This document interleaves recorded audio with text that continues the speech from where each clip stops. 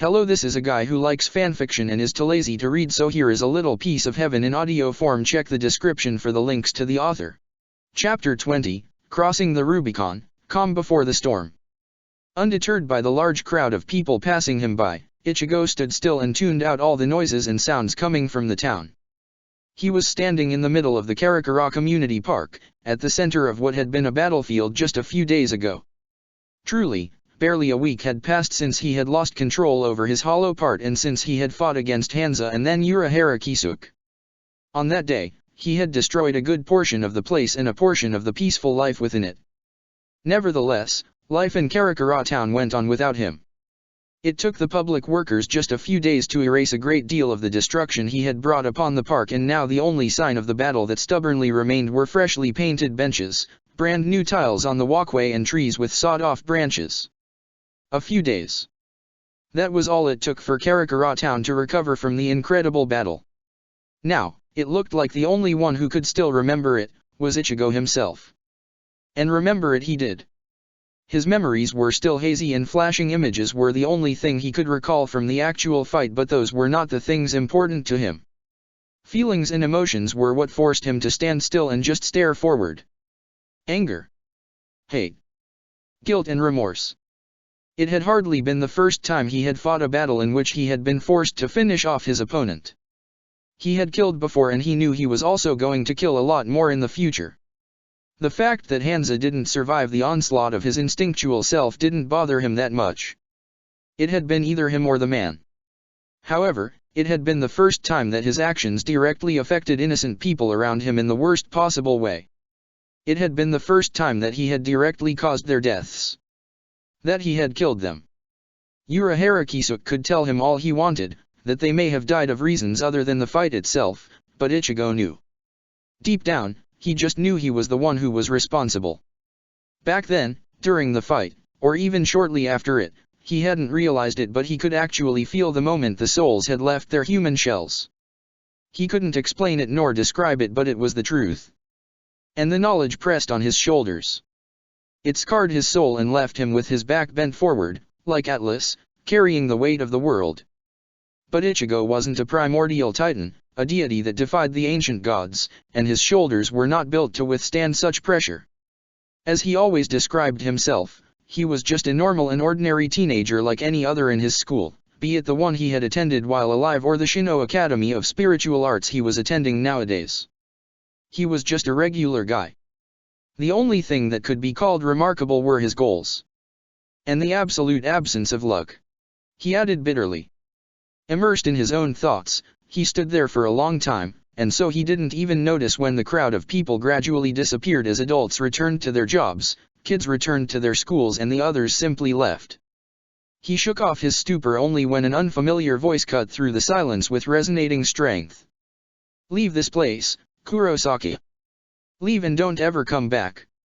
Ichigo blinked several times to clear his hazy thoughts and then turned to the source of the voice. What he saw caused him to narrow his eyes. In front of him, in a distance, stood a boy clad in white clothing that seemed completely out of the place.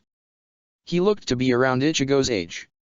With glasses pushed to the root of his nose and chin-length dark hair covering part of his face, the boy was glaring at Ichigo with something the orange-haired teen quickly recognized to be a distaste. Ichigo was sure he had never seen the boy before. However, before he opened his mouth, he made some mental notes and noticed a growl coming from within his mindscape. He's clearly not a Shinigami, yet he can see me. He also seemed to dislike me. The same thing, only turned around, is coming off from you, Zanjitsu. Want to tell me something?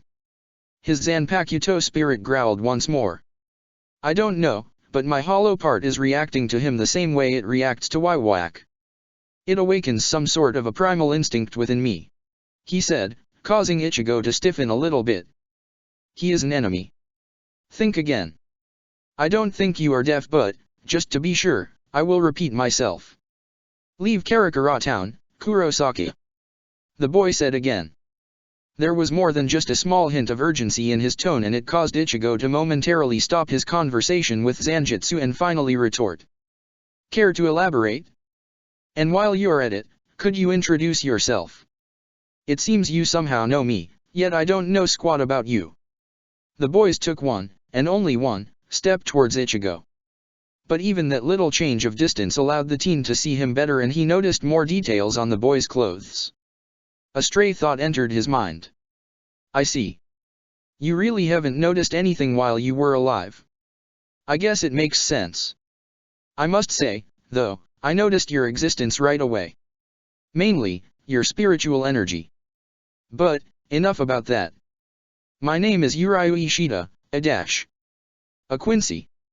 Ichigo suddenly cut him off with a serious expression. For a split second, the boy appeared to be taken aback, but he quickly masked his surprise by pushing his glasses up his nose. Indeed I am.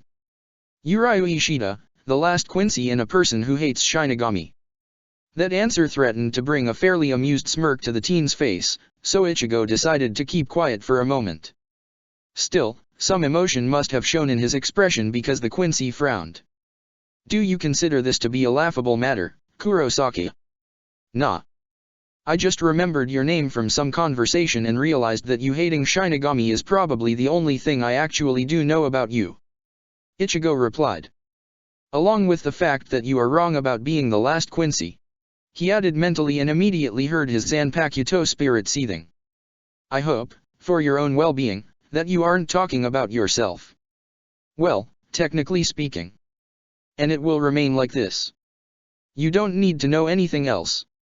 Urayu said, unaware of the conversation happening within Ichigo's mind. The teen briefly closed his eyes. You are a Shinigami, Ichigo. Not a Quincy. You can learn any Quincy ability you want and I won't stop you. But only if you continue identifying yourself as a Shinigami. Because if not, well, then we'll have a problem. A quiet groan escaped Ichigo's mouth and the teen rolled his eyes. Cutting off his Zanpakuto spirit, he turned his attention back to the Quincy in front of him. I really dislike people telling me bullshit like that. You don't need to know, screw you. He stated a bit louder than he wanted to and took a step towards the Quincy boy. Almost instantly, Urayu backed away with a short jump, causing Ichigo to stop. The teen narrowed his eyes and stared at Urayu with a thoughtful gaze. I don't like people trying to manipulate me, he said. Few do. Urayu calmly agreed. A short moment later, when Ichigo slowly took another step towards him, the Quincy backed once again. Ichigo squinted his eyes at him. Do you hate Shinigami so much that you don't even want to be near them? No. It's just you I don't want to get too close to. The blunt answer made Ichigo blink in surprise. Standing still, he stared at the other boy with a blank expression. Several seconds later, he was hit with a sudden moment of clarity. Is that somehow tied to what you said in the beginning? That I should never come back to Karakura town? Because I'm still drawing blank on that one. Urayu pierced him with an intense stare. Yes, partially. I want you to stop returning to Karakura town, because each time you do, you only bring destruction and suffering to it. If you care about this town and the people living in it, you will let others take care of it. May we never see each other again, Kurosaki. Unnerved by Urayu's parting words, it took Ichigo some time before he managed to finally move from the spot. What the Quincy said really shook the teen up. In light of that, his inner spirits settled down and let him be alone with his own thoughts. They understood that sometimes, it was in Ichigo's best interest to form his own opinion, without any bias from either of them. And because Ichigo really didn't want to show up on the doorsteps of Rurakiyo's temporary home with a crestfallen, upset expression, he really had no other choice than to wait and cool off. Because of that, it was already past the noon when the woman from Shiba clan opened the doors and let him inside the apartment. As soon as she did, Ichigo braced himself for impact. In the second moment of clarity, he realized that if she was from the Shiba clan, then there was surely something wrong with her too. He was right. Barely half a second later, he felt himself being hugged.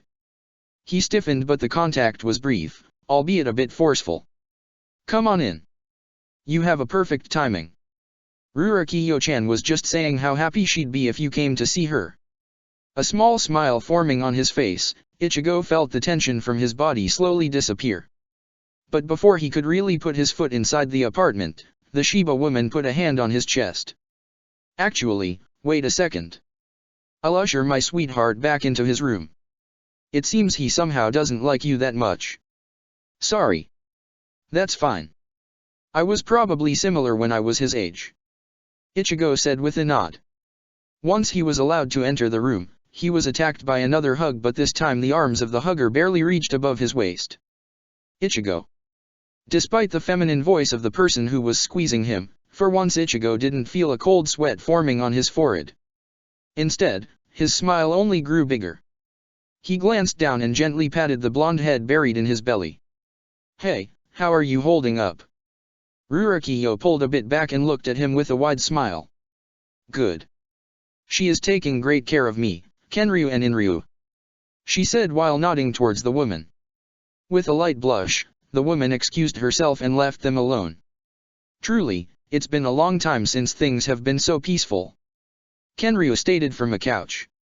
His tone seemed odd, prompting the teen to glance at him. Kenryu blinked 2 times in a row. There is so much I want to talk about, Ichigo.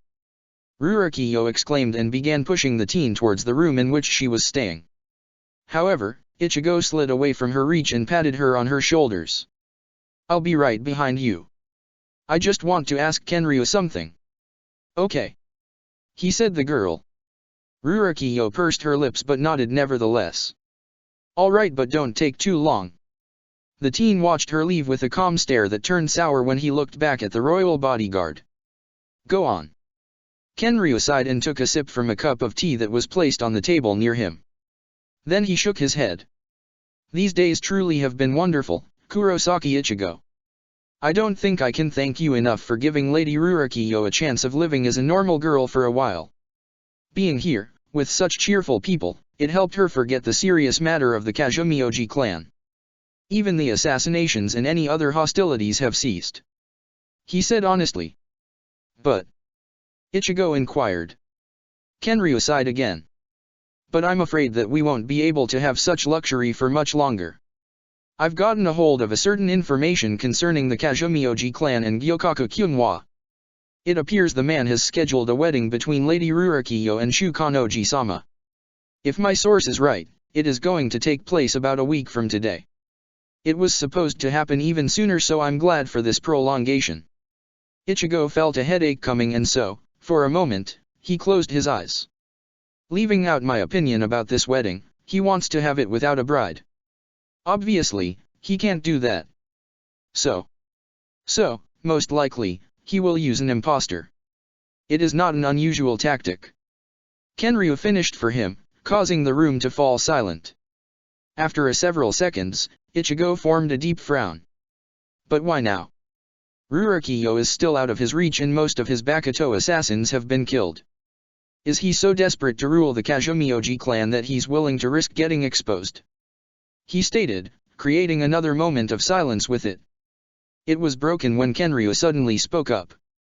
Well, this wedding is mostly because he wants to usurp the control of the clan. However, I suspect he may be using it as a cover. Cover? Ichigo raised an eyebrow. Indeed. Because of the wedding, there will no doubt be somebody from the Godai 13 to guard them, and so we will be powerless to stop it. Kenryu explained quietly. Somebody from the Godai, huh? That man is treading on a very thin ice. Maybe we could use that to our... Ichigo trailed off when his eyes fell on the door to Rurokiyo's room. His frown deepened and turned into a scowl. No, that's not all he's doing. This wedding is not only to deter us from doing anything. It's also a trap. A trap for Rurokiyo. He aims to use her own feelings against her. He wants to lure her out and then, well, you get the idea. He said grimly. Kenryu and Inryu glanced at each other worriedly. I'd like to say it sounds too far-fetched, but we are talking about Gyokaku Kyunhwa, so maybe you're right. In any case, it's good that we kept this to ourselves. If Lady Rurokiyo learns you should tell her. Ichigo's unexpected statement caused Kenryu to choke on his words. Excuse me? Are you out of your mind? You said it yourself. If you're right and this is a trap to lure Lady Rurokiyo out, then I think she has the right to know. Keeping secrets from her won't work forever. She's a kid and kids have a nose for adults that are keeping secrets from them. She'll find out soon enough, and when she does, she'll react badly. However, if you tell her yourselves, she'll have somebody to talk about it. Otherwise, if you don't, she won't speak about it and she'll just bottle it up. She'll try to think about it by herself and then she'll do something incredibly stupid. I guarantee it. Ichigo sharply cut him off and then took a step towards the girl's room. Wait, Ichigo shook his head. I won't tell her, I promise. But you definitely should. The sooner the better. The moon was already up when Ichigo finally left the apartment. There was a small smile hovering on his lips, but the concern within his tired eyes easily overshadowed it. Weighed down by the burden of responsibility, Ichigo already felt like a 100-year-old man that was nearing the end of his rope. He had hoped talking to the royal girl would have helped him to forget about serious matter for just a few hours, but, as it turned out, it didn't. Somehow, near the end of it, the focus of their conversation had shifted towards Ichigo's problems and the teen had been unable to stop himself from talking about them. It was as if the presence of a child calmed him down and, for once, let his rationality speak in his stead. Without unnecessary emotions, he had been able to talk about many things. About matter that caused him headaches, but also about matter that caused him heartaches. However, being so open about his deep thoughts turned out to be a great thing, because in return, Rurokiyo opened up to him too. More than he had thought, and maybe even more than he had bargained for. It had saddened him to see the girl talk about her personal issues with him, almost a stranger, when there were two men willing to do it for her by their own choice. Still, if it meant he could help her, then he wasn't going to complain. After all, it did manage to help him prevent something that would surely end up in a tragedy. We really cut it close this time, he thought as he kicked a pebble into a puddle. Rurokiyo had confided in him about her plan to leave the human world and go to the Kazumioji compound to face Gyokaka Kyunwa all by herself. It had taken Ichigo a lot of mental deep breaths not to snap at her right away. It had boggled his mind just how incredibly naive she must have been to think that she could just waltz into the compound and simply face the man. However, the more Rurokiyo had talked, the more he had begun to realize that the girl was anything but naive. Despite that, her plan was not going to happen. Ichigo had been tempted to simply forbid her from doing it, but then he had remembered his little sisters and immediately changed his tactic. Doing the simplest thing he could have thought of, he had patiently reasoned with her. To his great surprise, it had worked. But it had come with a price. Rurokiyo was now allowed to call him Ichigo Nii-chan. Walking past a dimly lit street lamp, Ichigo shuddered. It was not that he didn't appreciate the sentiment. It was actually very sweet of a girl that, until not that long ago, had stubbornly referred to herself with a royal, and incredibly annoying, we. However, to the teen, such a sentiment was a double-edged sword. While normally, it would have made him happy, it also made him relieve his worst nightmare. Being called an Nii-chan meant he could lose a little sister once again. And if that happened, the teen wasn't sure what it would do to him. Therefore, it brought additional responsibility onto his shoulders. A responsibility to never let Rurokiyo die before him. And because of that, he wanted to end the whole charade with the Kazumioji clan as soon as possible. With closed eyes, Ichigo released a long drawn-out sigh and slapped both his cheeks. Well, it was my own choice to get involved, so I can't blame anyone for this situation. Ah, damn it. I almost miss the times when I could hold Dad responsible for anything. He muttered with a half-smile. A moment later, the smile withered and the teen blinked in confusion. What the hell was that? I thought I felt. He thought. For a short moment, he stood still and reached out with his spiritual sense. Forming a thin line with his mouth, he began to walk again. This time, however, he pushed his previous thoughts into the back of his mind and instead focused on keeping his guard up. Cautiously, he moved through the street while trying to suppress the urge to grip the hilt of his Zanpakuto. Then he froze in mid-step. Again. I just felt another pulse of spiritual energy. With a suspicion in his eyes, he quickly looked around himself. He barely stopped himself from calling out and he quietly drew his Zanpakuto. I don't know what the hell is going on, but I don't like the feel of that spiritual energy. It reminds me of... The realization hitting him, Ichigo trailed off and let his Zanpakuto spirit finish the thought for him. It reminds you of your own, hollow-tainted Ryuryoku, doesn't it? Silent for a few seconds, Ichigo restarted the trail of his thoughts and nodded. Yeah. Narrowing his eyes, he turned in the direction from which he thought the pulse of energy came and began to carefully move along it with every intention of investigating the matter further. Crack. As soon as he heard the sound, he spun around and aimed his sight upwards, at the dark sky, where a fissure formed in the very air. He realized what it was very fast. It wasn't his first time witnessing it. A Gargantagate. He cursed. Hollows. Now of all times, damn it. He glanced in the direction of the pulse of Ryutsu one more time. He really wanted to find out what it meant, but in the next second, the fissure in the sky grew larger until it was big enough to reveal several large corrupted souls moving out of it. Seeing the size of the hollows, Ichigo briefly blanked out.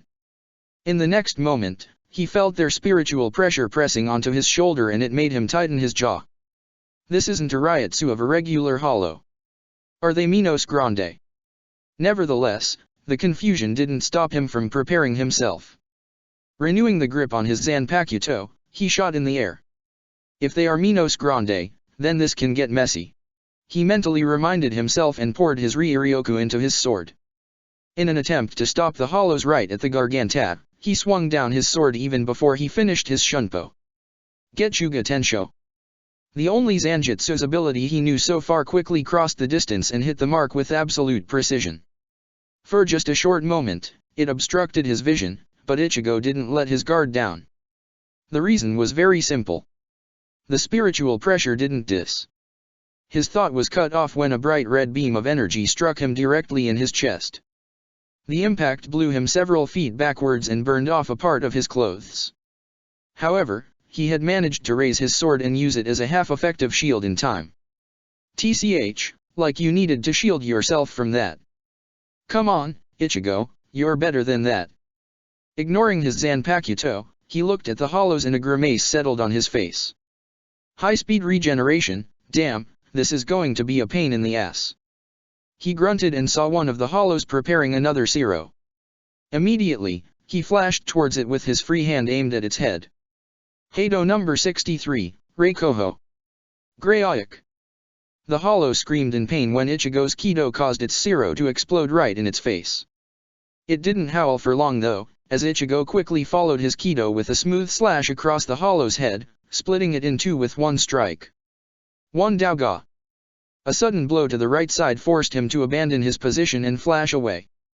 When he came to a stop, he glanced down and saw a piece of his clothes missing. There was also a cut on his skin. It hurt. Though, it wasn't his body that hurt. It was his pride. His grimace turned sour and he glared at the remaining hollows while gripping the hilt of his Zanpakuto with greater force. Oh, you're so going to pay for that. He grunted and ignored a twitch of pain coming from the wound. Getsuga Tensho. He fired off another blast, this time aiming at the third hollow that was preparing a Zero. Kicking the air below his feet, he trailed his own attack and didn't miss a weird tentacle that shot towards him from one of the other hollows. Fool me once, shame on me. Fool me twice. He thought and grabbed the tentacle with his bare hand. Straining his muscles, he yanked it forward. At the same time as his Getsuga finally reached its target, the hollow with the tentacle was forcibly pulled towards the teen. Noticing a movement, Ichigo quickly let go of the tentacle and pointed his free hand at the source of the movement. Bakudo number 1, Sai. Not even looking at the target of his Kido, Ichigo shot towards the pulled-out hollow and pushed his Ryuryoku into his blade. This time, he didn't release it right off the bat but kept it contained within the sword. Only after he reached his target and sliced through its head, he released it in a straight line, aiming to get rid of all the other hollows with it. That should do it. He muttered and waited for a few seconds. The spiritual pressure slowly faded away. Only to reappear an instant later, but this time, right behind him. What the hell? Using Shunpo to flash away, he watched as a sharp-looking bone, protruding from a hand of an odd hollow cut through the space where he had just stood. Despite his fast reaction, it managed to nick him and create a tiny cut on the back of his left thigh. He readied himself to annihilate the hollow only to see a bright arrow pierce through the creature's head, killing it instantly. You missed one, Kurosaki. Startled, Ichigo trailed the path of the arrow with his eyes to find the same boy he had come across earlier that day standing on the ground with a reishi bow in his hands, giving him a smirk. Not one of the good smirks. The irritating, annoying, and mocking kind of smirks. The Quincy, what are you doing here? Ichigo asked in exasperation, but, as he looked the boy over, he noticed several light injuries all over his body. His white robe was nicked on multiple places but, almost miraculously, there was no blood to be seen. What happened to you? Uriah replaced the smirk with a distasteful grimace and let the reishi bow disintegrate. It's Ishida Uriah, and I'm here to make sure that the town is clean from hollows. To answer your second question, well, let's say you are not the only one who was busy tonight. Ichigo narrowed his eyes. I didn't feel any other spiritual pressure, that's odd. He wondered. Also, I told you to leave Karakura town. Uriah stated and recreated the reishi arrow once again. When he pulled the reishi string backwards and formed a bright arrow, Ichigo narrowed his eyes further. He's not going to dash, oh shit. Ichigo mentally cursed and hastily flashed to a side when Uriah fired the arrow straight at the teen. I thought. As soon as he landed, Ichigo started to yell but quickly trailed off when he saw the arrow embed itself into the head of a hollow. It looks like it's still not over. Uriah muttered with a frown. Just as he said that, several large fissures formed in the night sky. Ichigo quickly glanced at the other boy. I know you don't like dash. You want to join forces and fight together, am I right? Confused by the lack of negative emotion in the Quincy's voice, Ichigo blinked. Yeah, and you don't look like somebody who is about to reject that idea. Keeping an eye on the slowly opening fissures, Uriah pushed his glasses up his nose. That's because I'm not. What I said about hating Shinigami isn't a lie. It's because of them that my sensei died. He said. For a moment, the only sound in the area were the fissures getting larger. He wished for Shinigami and Quincy to learn how to fight hollows together, even if on their respective terms. He kept appealing to Shinigami about the necessity of Quincy, to have somebody in the world of the living that could keep an eye on hollows in Shinigami's stead. However, the answer from Shinigami was always the same, don't interfere with our work. Ichigo was silent. He didn't really care for the boy's life story but, somehow, he couldn't bring himself to interrupt him. What Uriah was saying seemed exactly like what the Godi I-13 would do. And then, Sensei died. Battling 5 huge hollows all alone, he had no chance. As expected, Shinigami came too late to handle the hollows. In the end, his ideals never reached the Shinigami. If they did, Sensei still could have been alive. From that point onwards, I began to feel like I had to prove the Shinigami how wrong they were. To prove them my strength. But, the bounce appeared in Karakura town and I realized my strength was not worth proving to anybody. If it was, I wouldn't have needed help in dealing with them. And so I came to a conclusion that instead of proving my strength, I need to prove that Quincy and Shinigami can work together. Seeing that the boy was finished, Ichigo called out to him. If that's the case, then don't announce to every Shinigami that you hate them. That doesn't make sense. Uriah shook his head. If a Shinigami can't look past such a simple thing, then he is not worthy of working together. Ichigo scowled. That attitude. He wanted to voice his opinion but the fissures in the sky finally cracked and opened wide to reveal even more hollows, prompting him to quietly curse. Just make sure not to aim at me. He called out to Uriah and flashed towards the fissures with a sword raised high. Likewise, Kurosaki. With that, their fight against a horde of hollows began and took all of their attention away from their surroundings, allowing a small butterfly with large eyes to easily slip past their senses and settle on a tree with a good view on the battlefield. With a short buzzing sound, the butterfly's eyes flashed open. Undisclosed location, Hueco Mundo. Seated in a comfortable, large couch, a man stared at a wide screen with an amused and satisfied smile. Flashing images of a battle only seemed to widen his smile even further. Zooming in on a certain part of the screen, the man grabbed a cup from the table in front of him and took a sip. A nice, warm cup of tea and a plan working beautifully are truly the two things that can satisfy me the most," he said to himself. Taking another sip, he squinted his eyes to see the details on the screen better. "You are simply incredible, Kurosaki Ichigo. You are just the person I have hoped you to be. Become stronger, because dash." The man's monologue was cut off when the door to the room were abruptly opened and another man with silver hair casually waltzed inside. "Ah, sorry Captain Aizen, didn't mean to disturb ya at one of your stalking. I mean, watching sessions." Smoothly ignoring the jib, Aizen glanced at the man with a calm gaze. "No worries, Jin. As I've told you before, you can always join me." Ichimaru Jin, the former captain of the 3rd Division, waved his hand. "Nah, I'm good. I just came to inform ya of a very interesting thing. Ya might wanna turn to Channel 5. I recorded something for ya." Curious, Aizen raised one of his eyebrows and slowly turned back to the screen. He pressed a few buttons and a small part of the screen changed and began to replay a short recording. "What am I looking at, Jin?" "Look closer, Captain Aizen." Aizen did as told. Slowly, his smile widened so much, it turned into a smug grin. On the recording, there were two hollows emerging from a Garganta gate and jumping into Hueco Mundo's sand. Nothing about them seemed to be out of the ordinary. However, Aizen immediately knew that it was not the case. "Thank you, Jin. You are right, this truly is interesting. Fascinating, even. I can't wait to see what can come out of it." In that moment, a deep voice came out of a speaker placed near the man's head. "Captain Aizen." The man, a former captain of the 5th Division, Aizen Sosuke, briefly closed his eyes. "Yes, Kan-name. I have finished my mission." Not even for a second looking away from the screen, Aizen reacted calmly. "I see. Tell me, how did it go?" "The harvest was a success. I have gathered enough to fill all the tubes you have given me. The hollows we sent in the boys' way worked just as planned."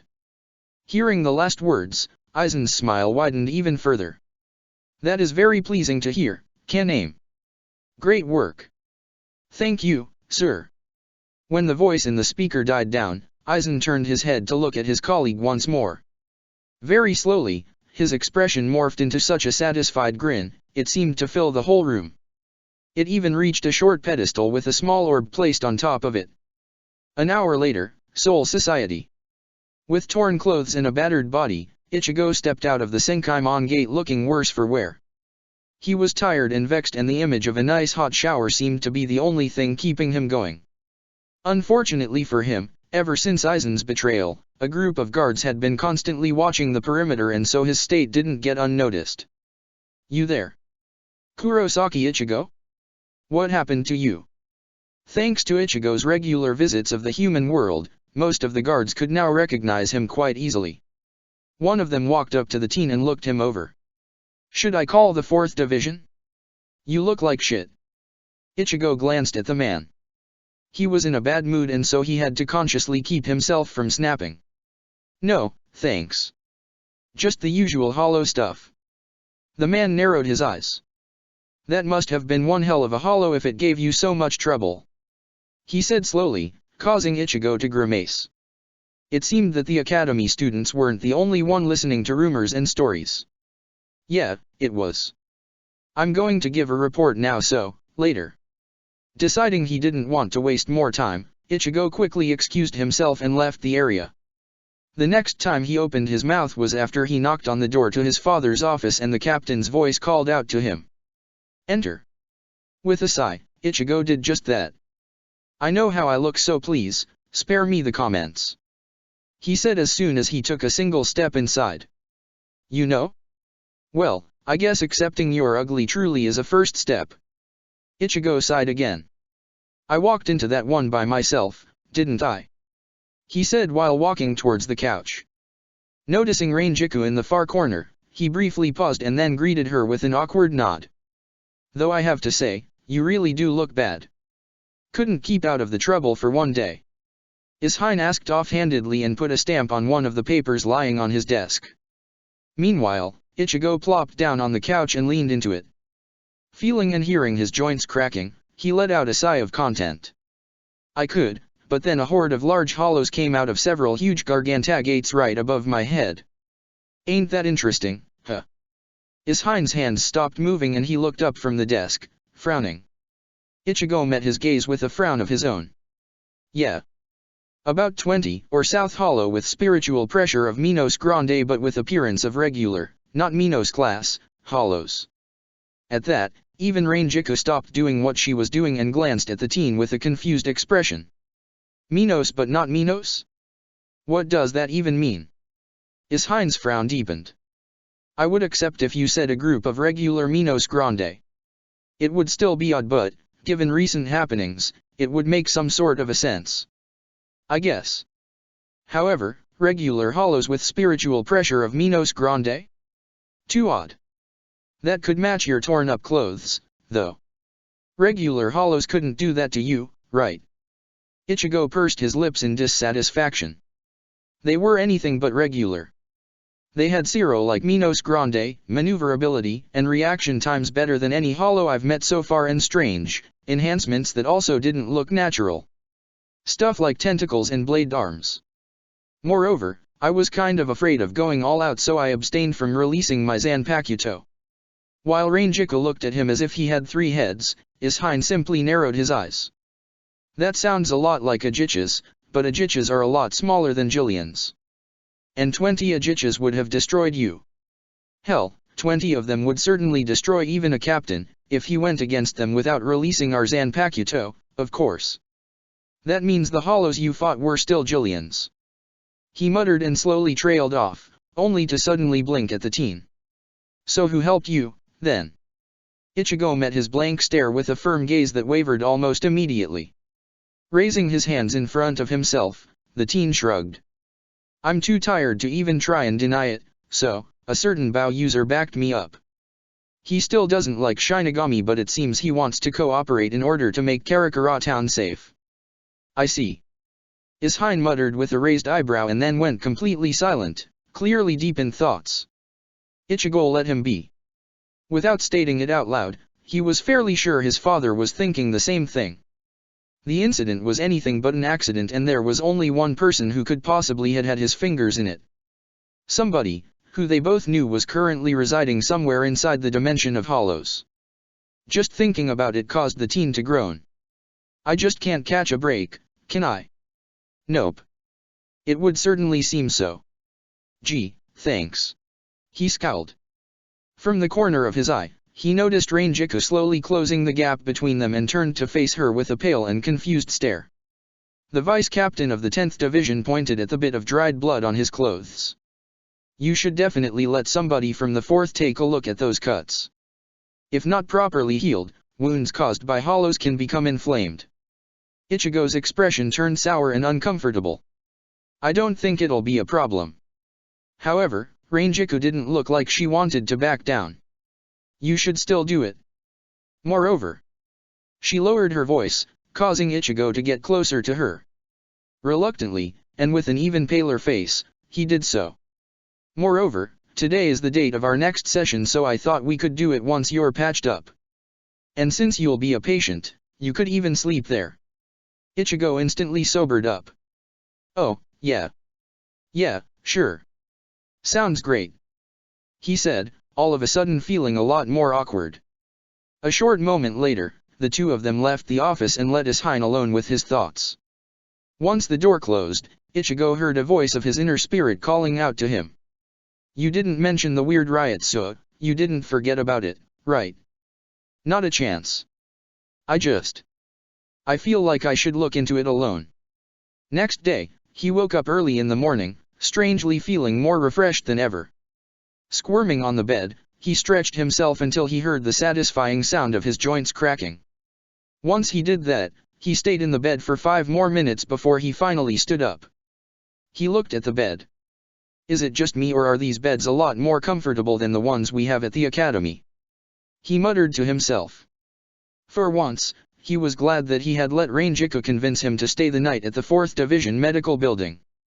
The sleep had been so good, he decided that the first thing he was going to do was to go and thank the lazy, yet caring, vice captain for it. After he made the bed, he did just that. I wonder, though, how many sessions it will take before I can look at her or at any other woman without feeling a cold sweat forming on my forehead.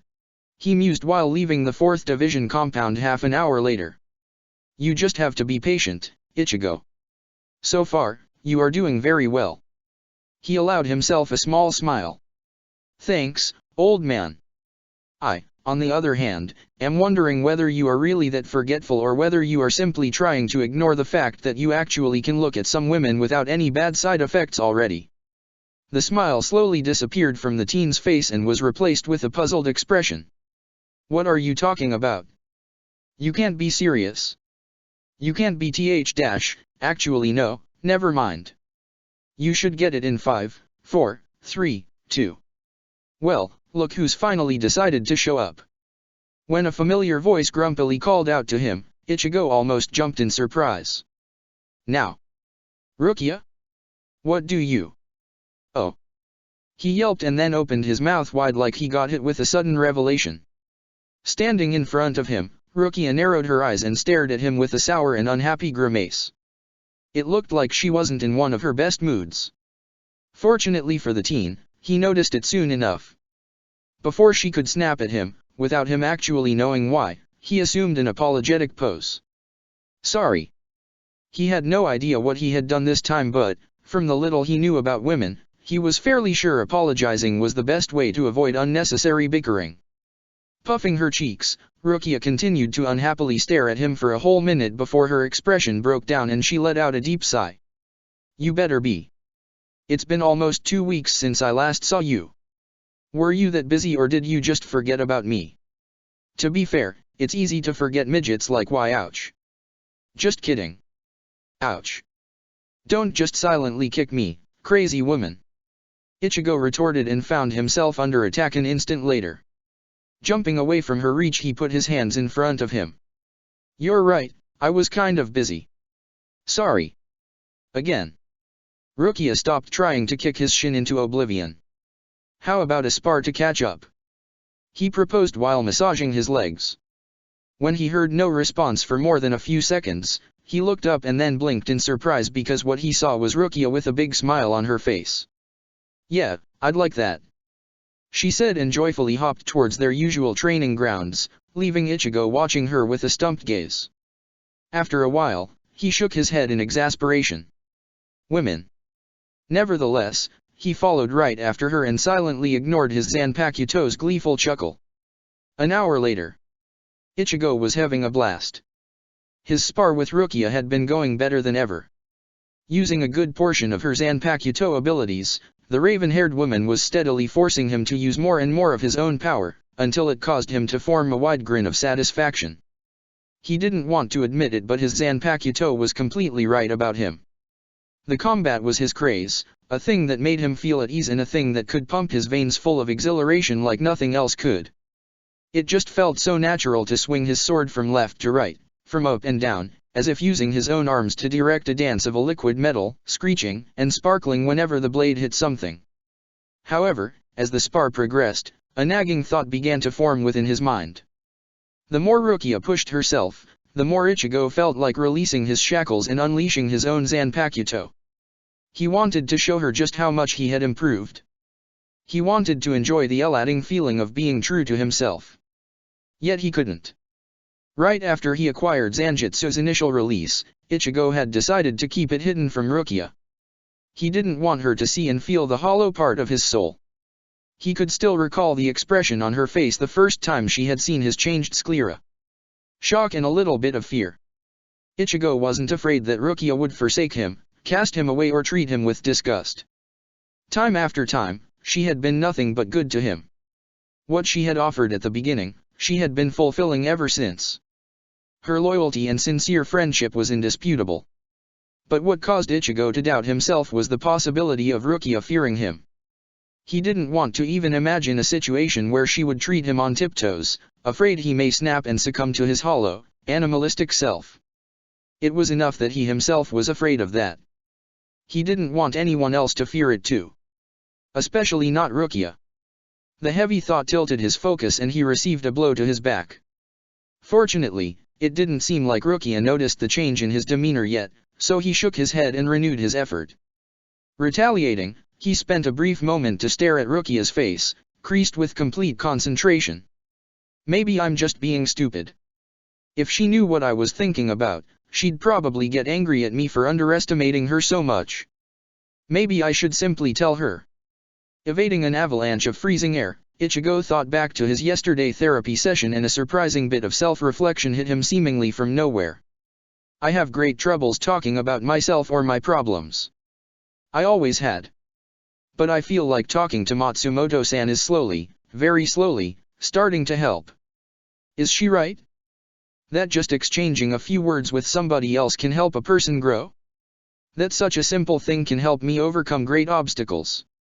As he crossed blades with Rukia, his mind brought him to yet another point in his memories, when he had talked with Rurokiyo. Her too. I wanted to talk about her and her problems, yet I ended up talking to her about my own ones.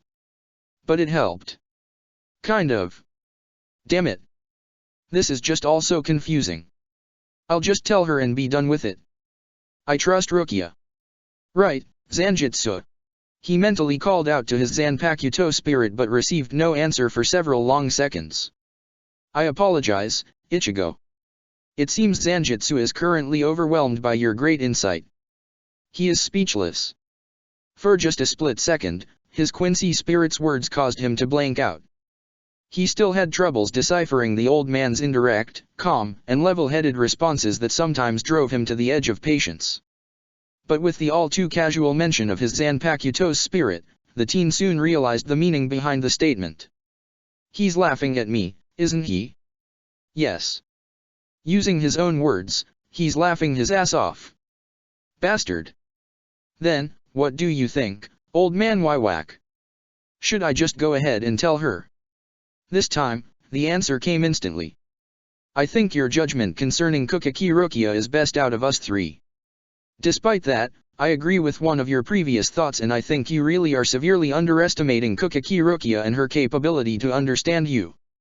A tiny grin briefly forced the right corner of Ichigo's mouth upwards. I most likely do. Thanks, old man. Anytime, Ichigo. Anytime. Over the course of the next few seconds, Ichigo stopped passively defending himself and went on the offensive. Briefly overpowering his sparring partner with raw power, he called to Rukia before she could renew her effort. Stop. Rukia, panting a bit, raised one eyebrow and gave him a confused stare. There's something I need to tell you. Ichigo hurriedly explained. Okay. Rukia said and continued to stare at him, this time with an expectant gaze that caused him to squirm. Several times, he opened his mouth, but his voice apparently didn't want to cooperate and left him looking like a fish on a dry land. Ichigo. The teen scowled. All of a sudden, he couldn't find the right words. Strengthening his grip on his Zanpakuto, he scoffed at his own inability to express his thoughts and focused. I guess it'll be a lot easier to just show you. Get ready and, well, don't freak out. He said. In the next moment, his Ryuryoku exploded and filled the whole area with its heavy spiritual pressure, forcing Rukia to take several steps backwards. Startled by the teen's action, she raised her voice and yelled at him. What are you doing? I'm going to release my Zanpakuto. You'll understand once you see it. Ichigo yelled back. He waited until he saw Rukia nod, and only then he finally uttered his release phrase.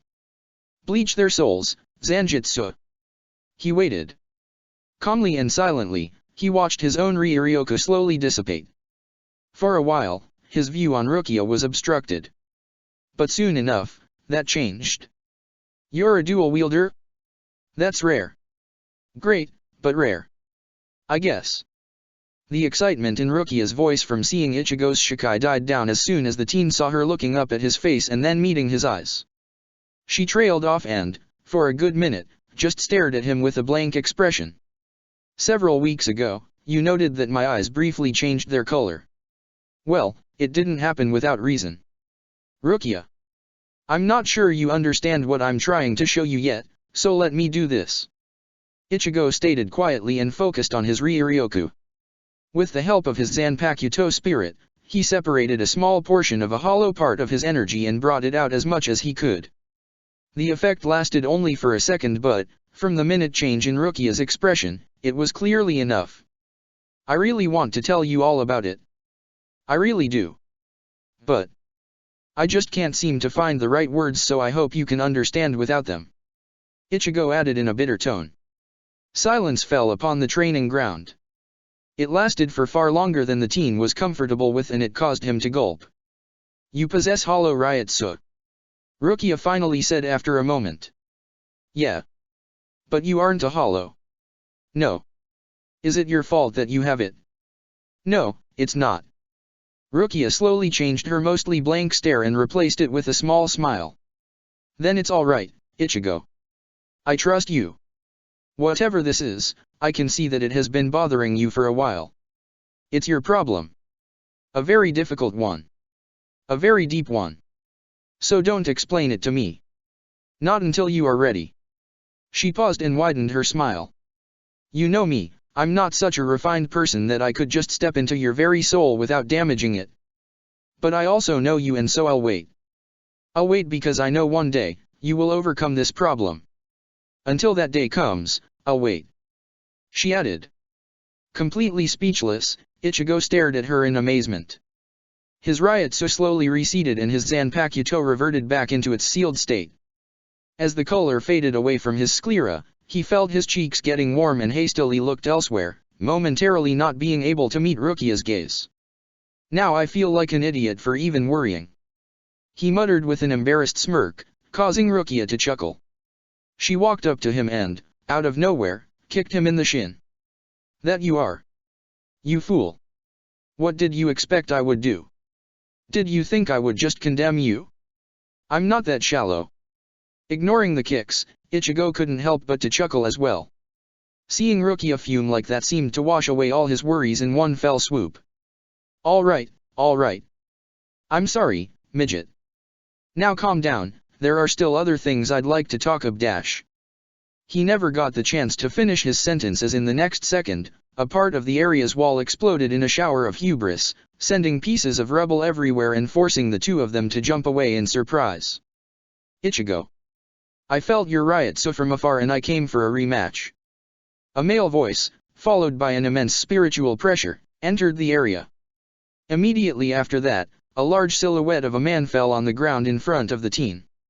Ichigo glanced at Rukia, who seemed to be in absolute shock, and gave her a grin. Well, it seems we'll have to postpone our talk. This guy needs some serious beatdown to stop stalking me. He said and jumped towards the man with an excited smirk, leaving Rukia to watch him with an incredulous expression. Beatdown? But that's Zaraki Kenpeki. Next morning. The noise coming from a distance slowly pulled Ichigo from his sleep and caused him to blink. Feeling fairly exhausted, he barely managed to rub his eyes before he let his arms fall back on the bed. A quiet groan escaped his lips as he recognized his surroundings. I have got to stop waking up in the 4th Division. I wholeheartedly agree, Kurosaka-san. The unexpected voice coming from behind him almost made him jump in surprise. He quickly turned around. Anohana-san. Damn, you gave me a scare. He yelped and, with a hand on his chest, took several deep breaths. Leaning and bringing her face very close to his, the captain of the 4th Division formed a heavenly smile. And why is that, Kurosaka-san? Surely, I'm not a scary person, am I? As if staring into the face of the danger itself, Ichigo momentarily forgot about Anohana being a woman, and, very slowly, he pulled his head away from her. Cold sweat ran across his spine. For some reason, he felt incredibly vulnerable. No sir. I mean. Since Anohana continued to stare at him with her smile, Ichigo found himself unable to continue talking and just mumbled incomprehensibly. After a few more seconds, though, Anohana finally pulled back. We're always happy to take care of injured, as that is our main responsibility, but you've been here too often these days, Kurosaka-san. I hope you are not intentionally hurting yourself. His speech finally returning, Ichigo quickly shook his head. No, of course not, Anohana-san. I was just sparring and, well, you know how it goes. While he talked, Anohana rolled up her sleeve and placed her hand above his chest. In a fraction of a second, the hand glowed green and she moved it up and down. I don't think a spar requires you to end up with body covered in blood, Kurosaka-san. Please, take it to heart or else I will not be happy. She lightly scolded him. Ichigo tactically tried to avert her gaze but Anohana waited until he looked back at her. I understand, Anohana-san. Her smile widened. Very well. You are mostly healed, however, I would advise you to rest here for a while longer, if only because there is a guest waiting to speak with you. She said once the green light vanished from her hand. Slowly walking away from the confused teen, she stopped once she got to the door. One additional advice, Kurosaka-san. You should not spar with Zaraki Kenpeiga too often. That confused Ichigo even more. What do you mean, Anohana-san? The captain of the 4th Division slowly turned around and Ichigo felt a cold breeze wash over his whole soul. It was his first time seeing Anohana Retsu looking at somebody without a gentle expression plastered across her face. I am glad that man has found a person worthy of his praise, but you mustn't indulge him in the pleasure of combat too much. There is a sin that needs to be atoned first. Genuinely perplexed, Ichigo watched the captain of the 4th Division leave the room without saying anything. He tried to understand the cryptic message she relayed to him but without much success. Whatever she meant by it went completely beyond the teen. Therefore, Ichigo decided it was pointless to muse about it any longer. Not to mention there was the thing about him having a visitor. That was a much more pressing matter. I don't think it's Rukia. She wouldn't bother identifying herself as a visitor. Ichigo wondered. Shortly after that, the door opened again. Sparring with Captain Zaraki sure is bothersome, isn't it, Ichigo-kun? Hello. As soon as he recognized the voice of his visitor, Ichigo went through rapid series of emotions. In the span of a single second, he went from surprised to puzzled and from being glad to being displeased. Captain Kiraku. He greeted the man in pink kimono through slightly gritted teeth. The captain of the 8th Division quickly caught on the tone of the teen's voice and formed a somber expression. He took a few steps towards the bed and lowered his head a little bit. It's been a while since we last spoke, Ichigo-kun. I originally intended to invite you over to my office, but after I heard that you were in the 4th Division, I decided that maybe I could visit you instead. He said and, after a moment of silence, lowered his head a bit more. I apologize, Ichigo-kun. I know I probably should have done this as soon as Aizen Sosuke disappeared into Hueco Mundo, but, well, I won't make any excuses. I'm sorry I used you for my purposes.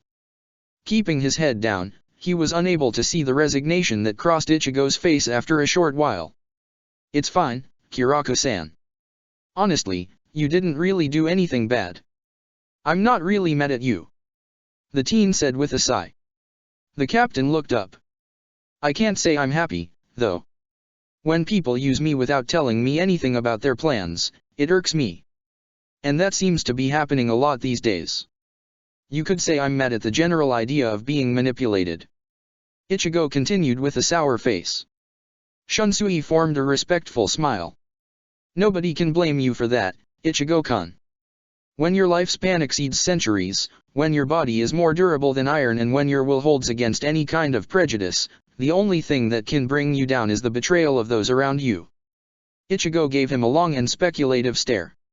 Why do you keep lowering defense around me, Kiraku-san?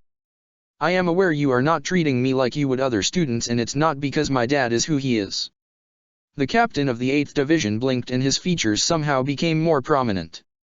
Ichigo was unable to ascertain why, but he got the impression he just managed to truly surprise the man. You are sharp, Ichigo-kun, I'll give you that. Shunsui said and paused for a moment. I've suspected Aizen Sosuke to be a different person for quite some time. There has been something uncanny, something I have been unable to see clearly, with the Aizen Sosuke everyone knew. I can't claim I knew he would turn out to be a traitor to the Godai, but I just had a feeling he wasn't a complete saint. Nobody is. Not even the saint are truly saint. When I heard your story and, later, when I heard about his interest in you, my doubts about him grew even larger. I did what I did because I wanted to learn more about him. He explained quietly and then quickly continued. However, my interest in you isn't solely because of Aizen Sosuke. No. I consider you to be a very intriguing person on your own, Ichigo-kun. Ichigo continued to stare at him. Tell me more. About Aizen, I mean. Shunsui met his stare with his own unusual gaze.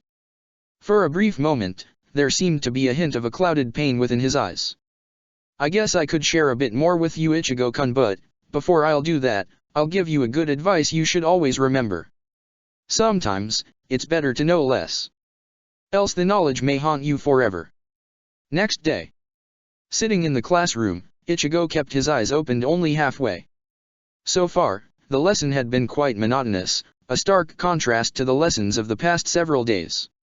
It all changed, though, when the door to the room opened and a petite person sharply walked towards the instructor. Captain Sui Feng. Weren't you supposed to come tomorrow? The instructor asked in surprise. My plans changed. The captain of the 2nd Division said in a nutshell, prompting the instructor to quickly turn and address the students. It was his voice that managed to pull Ichigo back from his half-asleep state. Huh? What's going on? Without any preface and introduction, Sui Feng turned to the students. Today, I will talk about some of the interrogation methods we employ when dealing with enemies of Soul Society. She stated and looked over the whole class until her gaze met Ichigo.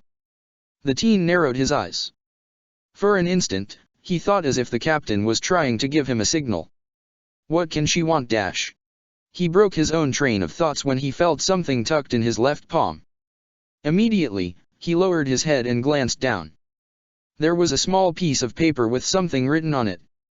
Kurosaki Ichigo. Meet me outside the academy after his class ends. We need to talk about the Bakuto problem your Yuaki-sama has informed me about. Chapter 21, Lost in Time, Know Thy Enemy. Kurosaki Ichigo. Meet me outside the academy once this class ends. We need to talk about the Bakuto problem your Yuaki-sama has informed me about. Ichigo tucked the piece of paper back into his pocket and hurried towards the academy's gates as fast as he could without turning his steps into Shunpo. Very much aware of the captain of the 2nd Division's approach to tardiness, he prayed he wouldn't be late. Making one last turn, he pushed the gates and finally stepped outside the academy premises. He managed to take only one deep breath, though, as a light breeze signaled the arrival of the short captain. Follow me and don't speak until we get to my office. Sui Feng ordered and vanished an instant later. Quietly cursing, Ichigo kicked the ground and trailed after her. Very soon, he discovered that he really had to push himself in order not to completely lose track of the captain, but it felt kind of odd, as if she always made sure he wouldn't completely lose her. Somehow, the teen got the impression he was being tested. When he finally came to a stop, it was right in front of the door leading to the captain's office. Sui Feng was already waiting for him with an unreadable gaze pointed straight at him. Interesting speed you possess, Kurosaki Ichigo. Come inside. She said and motioned him to follow her inside the office. Forced to take a few deep breaths, Ichigo watched her back with a slightly puzzled expression. This race aside, am I just imagining things, or does her expression look a tiny bit friendlier than the last time we met? He wondered and quickly walked inside. Close the door. Once he did that, Ichigo saw the captain silently pointing at the chair in front of her table. Left with no other choice, the teen complied and sat down. Looking up, he noticed the contemplative stare Sui Feng was giving him. Before he could react to it, though, she spoke again. Tell me, Kurosaki, how is it possible that ever since you appeared in Soul Society, everything seems to be connected to you in some way? Almost reflexively and without thinking, Ichigo replied not even a fraction of a second later. That's the million-yen question I've been asking myself ever since I died, Captain. Though, the answer is still the same it was all those months ago. I have no freaking idea. Clearly dissatisfied with the answer, Sui Feng leaned into her chair. Well, at least you are aware of it. Ichigo reacted in the only way he thought was appropriate. He shrugged. I'd have to be really dumb to not notice it. It was only for a fraction of a second, but, in that moment, the teen thought he saw a bit of mirth briefly appear in the captain's eyes. Yes, I guess you would. Sui Feng replied with a badly hidden smirk. Before Ichigo could ask what she meant by that, she spoke again. Moving on to important stuff. The Bakuto. It bothers me that an academy student is aware of secrets not even some of the captains know of, but let's ignore that for now. Yuryu-Aki-sama has asked me for a favor and so I complied. I looked into the matter and, frankly, what I found doesn't make me happy in the slightest. Ichigo leaned forward, closer to the table, and looked at the captain with a gaze filled with curiosity and mild concern. Not saying anything, he waited for her to continue. Have you met the new captain of the 3rd Division, Kurosaki? Narrowing his eyes in confusion, Ichigo slowly nodded. I have. A few times, actually. And what is your impression of him? Kiraka says you can gauge people very well, so I'm willing to at least hear your opinion. If only Kiraka-san was right, but sure, I can give it a shot. With a deep frown, Ichigo thought about the question very seriously. He thought back to all the times he had met the new captain and the way the man had acted during those. I think Amagai-san is clearly a charismatic and ethical person. He can be very friendly and casual. At the same time, there is something cold, harsh, and maybe even ruthless inside of him. Like he wouldn't hesitate for a second before killing me, in case I was a threat. On the other hand, he also has a strong sense of justice and morality. I don't know, sometimes I think he has two, slightly different, personalities. I'd like to trust him, but after everything that has happened so far, I'm fairly skeptical. He could turn out to be the best ally but also the worst enemy. He said, carefully choosing each word. To his surprise, Sui Feng didn't react immediately. For a while she just stared at him, creating a moment of complete silence in which the teen realized his potential mistake of sharing his real, honest thoughts. A minute later, Sui Feng's expression underwent a minute change. Her regular, everyday frown deepened and Ichigo felt a bit of suspicion coming off from her gaze. Who are you, Kurosaki? All of a sudden, she asked. In response, Ichigo blinked. What do you mean? The captain of the 2nd Division continued to stare at him for a few more seconds and then she stood up. She walked around her table and stopped only a few inches away from him. I consider myself to be a fairly intelligent person, Kurosaki. I'm not a scientific genius nor a philosophical prodigy. However, I'm the best at what I do. I'm a master assassin and a damn good captain. Over the course of the past century, I have learned to judge people based on the minimal changes in their expression. I learned how to pick out a convict from a crowd of saints but also from a crowd of other criminals. If I need to, I can kill a person in several different ways in less than a second. My actions are based on orders, cold logic, and my instincts of a trained assassin. However, as many people do, I also possess instincts of my guts. A sixth sense if you'd prefer. I rarely act upon it as it goes against my principles, yet I can't shake the feeling that right now, I should listen to it. Do you know what my gut is telling me, Kurosaki? She spoke quietly and in a tone that caused Ichigo to feel a cold sensation on his spine. He shook his head. No idea. She took one step closer to him. It's telling me that you are a dangerous person, Kurosaki. You seem to attract bizarre incidents as well as bizarre people. Many know you and you know many. There are even rumors about you in the academy. I checked. Your academic performance is persistently climbing up the ladder of the best in the academy's history. Some could say that these could be explained by the Shiba blood flowing in your veins, but I don't think so. Your personality is a stark contrast to the one the members of the Shiba clan usually possess. Moreover, you are too good at reading people's personalities.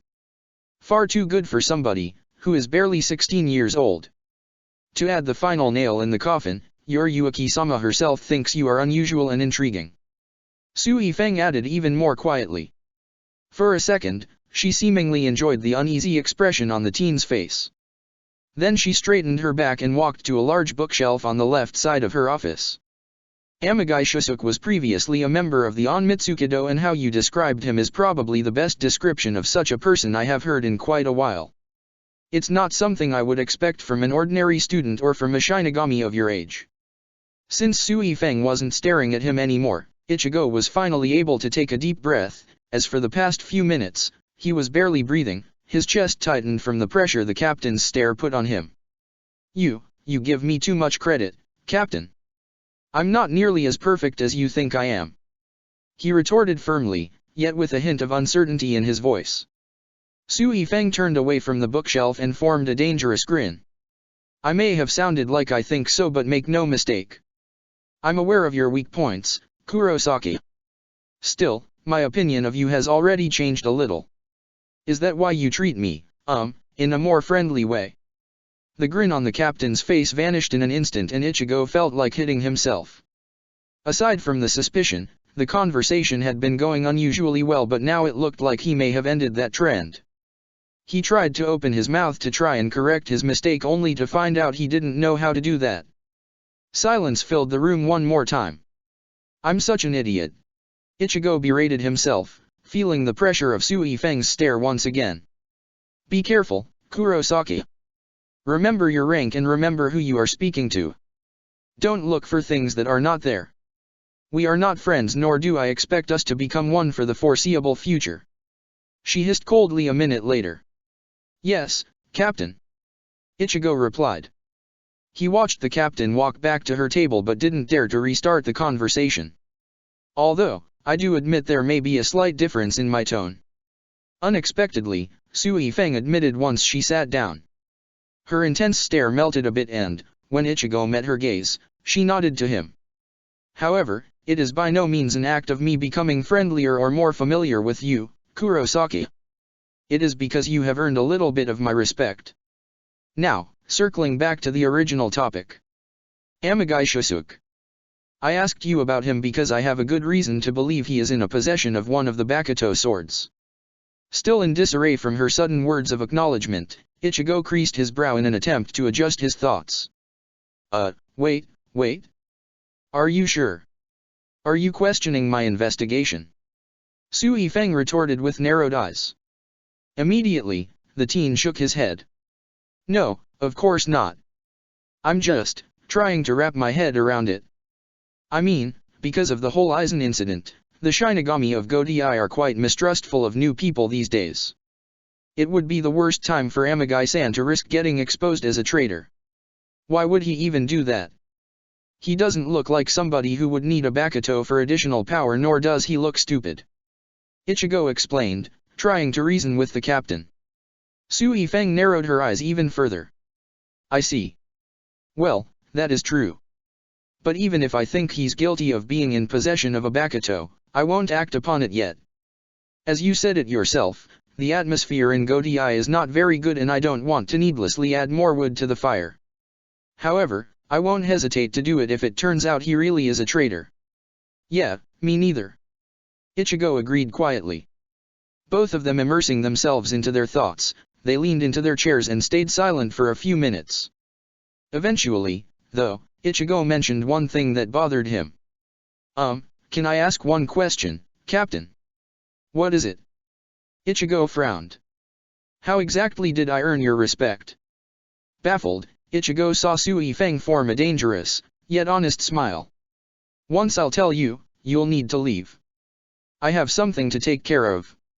Now, about the respect. Yuri-Yuki-sama informed me that you managed to give Urahara Kisuke quite a good beating, and from a professional point of view, this is what has earned you my respect. She said and then widened her smile. From a personal point of view, though, beating up Urahara Kisuke gets you a bit of my favor too. Next day, captain's meeting. Quiet murmur echoed within the assembly hall as Yamamoto patiently waited for the arrival of the man who had called for the meeting. With narrowly opened eyes, the captain commander of Godai 13 looked over each of his captains. Aside from Su Yifeng, they all seemed fairly relaxed, and that meant that they had no idea what was happening. It made Yamamoto sigh. On one hand, he was glad his captains weren't constantly on edge, but, on the other hand, he was a bit disappointed. In his opinion, a captain of Godai 13 needed to be aware of any serious matter within Seirai or within Seoul society. TCH, I knew I should have kept looking for Ichigo. This is a waste of my time. Yamamoto's grip on his cane tightened. It was the third time captain of the 11th Division made an attempt to rile him up with his pointless whining. You'll have to try harder than that if you truly want to test my patience, Captain Zaraki. I have lived for far too long to. Yamamoto thought and then realized what the man had said. Ichigo as in Shiba Ichigo? Why does the combination of Zaraki and the boy doing something together bother me so much? His face got clouded, but before his thoughts could take him somewhere he didn't really want to go, the door to the assembly hall opened and a lone man stepped inside. Captain Kurotsuki. Glad to finally see you arrive. Yamamoto greeted the captain of the 12th Division. The rest of the hall quieted down. Commander. Mayuri replied. He took a few more steps forward and stopped when he was in the middle of the hall and when he had a good view of everyone inside of it. He glanced at Yamamoto. The captain commander gave him a short nod. You can start by informing the other captains of the reason behind this meeting, Captain Kurotsuki. Acknowledging the words in silence, Mayuri took a small device out of his pocket. It wasn't that long ago that I have informed all of you of the unusual behavior of the pockets of space which exist within the Garganta. I hope you all remember. He said and purposely glanced at Kenpeki. Yes, the valleys of screams. Shunsui quickly stated and steered the scientist's attention away from the large captain. Indeed. Now, I also explained their unusual behavior. They seemed to be moving through the endless Garganta in a way which suggested gravitation towards one central valley and dash. To the point, Captain Kurotsuki, please. Yamamoto interrupted Mayuri, causing the captain to purse his lips and form a thin line with them. Fine. The important thing is, due to the various data I acquired, I was led to believe the movements of the valleys, while erratic, were fairly predictable. Because of that, it seemed we had enough time before things could get to the critical point. Mayuri continued in an irritated tone. What are you trying to say? Komamura, the large captain of the 7th Division who wore a helmet over his head, asked. He's saying Kurotsuki made a mistake. Kenpeki retorted with a grin. Almost immediately, a large vein pulsed on Mayuri's forehead. I didn't make any mistake, you cretin. All of my calculations were precise. The scientist snarled. Yet something has changed. Sui Feng added coldly. Mayuri turned away from the grinning Kenpeki and, quite obviously, took a deep breath in order to calm himself down. An unexpected turn of events, yes. It is most unfortunate, but the regular use of Senkaimon Gate has accelerated the movements of the valleys of screams to the point where they can now potentially collide with the Soul Society, and it can happen in less than a month, maybe even sooner. The silence that fell upon the assembly hall was very brief. The one who broke it was no one other than Shunsui. What should we do, Yamaji? He quietly asked the commander. In response, Yamamoto gave him a serious look. First, let Captain Kurotsuki finish. Captain Kurotsuki, continue. He grunted and looked at the scientist. Right, moving on to the incident from yesterday. In the late evening, the Shinigami Research and Development Institute noticed one of the valleys stopping very close to the Soul Society and then rapidly expanding until a part of it connected with the Precipice World. With the collaboration of Captain Sui Feng, we sent a group of Onmitsukido agents to investigate the newly created dimensional space. Unfortunately, things turned sour and, before they could reach it, the agents all died under undetermined circumstances, leaving the investigation unfinished.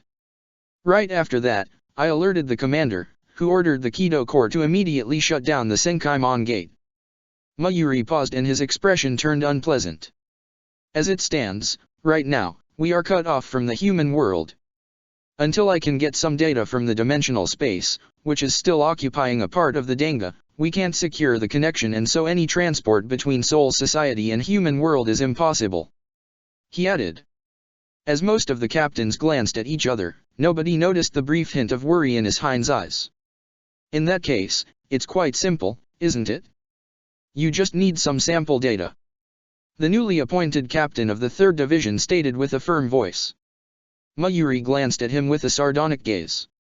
Pray to tell me, Captain Amagai, what is so simple about that? I cannot authorize sending another group of Shinigami to the Danga. Make no mistake, I have no regards for their lives, but it would simply be counterproductive. From what I can gather, something has attacked them and so dash. Then let me go. Amagai said, causing a loud moment of silence to explode within the hall. Almost every captain looked at him in shock. Shrugging, he looked at Yamamoto. To me, it looks like a regular Shinigami can't handle whatever is happening in Danga. I'm a captain and so I think I should be more than enough. I'm quite confident in my abilities. Yamamoto met his gaze with a silent stare. Meanwhile, Sui Feng formed a suspicious frown. Why would you risk this? You heard Kurotsuki. Nobody can guarantee your safety. You have no obligation for going there. Amagai turned to face her with a hard gaze. No obligation? I am a captain of Godi I-13. That alone should make me obligated enough. I am responsible for the lives of everyone within Soul Society. I said this to my men many times, but I will not just stand and watch people die for nothing. Right now, we are against sending more people to the Danga, but what about tomorrow? What if the situation gets worse and we will have no other option than to do it? How many men will we then sacrifice until somebody gets off his high horse and do what he should have done at the beginning? Being a captain is not just about commanding your troops and sending them to fight for you. You should be out there, fighting with them on the front line. That's, Captain Sui Feng, is why I would risk this. Caught off guard, Sui Feng could only stare at Amagai. For just a short moment, she realized that this was what Ichigo had meant by Amagai having a strong sense of justice and morality. And she wasn't alone. Most of the captains appeared to be surprised. Even Yamamoto couldn't help but to open his eyes fully. Very foolish but definitely not naive. Also, a very strong resolve. Interesting. You said that very well, Captain Amagai. Once again, Shunsui was the first one to break the silence, and he did it while tipping his hat to Amagai. As if realizing what he just said, Amagai stiffened and looked away, abashed. While I appreciate your initiative, Captain Amagai, I'm afraid I can't let you take the risk. We are already short on captains and losing another could prove fatal to Siraidi's security. The only thing we can do now is to wait for Captain Kurotsuki to dash. I hate to interrupt you, Commander, but, after thinking about it, I'm afraid Captain Amagai may actually be right. You all cut me off before I could add one more thing. Mayuri rudely butted in and caused Yamamoto to narrow his eyes. Elaborate, Captain Kurotsuki.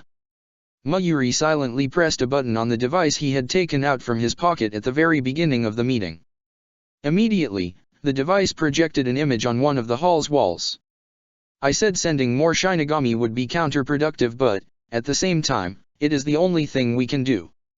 Even I cannot analyze the anomaly from here. See this. He pointed at the part of the image marked with red color. This is the Valley of Screams that is currently entangled with the Danga. Now, using every single possible scenario I could think of, I tried to simulate what can happen.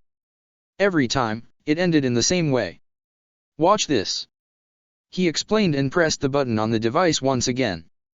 The image was replaced with a short video, in which the bloated Valley of Screams pushed its way through the Danga. I don't see any damage to the Danga. Toshiro stated with a frown. Mayuri grinned.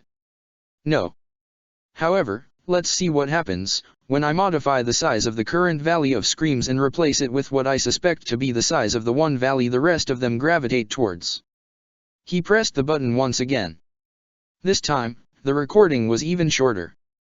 The reason being, as soon as the Valley of Screams tore through the Danga, it collided with Soul Society and the simulation exploded. Not good. Toshiro, as well as the other captains, muttered. Wait, what does that mean? Amagai asked while blinking. Satisfied with the reactions, Mayuri turned off the device. That, dear captains, is what I call an inconclusive result.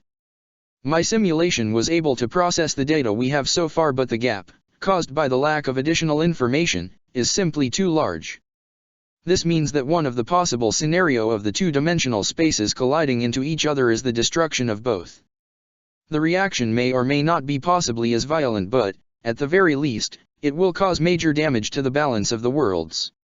In other words, if we let this happen, not just Soul Society, but other dimensions as well, could be potentially doomed. He said with an expression that was anything but regretful. Not one to suddenly lose it, Yamamoto stared at him with a serious gaze. Are you sure you are not just being melodramatic, Captain Kuratsuki. Maybe. Maybe not. I can't say for sure until I have more data. Like I said, the results of the simulation are inconclusive. However, are you willing to risk endangering the whole world, Commander? You have a willing captain right here in this very room. What is worse? Possibly sacrificing one captain or the precious balance of the dimensions. Mayuri replied, adding a hint of sarcasm to the end of his reply. The atmosphere in the room changed almost instantly. Twisting his expression into a deep and dark scowl, Yamamoto released a good amount of his Ryotsu at the scientist. He didn't say a word, but the fiery pressure within the air was enough of a retort. For a few seconds, the two captains stared at each other with an intensity that caused the rest to gulp. Then, all of a sudden, the pressure vanished. Very well. Captain Amagai, I accept your proposal. Please prepare yourself as fast as possible. I will notify the Kido Corps. Captain Kuratsuki. Yamamoto looked at the scientist one more time. For your own good, I hope you are right about this. Ignoring the beads of cold sweat running down his brow, Mayuri grinned. I know I am. Karakura Town. Despite Urayu Ishida's words of advice, Ichigo had decided to use the bit of his free time he hadn't already spent with Rukia and visited the human world once again. As he had allowed Rurakiyo to call him Unii-chan, he felt that spending some time with the girl was the least he could do. Moreover, there were things he wanted to talk about with Kenryu and Inryu too. He had intended to keep the visit brief, however, Rurakiyo had been against it, and so he had been forced to spend the whole night in the Shiba's home. Because of that, it was already noon of the next day when the teen made sure there was no hollow activity in his vicinity and plunged his Zanpakuto into the air in front of him. Twisting and turning the blade, a crease that opened itself only to reveal a set of doors, formed from nothing. Ichigo waited for a hell butterfly to fly out of the dimensional gate, but, to his confusion, it never appeared. That's weird. He muttered with a frown. Giving the Senkaimon a suspicious glance, he closed it and opened another. The action brought the same result. Ichigo released a drawn-out sigh. Come on! He exclaimed and stared at the gate with a contempt. After a moment, he shrugged. To hell with it. He took a step inside. Immediately, he felt his inner instinct screaming at him. It took him just one glance at his surroundings to realize that something was very wrong. Zanjitsu wasn't far behind. Nice one, genius. Oh. Instead of immediately appearing in another set of Senkaimon gates, the place he ended up in looked as unpleasant as a sewer. The only saving grace was the lack of smell. Ichigo looked behind him. The Senkaimon he had created already vanished. Turning his head back, he took a careful step forward and tried to recall the things he had read in his textbooks. He closed his eyes and, a minute later, barely resisted the urge to slap himself. Of course. I'm an idiot. When you don't have a hell butterfly, you end up in Danga. I should have thought of that. I definitely should have thought of that. He grumbled with a scowl. Taking another step forward, he made a note to look at the wrinkly walls covering the sides of Danga. That should be Kiryu, the so-called wrestling flow. I really don't want to touch that. He thought and then shook his head. It's always the same. I try to stay away from trouble, but it somehow catches up with me. What am I, cursed? Damn it. An intense bright light appeared in a distance, causing him to momentarily stop his thoughts and look at it. A Senkaimon. He muttered in surprise. Hesitating only for a second, he burst forth and sprinted towards the light as fast as he could, only to see a person suddenly stepping inside the Danga. As he got closer, he realized who it was. Captain Amagai. The man, completely caught off guard by Ichigo's presence, blinked. Kurosaki. Then he paled. Placing his left hand on his ear, he opened his mouth. Open the Senkaimon. We have a problem. There's a, hello? Hello? Captain Kuratsuki. Captain, ah, crap. Ichigo watched the man shout with a confused stare. What's going on? Amagai gave him a dry look. You were not supposed to be here, Kurosaki. We are currently, what is that? Seeing the man point a finger at something right behind him, Ichigo instantly spun around. Not even a second later, he cursed. You have got to be kidding me. How can I have such terrible luck, FO dash. Get down. There was an explosion of light and Ichigo felt a blast hitting him straight into his face. Clinging on to his consciousness, something pulled on him and blew him away from Danga. Ugh. A quiet groan escaped Ichigo's lips as soon as he regained most of his senses. Wary of a throbbing pain in his head, he gulped and slowly opened his eyes. Lying down on his back, the only thing he could see from his position was a beautiful, clear sky high above him. Clearly no longer in the precipice world, Ichigo sat down to look around him and saw a completely different scenery. What the heck? As far as he could see, there was a rocky area filled with many canyons and mountains all around him, an area he did not recognize from any of his memories nor from any of the academy books. Moreover, to create an even weirder landscape, bizarre shoji-type structures, with white tassels attached at the tops, seemed to be randomly embedded into some of the cliff sides. I definitely did not expect this when I volunteered. Almost forgetting about the captain of the 3rd Division, Ichigo glanced behind him to see Amagai just getting up on his feet. His hair and clothes disheveled even more than usually, he gave the teen a dry look. You really chose the worst time to appear in Danga, Kurosaki. What were you even doing there? Senkaimon was supposed to be on lockdown. Ichigo raised both of his eyebrows in surprise. Really? Since when? Since yesterday late evening. Releasing a sigh, Ichigo briefly closed his eyes. So probably right after I used it to get to the human world, damn. I should have known something was off when no hell butterfly came out. He berated himself quietly. You were still able to create a Senkaimon on your side. The teen looked back at the captain to see him staring back with a blank expression. A full minute passed till either of them moved. How about you, Captain? Why were you in Danga?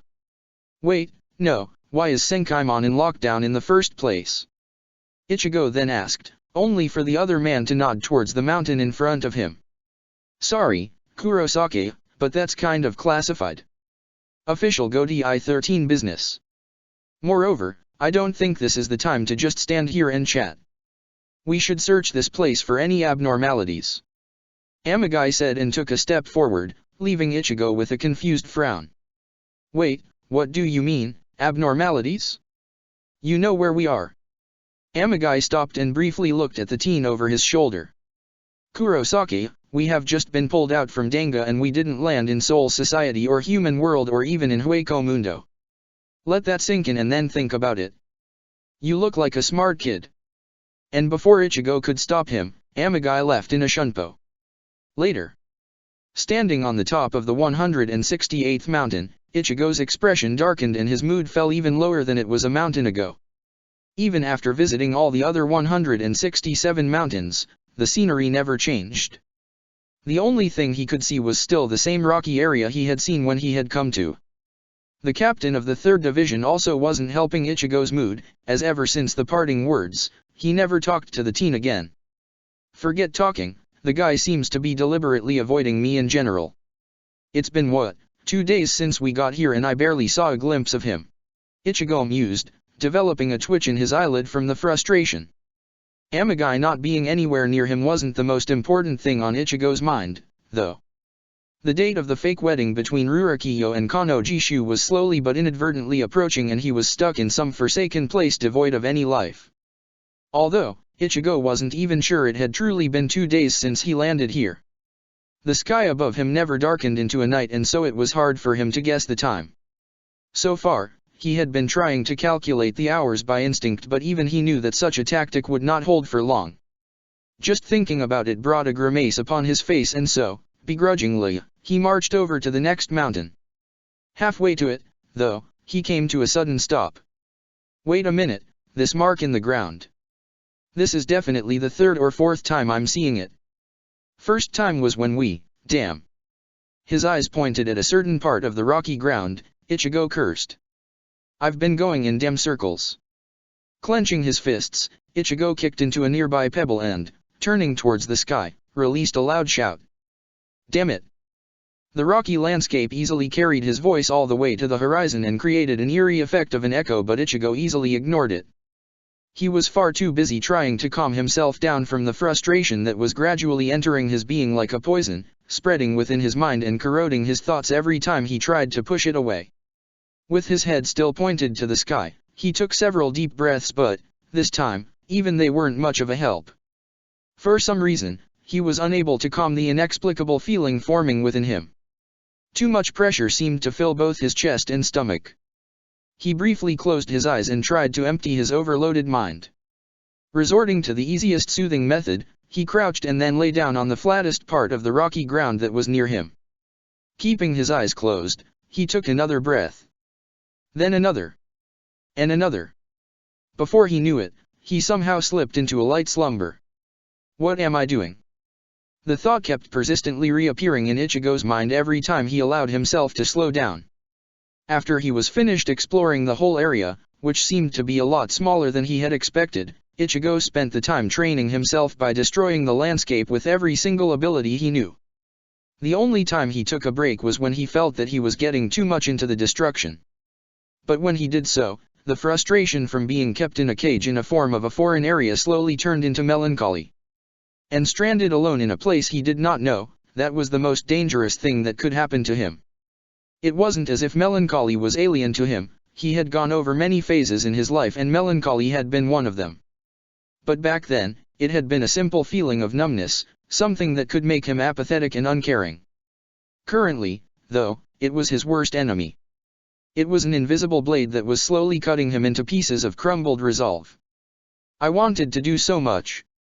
I wanted to change Soul Society, rebuild it into a little piece of heaven and turn it into a pleasant place for the dead. But this goal is getting further and further away. First Bounce, then Aizen. He mused gloomily. Until all these major conflicts are resolved, the only one who can help me with this goal is Rukia, and that's. I need the full support of Godai on this, but they are saying that they have bigger and more important things to take care of. A bit of anger seeped into his own inner voice. I get it. 3 captains deserted and are plotting who knows what. But is that really more important than ensuring the well-being of the souls coming to Soul Society every day? It's not like Aizen declared a war. Why does even an organization like Godai 13 exist in Soul Society in first place? They are practically a military, damn it. An afterworld should not have a military. Some kind of police, somebody who could keep an eye on order? Sure. But a whole military? It's like. But the anger left as fast as it came and was once again replaced with a veil of disinterest. Screw it. It's not like I can do anything while I'm stuck in here. Propped against the edge of a cliff, Ichigo felt a bit of adrenaline suddenly rush into his body. His apathetic mind made a complete turnaround and the weight of the reality dawned upon his with all of its might. I really need to get out of here. He stated and reached for his Zanpakuto, only to jolt forward when a familiar voice come from behind him. That might be harder than you'd think. With one hand already gripping the hilt of his sword, Ichigo turned around and pinned the owner of the voice with a hard glare. Where the hell did you came from, Captain Amagai? The man met his gaze with a slightly amused smirk. I was once a member of Onmitsukido, Kurosaki. I know how to conceal my presence. Ichigo relaxed his grip on his Zanpakuto, but his glare remained hard, prompting Amagai to raise one of his eyebrows at him. I sense a bit of anger. Yeah, well, you earned it, Captain. I don't mind being alone, but you could have at least told me something before you disappeared. Ichigo barely restrained himself from snapping at the captain, but the tone of his voice was still less than friendly, a detail that didn't go unnoticed. And I told you. This is a Godai business to which you are in no form privy. I don't mind being casual, Kurosaki, but please remember I'm still a captain. Besides, I told you to think about this situation. You still haven't figured anything out. Amagai countered him rigidly, his informal tone slowly slipping into the formal one.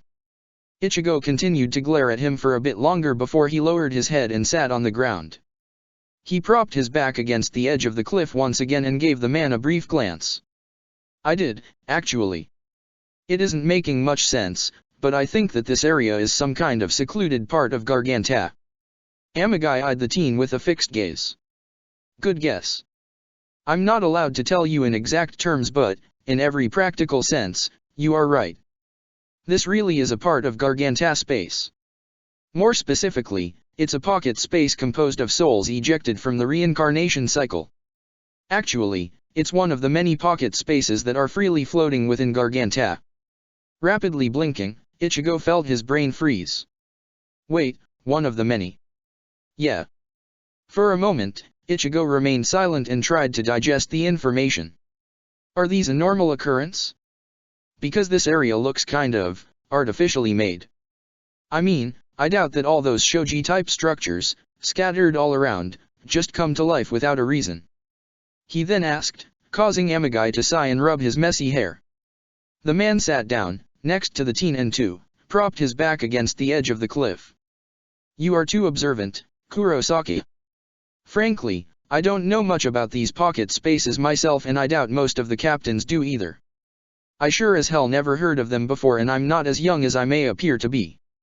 However, after I left you, I did manage to find something out.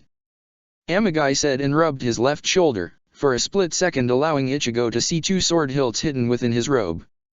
The teen immediately looked away.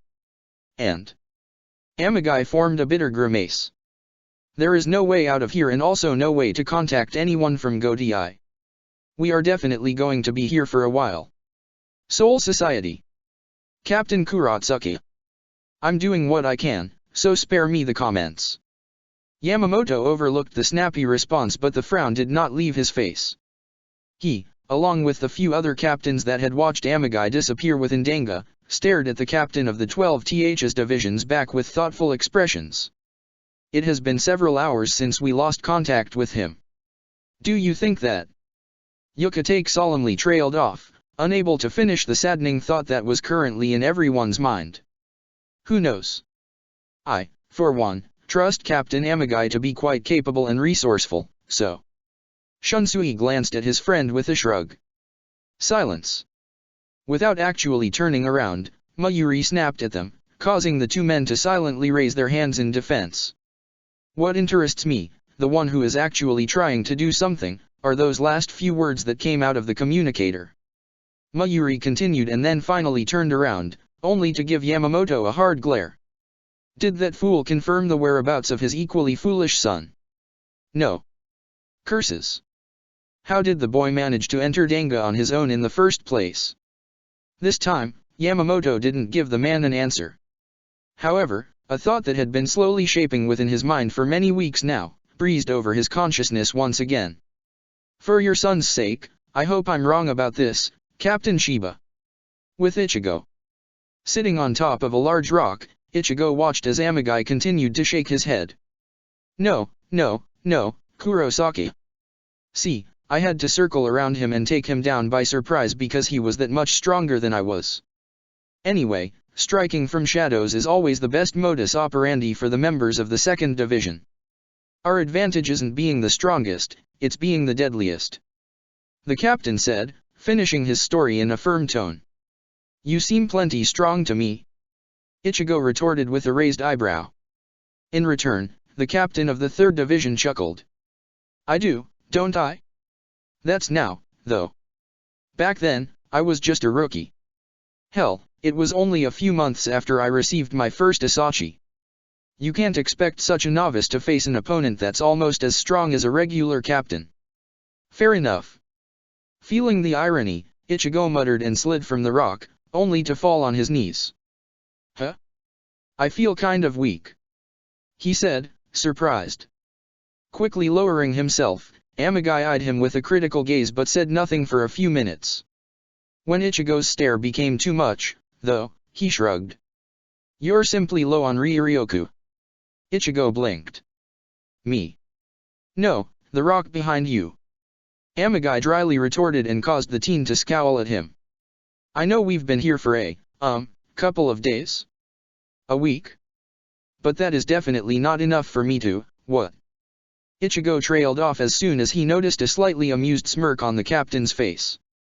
Amagai chuckled. Did you forget the part where you were blowing off the steam by, well, to put it lightly, modifying the landscape around you? Ichigo stared at him for a brief moment. Ah. Feeling embarrassed, the teen looked away, but that only served as a source of an even greater amusement for the captain. The man released another hearty chuckle and then reached into one of his pockets. "Here, take this. It should help you increase your recovery rate," he said while offering the teen a thick and tough-looking bar. Eyeing it with suspicion, Ichigo squinted his eyes. "What is it?" "It's an emergency energy bar. I always take several of these with me on missions in case I have to spend a lot of time nowhere near any food supply. When you expect to expend a lot of Ryuryoku, it's best to keep one or two of these on you. I guess it's a habit I got from my time in On Mitsukido, when I was forced to go on long-term missions outside Sirei. Amagai explained and nudged the teen to take the bar. Giving it one more suspicious look, Ichigo finally accepted it and bit into it. "It tastes horrible." Amagai laughed and lightly slapped Ichigo's back. "It does, doesn't it? I always suspected it's the taste that forces your body to recover faster, in hope you won't eat more of it." He watched Ichigo's disgusted face for a while longer. Then he reached into his pocket again. "However, now that you said it, I kind of feel a bit weak myself. I guess I spent more Ryuryoku than I thought," he stated and looked at the bar in his hand. Forming a grimace, he glanced at Ichigo and forcibly smiled. "Cheers, I guess. So, to make the story short, you are trying to change the core, fundamental rules and laws of Soul Society and turn it into a place worthy to be called an afterlife?" Amagai asked the teen with an unreadable expression as he massaged his left shoulder. Ichigo scratched his head and let his eyes roam over the rocky area in front of him. "Something like that, basically." Amagai went silent. He even stopped kneading his shoulder, prompting Ichigo to turn his head and look at him. "You disagree?" The man creased his brow in a frown. "That's not it.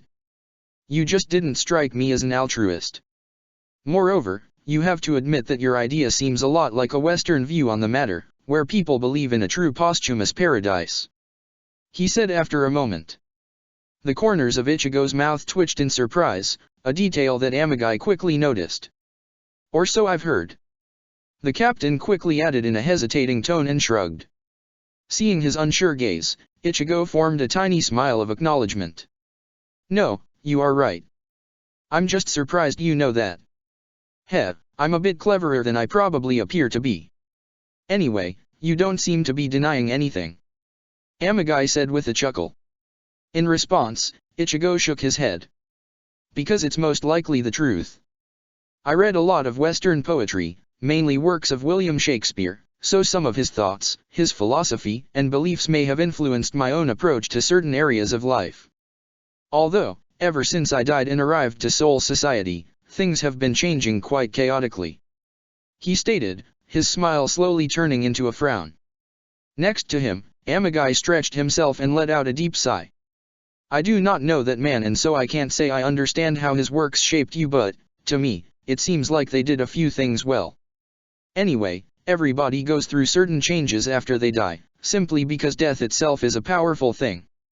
Unless you experience it, you can't predict how it will change you. Whether you evolve or regress, there is only one road and once you choose it, it's incredibly hard to stray away from it," the captain revealed, unaware of Ichigo's sudden shift in expression as the teen pinned him with an intense gaze. But since it made Ichigo go silent, Amagai soon felt the uncomfortable silence developing between them and so he turned his head at the same time as Ichigo opened his mouth. "What did yo dash?" "Rumble." Before Ichigo could even finish his question, the whole pocket space terribly shook and threw both of them into different directions. A low, blunt, continuous sound reverberated through the area with such volume, Ichigo felt like it was trying to tear his eardrums into pieces. Feeling a strong pressure and pain in his ears, he quickly covered them with his hands and loudly shouted in an attempt to relieve the slowly increasing pressure in his head. "Garg! Gah! What the hell?" From the corner of his eyes, he saw Amagai doing the same thing, but the man was already back on his feet and, despite the pain and discomfort, trying to locate the source of the sound. In that moment, Ichigo saw him pale and he knew that things were about to get a lot worse. Soul Society. Staring at the large screen, the captains of Godi I-13 stood frozen, unable to believe their eyes. Only the captain of the 12th Division seemed to be moving. Fascinating. To think the Valley of Screams could move so fast through the Garganta. Fascinating, indeed. He yelled in excitement and completely ignored the shocked stares coming from the captains standing behind him. Fascinating? That thing is going to ram right into the first valley that's within Danga space. If anything, it's disastrous. Komamura roared indignantly, surprising the rest of the captains with the intensity in his voice. Captain Kurotsuki. Still fairly calm, Yamamoto's voice forced Komamura to stand back as he called out to the scientist. It had been a bit more than a day since Amagai Shusuke had vanished within Danga, and the captain commander wasn't really in the mood to accept the tilts in attitudes. Nothing I can do, Commander. Those things seem to operate based on their own chaotic sequence of rules that are impossible to predict. I really need that sample. Right now, the only thing we can do is to wait. Mayuri replied offhandedly. That is not what I was expecting to hear from the Godei's best scientist. Yamamoto growled, his words causing Mayuri to stop moving. The man slowly turned his head to stare at the captain commander with a cold glare. However, faced with the fiery power of the millennia-old commander, he decided to keep his thoughts for himself. Either way, whatever happens once the two valleys collide should not affect Seoul society in the slightest. As soon as the words came out of Mayuri's mouth, a deep, echoing sound fell upon their ears. I said should not will not. Mayuri said, and his cold glare turned into a frown. A moment later, all of the captains, along with Yamamoto, left the scientist alone and stepped outside his lab. Once outside, they all looked up at the sky. That doesn't look good, Yamaji. Yamamoto could only agree with his former pupil. What had once been a beautiful sky filled with light blue color and a sun now looked like something completely different. The sky had grown darker. Heavy, black clouds filled with crackling of red lightning, so unusual and so ominous, looked like an image cut off from a scene of a disaster. But the most worrying thing was a weird, translucent barrier that seemed to be grinding against the fabric of the very Seoul society. There was nothing, no thoughts running through the commander's mind as he stared at the spectacle with a frown that promised pain. Chapter 22, Distorted Equilibrium, Blessing in Disguise. When Ichigo saw the captain of the 3rd Division getting pale, he tensed. Immediately, he turned around and looked at what the man had been staring at. He paled as well. Nothing could have prepared him for the scene right in front of him, and he felt a chill creeping into his spine. What he saw was something otherworldly. An indescribable spectacle of energies, colors, and things he couldn't even name. It shocked him so much, his hands almost slipped from his ears. Before they could though, the deep and loud rumbling noise, still echoing across the clearing, attacked his eardrums again. It was so unpleasant, it made him grit his teeth. A hand fell on his shoulders and he looked up to see Amagai nodding his head towards the large cliff behind him. Because of the noise, there was no way Ichigo was going to hear him, so the captain simply mouthed his intentions. Follow me. Simple and short, the man's goal became clear to him almost instantly, and so he followed him without any hesitation. Once the two of them got to the edge, they glanced down. A moment later, they both jumped down, only to land on a small platform growing out of the cliff's wall. Somewhat shielded from the worst effects of the noise, they released content size. The geometrically shaped rocky landscape steered some of the echoes away from them and allowed them to tentatively lower their hands. This is not good, Kurosaki. Amagai yelled in an attempt to outshout the rumbling. Ichigo, who was making sure his ears weren't bleeding, shouted back. Yeah, it's not. For some reason, though, Amagai shook his head. I don't think you understand. Anyway, prepare yourself. We may have to fight for our lives soon. Confusion settled on Ichigo's face as he tried to understand the captain's words, but, just when he was about to ask the man about it, the loud noise came to a sudden stop. What now? In response to Ichigo's question, Amagai formed a frown and put a finger in front of his mouth. SHH. Keep your voice down. He whispered and then pointed to the edge of the cliff. Before Ichigo could react in any way, the man slowly started to climb up. Narrowing his eyes, Ichigo followed after him. Once he crawled up and settled himself in a good position with a clear view on the phenomenon, he nudged the man. Amagai ignored him only for a short moment. Listen up, Kurosaki. What I'm about to tell you is confidential, so keep it to yourself. He whispered in a formal tone and gave the teen an intense, but short, glance. Ichigo nodded. Danga is under lockdown because there is a threat to the balance of the worlds. Goti I-13 investigated the matter but, in the process, lost the whole dispatch team. The cause of their deaths is currently unknown, though it's very likely something or somebody powerful attacked them. As he listened to the man's words, Ichigo couldn't help but form a frown. He felt surprised but, at the same time, he did not. It was as if something clicked for him. Does it have something to do with these pocket spaces? He asked in return. Yeah, anyway, the important thing is, we know nothing about the enemy.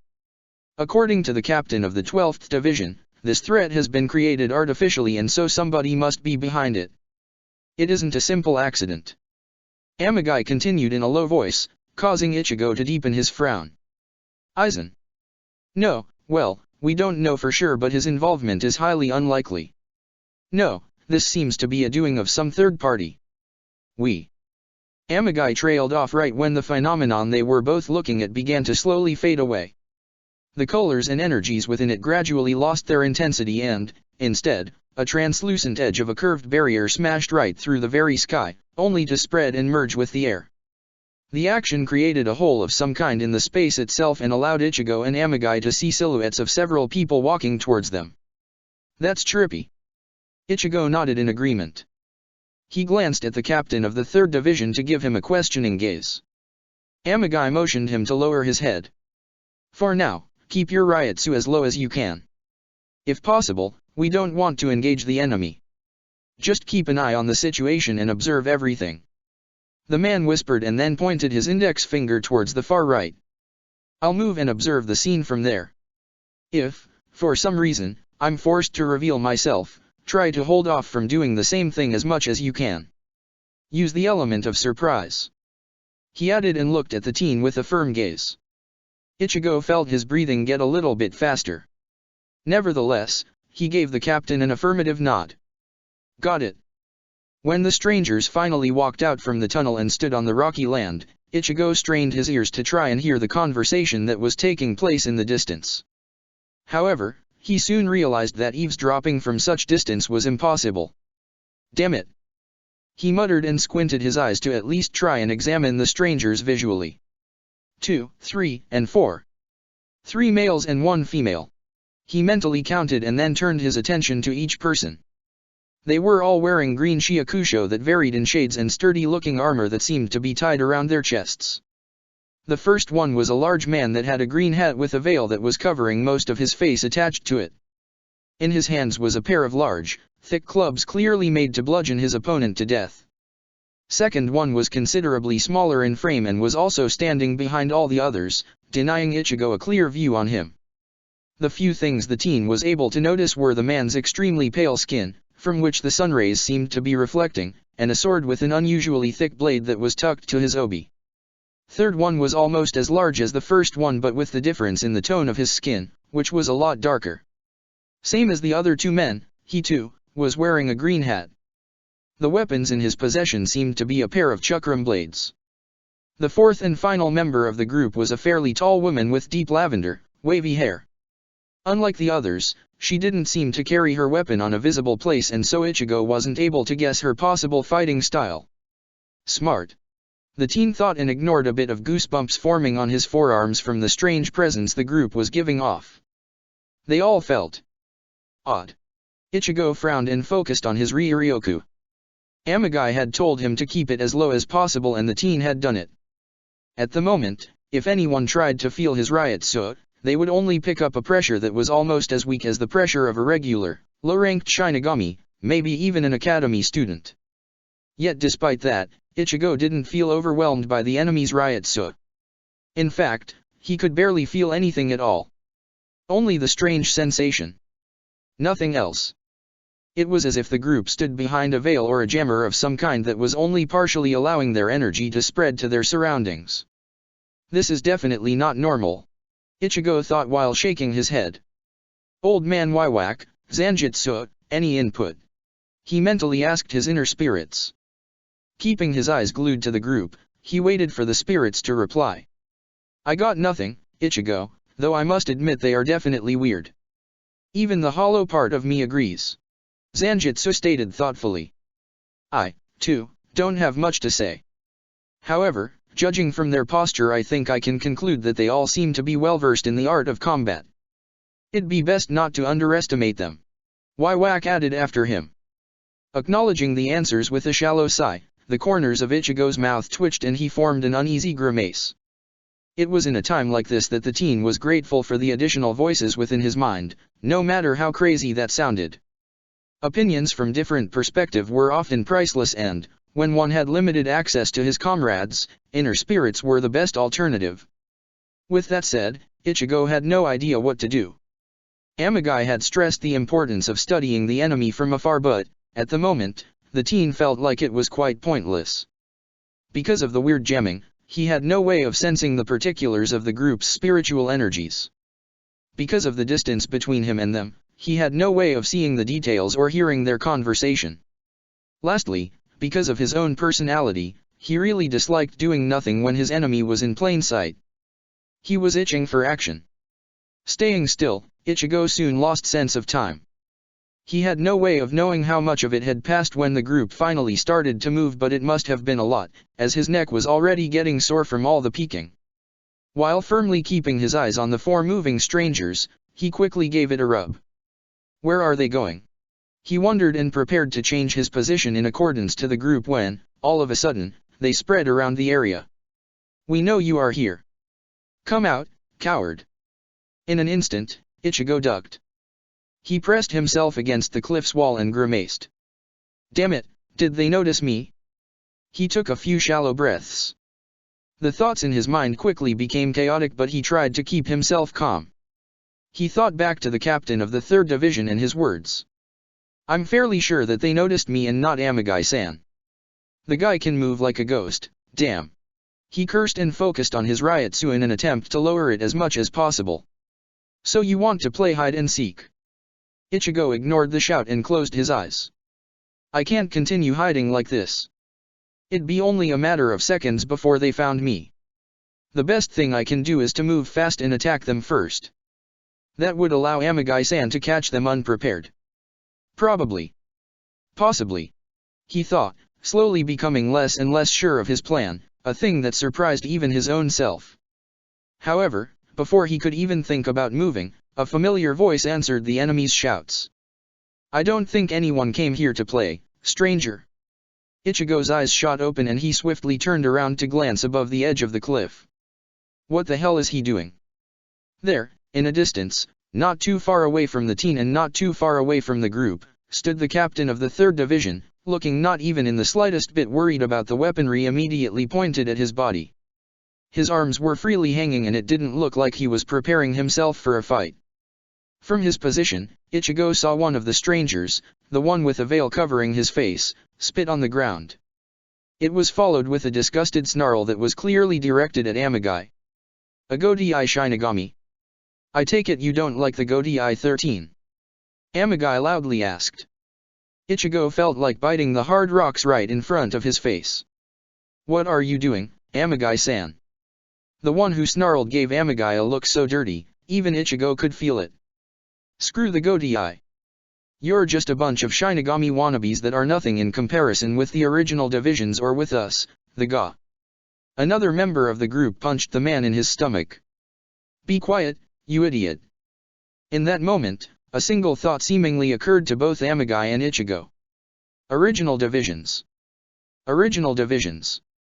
While the man with covered face was recovering from the punch, the only woman in the group took a step closer to Amagai, causing Ichigo to briefly stiffen and ready himself for the potential fight. You must be very young, Captain. She half stated, half asked. Captain Amagai Shusuke. And yes, I've been appointed only recently. Amagai replied and clearly waited for the woman to introduce herself, but she only smiled. Not in the nice way. And what are you doing here, Captain Amagai? You are a long way from your home, the Soul Society. To Ichigo's ire and gradually increasing worry, Amagai visibly relaxed his posture and took one step closer to the group. Oh, you know, we couldn't help but notice there is a valley of screams entangled with Precipice World, and so we wanted to investigate it. Imagine our surprise when the group who was sent to do that turned up dead. The woman, along with the rest of the group, frowned at him. Precipice World. You know, the Danga, the thing that connects Soul Society with the human world. Ichigo saw the woman's frown turn into a deep scowl. So that's how they call it now. Such an honorable name for a place like that, she stated and, for a moment, went silent. As the rest of the group slowly moved around Amagai, the woman pinned the captain with a long stare. You seem to be very calm, Captain. Surely, you realize the position you are in. Amagai released a short chuckle. My position?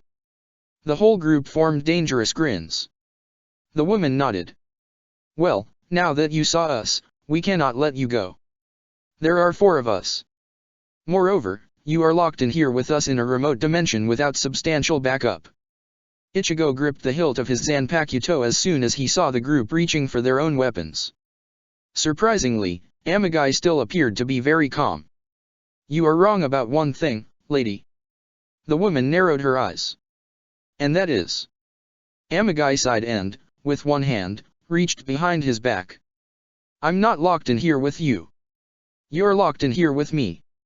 Sever, Reika. He exclaimed and released a burst of his energy so hot, it forced the group of strangers to jump away. Along with that, a sound similar to the sound of a trumpet echoed across the whole clearing. Ichigo almost immediately leaped from behind the cliff to join the fight, but a small rational part of his brain managed to hold him back. Calm down, Ichigo. Watch and analyze. Amagai-san is giving you a perfect chance to study your opponents. He's also giving you a chance to study him too. Zanjitsu added right after Waiwak finished, causing Ichigo's brow to twitch. From his position, hidden below the ground level, Ichigo tentatively watched as Amagai released a large fireball from the tip of his hook-shaped Zanpakuto straight at one of the larger men, only to be forced to dodge a barrage of small projectiles. Right after he managed to do that, the captain had to continually flash across the battlefield in order to evade a pair of chakram blades that seemed to follow each of his movements. With a flick of his Zanpakuto, the man parried and repelled both of them as soon as they got too close to him, but even then, he had no space to breathe. Reflexively, he managed to duck under a single arrow, but in that instant, the ground beneath him caved in under the pressure of a punch that came from his left side. Flashing away, Amagai landed on both feet and faced the group with his sword already raised high. Ichigo gritted his teeth. I know he's a captain, but I don't think he can win this alone. In turn, Zanjitsu attacked him with merciless words. In that case, watch carefully, because you just might be the one factor that will decide whether he'll die or not. Hearing that caused Ichigo to wince. He knew Zanjitsu was right, but the harsh reality managed to hit a nerve. The subject of life and death was for Ichigo a catalyst of an emotional storm, and, soon enough, the teen felt blood rushing to his head. His grip on the hilt of his Zanpakuto tightened and he began to hear a tubular noise that soon drowned out all the other sounds. He held himself back for as long as he could, but his inner turmoil gradually became too strong for him to handle. The swirling emotions took control of him, and the tight, frail seal on his spiritual energy started to erode, allowing more and more Ryuryoku to pour out of him. Knowing it was only a matter of time before it would alert the group of enemies of his existence, if they weren't already aware of it, Ichigo readied himself. He was able to watch the fight between the group of 4 and Amagai for over 3 minutes, but once that time passed, he knew he couldn't do it anymore. Nevertheless, it was a good effort, Ichigo. I'm sure holding back for even such a short time allowed you to analyze more than you need. Waiwak uttered with a hint of a smile. A second later, Ichigo leaped from his hiding spot and flashed above the battlefield with his Zanpakuto raised over his head. Bleach their souls, Zanjitsu. Getsuga Tensho. He exclaimed rapidly and released a large wave of black energy down at his enemies. The crescent-shaped blast traveled fast and splashed against the rocky landscape with a thundering force. On impact, it split open the ground and forced every combatant to shield himself from the flying pieces of rock. Took you long enough, Kurosaki.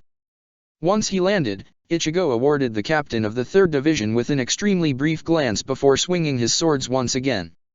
I had my orders to stand back. With precision, he knocked away the two chakram blades that aimed at his head and then used his smaller sword to block a fast-traveling arrow. Looking up, he and Amagai saw the group of their enemies closing in.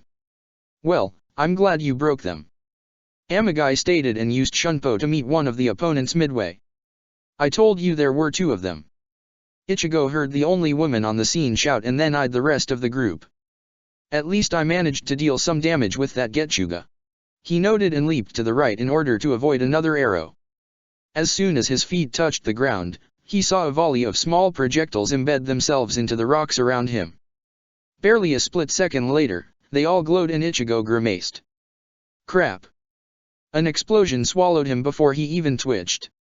Despite that, he still forced his body to move and shoot through the blast like a juggernaut. Without stopping, he aimed his steps towards the one behind the explosion.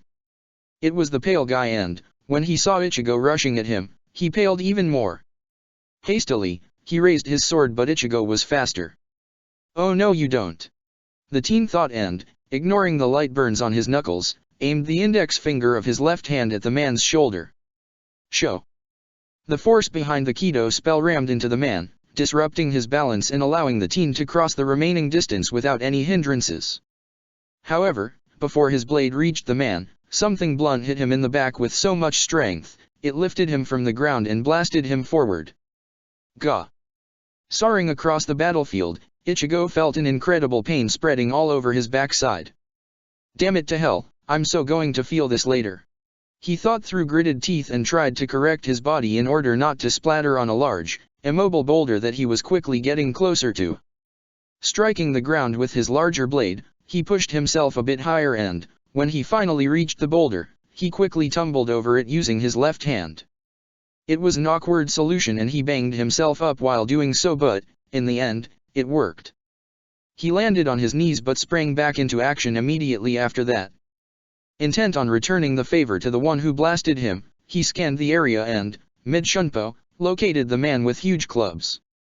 Coating his blades with his Ryuryoku, Ichigo swung both his swords at the man and grinned when he saw him trying to block the strike with the clubs. "What's so funny Shin dash?" The man tried to snarl only to get blasted away in the similar manner as Ichigo got only moments earlier. Flashing away, to continue his attack, Ichigo widened his satisfied grin. "Never try to block Zanjutsu when he's brimming with energy," he mentally advised his opponent and released the built-up energy from both his swords at the same time. "Getsuga-T, huh?" Reflexively shouting the name of the ability, Ichigo came to a stop just before the blasts hit the target. A hint of confusion settled in his expression and he stared at the aftermath with a perplexed frown. "What just happened? I'm sure I saw." Before he could complete his thought, he was forced to lean sideways in order not to get his right shoulder pierced by an arrow. Giving the smokescreen one last glance, he turned around and flashed towards the owner of the arrow. "Moo!" Ichigo heard the shout not a moment too soon and so he was able to change the trajectory of his shunpo and evade a continuous sequence of small detonations scattered between him and the woman just in time. Yet an instant later, something sharp but thin sank into his left thigh and caused him to briefly lose his footing. With a tightened jaw, he managed to suppress the pain but was too late to correct his posture and so when the woman's face suddenly appeared right in front of him, he had no way of defending himself. Not too deep but not so shallow, the wound he instantly received ignited a bit of fire inside of him. Very quickly, Ichigo literally rolled himself to the ground and, without warning, crashed into the woman's legs. Clearly not anticipating such a move, the woman lost her stability and involuntarily gave Ichigo a chance to deliver a heavy punch to her guts. Intent on continuing his assault, he got up and lifted his swords only to feel something coming at him from behind. He twisted his body around to see the veil-faced man he had previously hit with his energy blasts running straight at him. "What the hell? I was sure he was down for good," he mentally shouted. In that moment, a large fissure of flames shot across the battlefield and stopped the veil-faced man in his tracks. "Feels like you're all suddenly interested only in Kurosaki. Don't take your eyes off me." Mentally thanking the captain of the 3rd Division for the intervention, Ichigo turned his attention back to the woman. A bead of sweat formed on his forehead just when he saw her backing away from him. "I feel weird, too tired," he thought and glanced at his surroundings. With a frown, he quickly tried to assess the situation. No good. They are trying to lock us in. Feeling a familiar riotser right behind him, he quietly called out to the captain.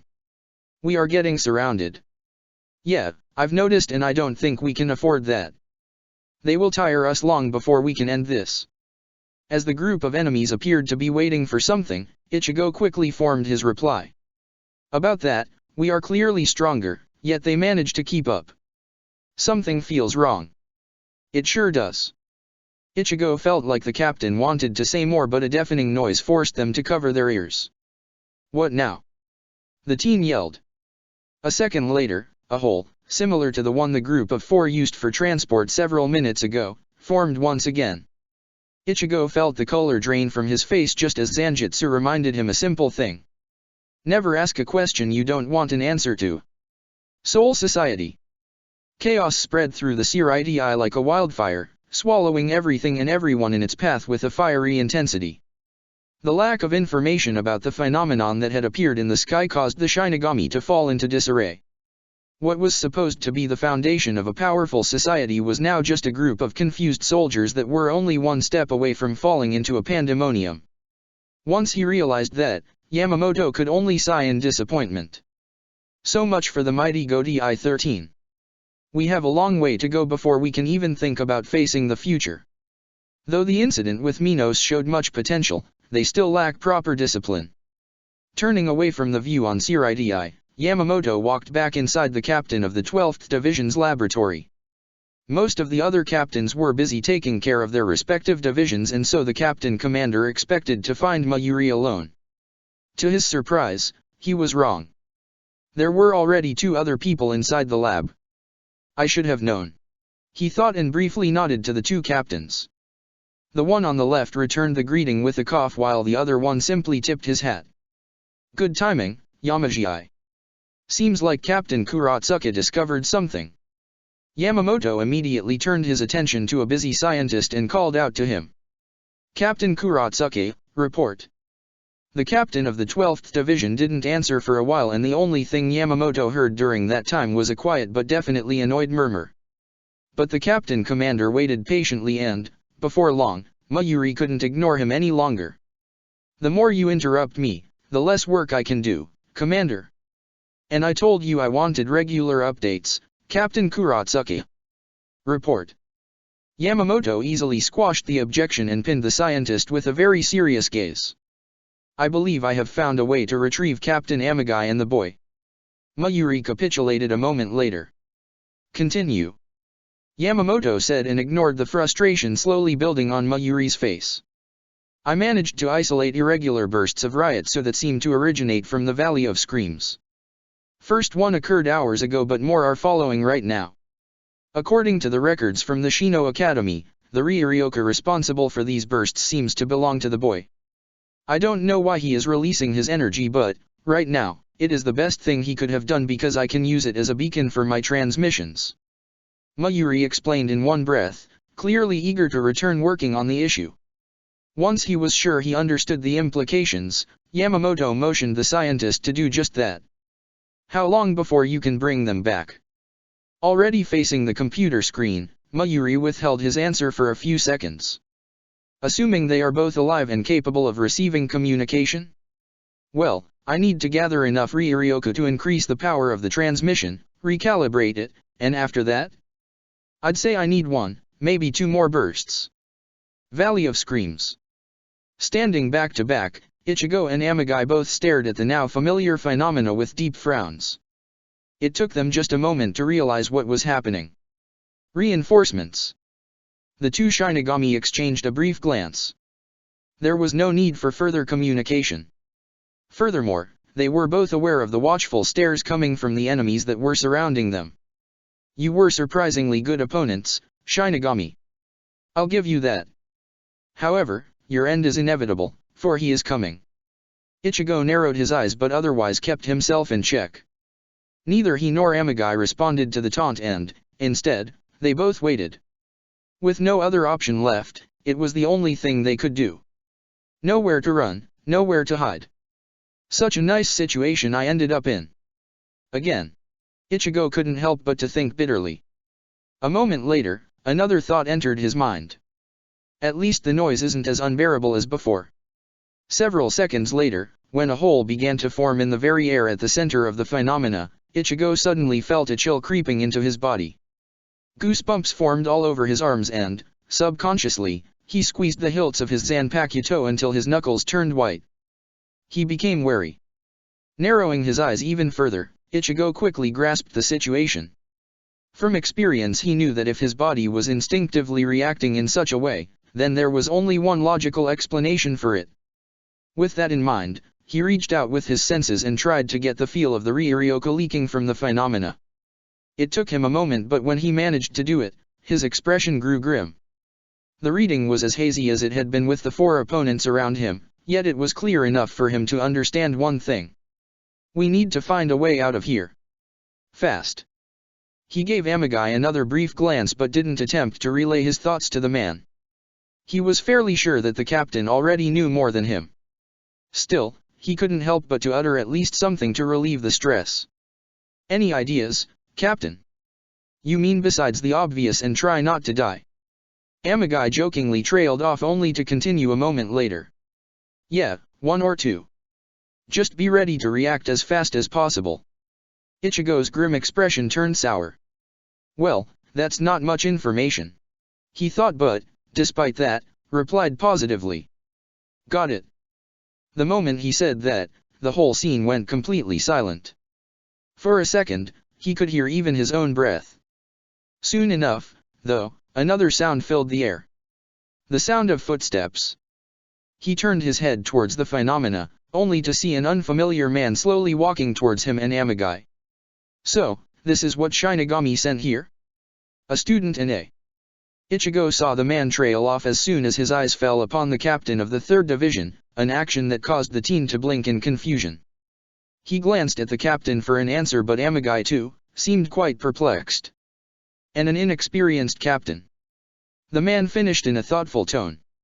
While he seemed to be in some sort of a daze, Ichigo quickly looked him over. Slightly altered clothes? Check. Even weirder Ryutsu? Check. A long black cape? Check. A scar on his face? Check. Yeah, this guy is definitely the leader. A look of ire briefly crossed Ichigo's face. Keep your humor for later, Zanjitsu. This guy looks like trouble. He mentally retorted to his Zanpakuto spirit and, for a moment, tuned him out. Me? Inexperienced? Now that's something I don't hear often. Care to explain, mister? Amagai casually called out, causing the man to stop walking. Ganryu. Just Ganryu. The man, Ganryu, replied. Immediately, the 4 people that had been fighting the teen and Amagai loudly protested. Sir. I thought we agreed to not give any information. Ganryu didn't even look at the one who yelled that. He just kept staring at Amagai with a mindful gaze. It doesn't really matter anymore. Whether the Shinigami know our identity or not, their fate will still be the same. He stated in a strong tone and then formed a frightening smile that was clearly meant for Amagai. Moreover, why I should keep my name from ones that are as good as dead? The silence was deafening. Ichigo felt the blood rushing to his head once again. Instantly, he looked at the captain of the 3rd Division, but the man returned his stare with a serious shrug. Keep calm, Kurosaki. Ganryu kept staring at Amagai. What is your name, Captain? Shusuke Amagai. I see, that's a good name. The leader of the enemy group muttered before taking one step closer to the captain. Ichigo felt a bit of sweat forming on his palms. Sensing a subtle movement, he looked down at Amagai's hands, and saw the man tightening his grip on his Zanpakuto. You seem inexperienced, but there is also something interesting about you, Captain. I can see it in your eyes, feel it in your soul. Ganryu continued. Really? What would that be? Ichigo felt more sweat on his skin. Despite the lack of Ryutsu in the air, the scene seemed to be getting incredibly intense. It's quite simple. I sense a thirst for revenge. Almost faster than Ichigo could see, Amagai reached into his clothes and took out a second sword, a sword in a form of a tuning fork with the sides curving inward and the tip of the blades curving outward. You are mistaken. Ichigo felt a chill running on his spine. The tone of Amagai's voice was unlike anything he had heard from him before. His voice wasn't loud. It wasn't quiet. It wasn't even strong. However, it was filled with so much emotion, the teen wasn't sure he could ever understand all of it. In response to the captain's action, the four enemies quickly raised their own weapons.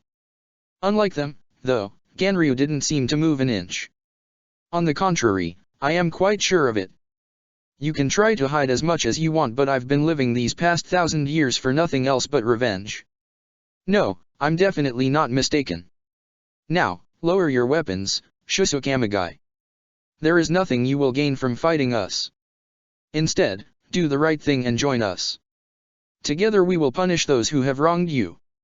He said calmly. Punish? Amagai asked. The man's frightening smile returned. Destroy. We will destroy the rotten Shinigami of the Soul Society. They deserve nothing less for their inexcusable actions. Their very existence is unforgivable.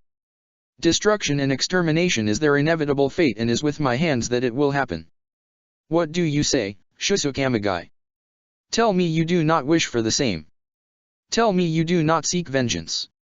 Tell me I am wrong. Expecting the captain to immediately decline the offer, Ichigo didn't even think about taking a confirming glance at him. However, when Amagai remained silent for more than just a few seconds, Ichigo couldn't help but to do it. He froze.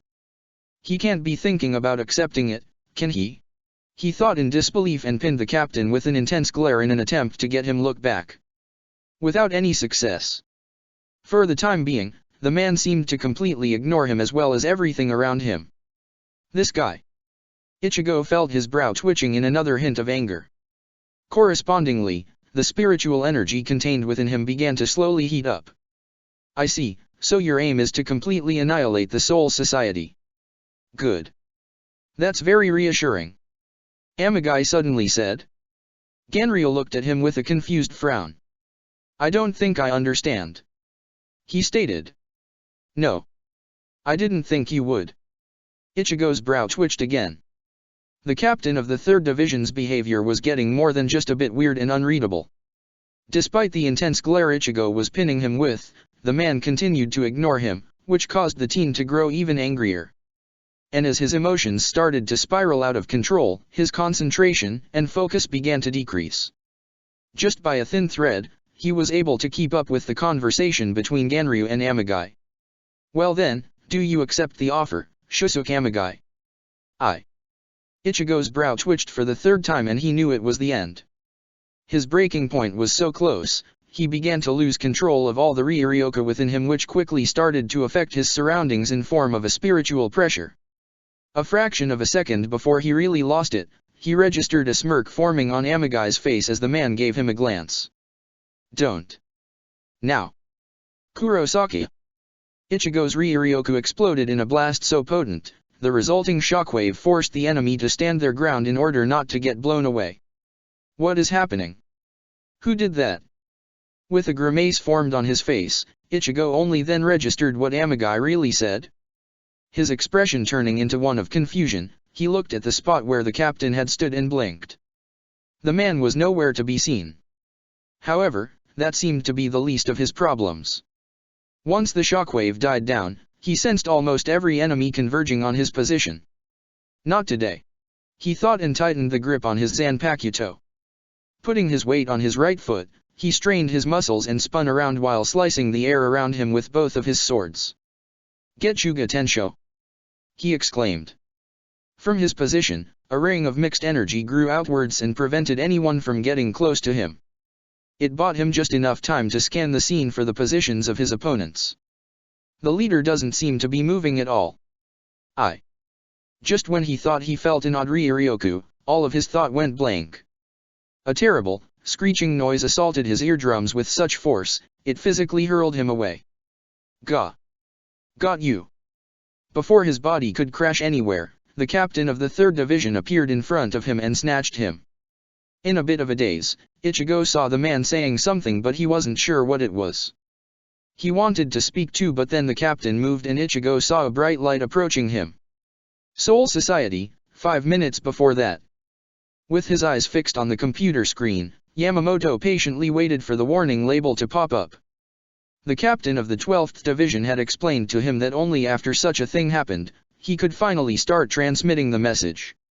Yamamoto knew the man had told him that only because he had expected him to nod and then leave, but the captain commander of the GOTI 13 had different plans. It had been a long time since he had actively participated on lesser missions of his subordinates, and the millennia-old captain realized he could no longer continue such routine. He was well aware of the effects his presence had, though. Under his strict gaze, even the GOTI captains experienced performance fluctuations. And captain of the 12th Division, despite his endless arrogance and self-confidence, was no exception. While his mind remained as sharp as ever, having Yamamoto watch his every step made the man very unpleasant and snappy. It was very fortunate none of his subordinates, save for his vice-captain that only recently arrived, were in his vicinity. Sometimes, I wonder whether I was or wasn't still asleep when I approved of his captain's promotion. The commander thought. He didn't dwell on it for long, though, as barely a second later, a loud beeping sound caught attention of everyone in the laboratory. Finally! Mayuri exclaimed. Instantly, his demeanor changed and his movements became sharper than ever. He began pounding on the keyboard of his computer at such an unbelievable pace, Yamamoto had trouble following the movements of his fingers. Really interesting outburst of energy, the amount does not correspond to the archive entries. Yamamoto heard the man muttering. Almost immediately, the stoic vice-captain, Nimue, took out something that looked like an electronic notebook. Understood, Mayuri-sama. I'm giving it a level C2 priority. She stated. Good, good. Now come here and, oh ho, another outburst of energy. A different source and an unusual composition. Unlike anything in my records. Level B4, Mayuri-sama. Make it B3. Oh, quickly. Reconfigure the Ryoryoka flow. The inconsistency is causing mild vibrations. I knew it wasn't a good idea to manually gather it from multiple sources. Understood. I'm raising the priority of Project Hefface to SAMP to A2. Completely out of loop and without any chance of understanding the conversation between the two, Yamamoto just stared at them with glassy eyes. Scientific mumbo-jumbo. It's like listening to that woman all over again. He thought. Tuning the bizarre duo out, his attention was brought to a subtle motion behind him. Apparently, somebody already notified the other captains of the situation. Yamamoto quickly counted them. 4. Not a surprising number. He thought, and then turned back to watch Mayuri and his vice-captain finishing their preparations. Just then, as if suddenly remembering something, Mayuri froze in place. What is it? Yamamoto asked, maybe a bit too grumpily. Why are you all here, exactly? I'm sure you realize Amagai and the boy will not just magically materialize in this laboratory but in Danga, don't you? If you want to greet them, you should go to the Senkaimon gate. Mayuri replied without turning around to face him. If only for a second, the laboratory fell silent. Yamamoto's brow twitched. Next time, say that sooner, Captain Kuratsuki. We don't really understand your science. Shunsui deadpanned. A moment later, he, along with the others, hurried outside. Only Yamamoto stayed behind, if only for a few more seconds. I don't know what game you are playing here, Kuratsuki Mayuri, but I advise you not to do this again. Do not think for a second you have fooled me into thinking you simply forgot to say something. The commander's quiet voice resonated with power as he pinned the captain of the 12th Division's back with an intense glare. Opting not to face him, Mayuri shrugged. Why, Commander, everything I do is just for the sake of Seoul society. Yamamoto's brow twitched again, but he knew it was pointless to bicker with the man. Instead, he turned around and prepared to leave. Still, do not repeat this again. Senkaimon is still sealed and I need to notify the Kido Corps. Now I'll have to make haste. He stated, and then, in a burst of speed, vanished. Left alone with his vice-captain, Mayuri finally turned around and stared at the door with beads of sweat flowing down his brow. He took a deep breath. I hope it was worth it. He muttered and then glanced at Nimue. You did manage to activate it, right? Yes, Mayuri-sama. As of now, Project Hyperion is in full effect. Yamamoto stared at the Senkaimon gate with an unreadable expression. He and the few other captains had been waiting for it to glow for the past several minutes, yet nothing seemed to be happening. Nobody complained, though. Since the phenomena in the sky vanished almost an hour ago, the day turned out to be beautiful. Clear sky, bright sun, and a pleasant temperature were the ideal time for a person to spend his time outside. Then it happened. The Senkaimon gate glowed brightly and, a second later, spewed out a pair of tired-looking Shinigami that seemed to be on their last legs.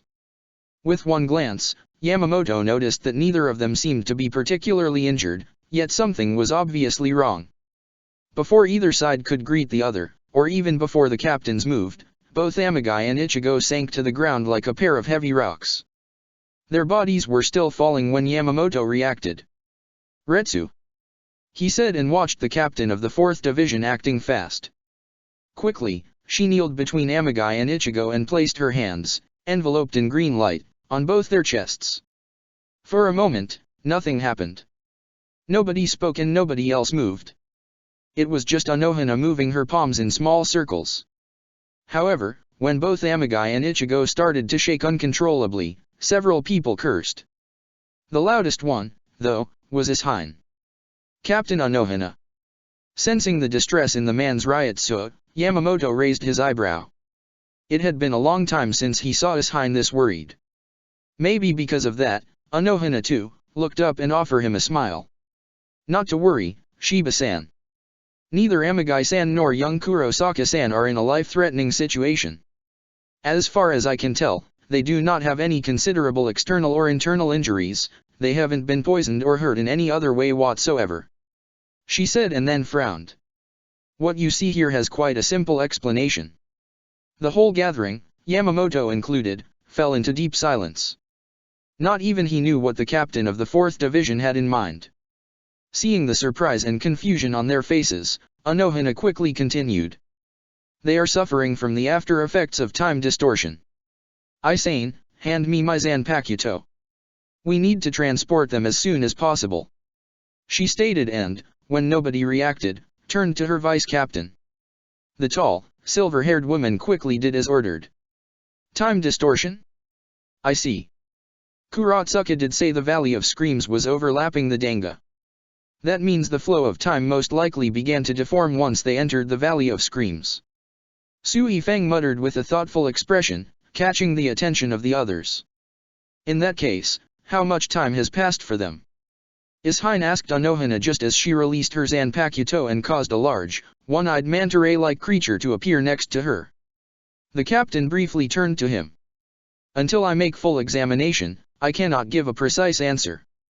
Judging by their appearance and the state of their Ryuryoku, though, I estimate it was more than 3 days but less than 2 weeks." She made a short pause and then renewed her smile. "I shall repeat myself, Shiba-san. Don't worry. The dilation wasn't extreme and I expect them to be back in full health in a day or two." It was then that Yamamoto finally opened his mouth. "How long before we can speak to them? We are in dire need of their report." Very slowly, Anohana's smile faded and they turned to the commander with an intense glare. "As long as it takes, Commander. Not a moment less."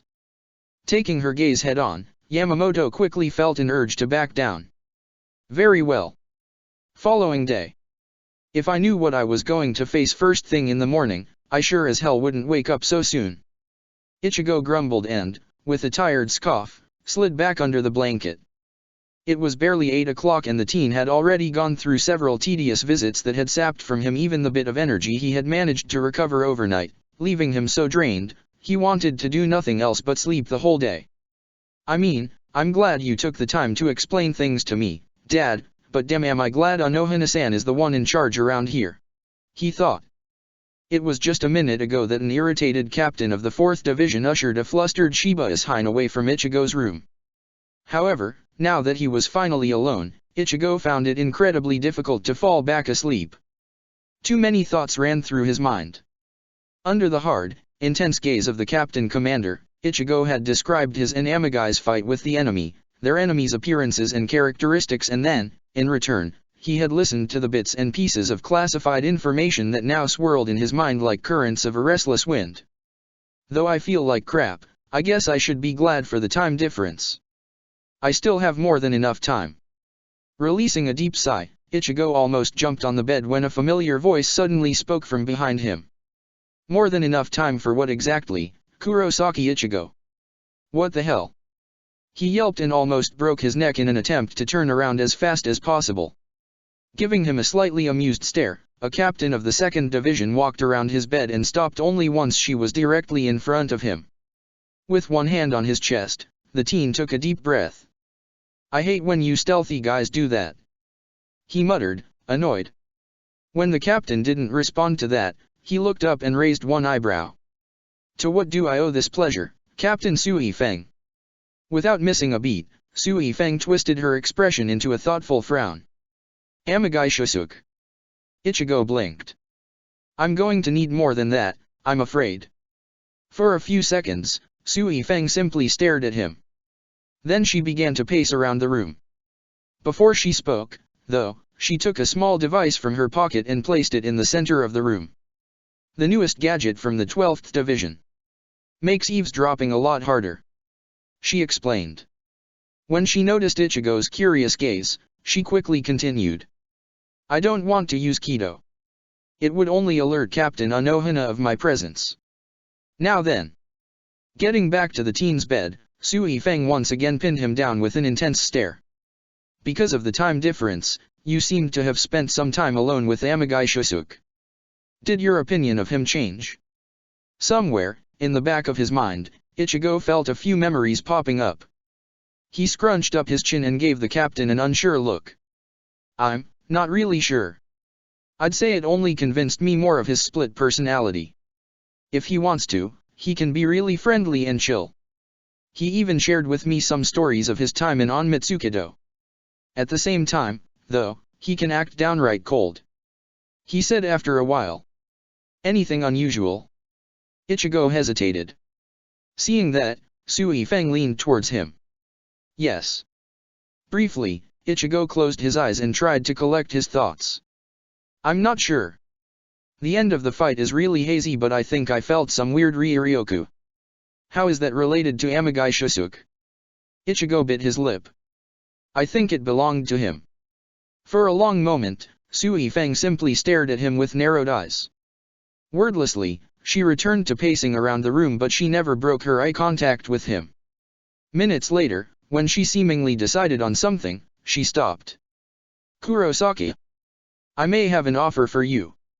When a respectful member of the 4th Division came to check up on the teen an hour later, the captain of the 2nd Division was already gone, though her presence still lingered in the room. But not in the form of Ryuryoku. Not in the form of Ryotsu either. Your vitals are nicely going up, Kurosaki-san. I do detect some irregularities within your Ryuryoku, but they are within the safe threshold, so you don't have to worry about it. It's probably just your mood. The medic said as politely as he could and, within the next few seconds, left the room. When the door closed, Ichigo scoffed. If you heard what I have heard in the past few hours, your mood would be bad too. He sighed and tried to calm down his swirling emotions. I seem to do that a lot these days, he thought with a grimace. Still in his bed, he stretched his sore muscles and then simply lay there, feeling little to no energy in his body. It wasn't long before his eyelids started to become heavier and heavier and, before he knew it, his consciousness began to fade away. At the edge of falling asleep, he heard Akirio's voice within his mind. So, what are you going to do? Without any delay, he offered the curious Zanpakuto spirit an honest answer. No idea. Even though his mind was still full of questions and filled with confusion, his body simply couldn't keep up with it. It needed rest and time to recover and, as per words of Captain of the 4th Division, sleep was the best healer, and so he promptly fell asleep. However, as much as he hoped for it to clear his head of questions he didn't really want to think about, the reality was different. Several hours later, once he woke up, his head felt even heavier than before. A slight throbbing in the right side, just above his brow ridge, made him groan in displeasure. He tried not to think about it, but, as soon as his mind caught up with the fact that he was awake, His thoughts became so erratic and uncontrollable, it made him want to punch the gray ceiling above his head so much, his right arm twitched. Screw it. I need some fresh air. Minutes later, after explaining that to a reluctant vice captain of the 4th Division, Ichigo, back in his regular clothes, walked down the path that led out of the 4th Division compound with his eyes partially closed. All he wanted to do was just breathe in the cool air and relax his soul. Yet his mind was still unable to stop working. Among all the questions and doubts, one issue suddenly popped up. An issue he had never thought about before. I don't get it. Isn't the whole balance of the world supposed to be the #1 rule? An unshakable system strong enough to withstand anything? But now it's hanging by a thread just because a single valley of screams may collide with Soul Society? A pocket dimension that should be a natural occurrence within Garganta. He walked past several crossroads but ignored all the turns and simply continued forward. Unable to solve the mystery of the question at hand, his mind momentarily went blank. Maybe I'm just overthinking it. If the balance really was fragile, it wouldn't have endured for so long already. Right. Despite not asking anybody in particular, he heard an answer only seconds later. Who knows? Surprised that the one replying to him wasn't his usual inner spirit, Ichigo stopped walking and raised both his eyebrows. There was something in the spirit's voice that caught his attention. Old man. If you want to worry, Ichigo, I suggest you remember your thoughts from earlier. Ichigo blinked. It wasn't every day that one of his inner spirits tried to divert his attention from something in such an obvious way. It was too transparent. Too suspicious. Unbecoming of a spirit that prided himself in his subtle speech. However, before he could voice his opinion, he involuntarily traveled back in time to see himself lying on his back, filled with melancholy, and he stiffened. His Quincy spirit was acting odd, but he was definitely right. Ichigo really had enough other worries. If I don't solve this Bakuto problem soon, things might get messy. Rurakiyo can't stay in the human world forever. That thought renewed the flame in his soul and he felt his energy returning to him. There was no time for pointless thinking. No time to think about the bigger picture. If he just stood there and pondered about such things, his new little sister's fate could become unpredictable. Maybe even same as. The flame turned into a fire. There was no way in hell he would allow that. He would do anything and everything in his power to prevent that from happening.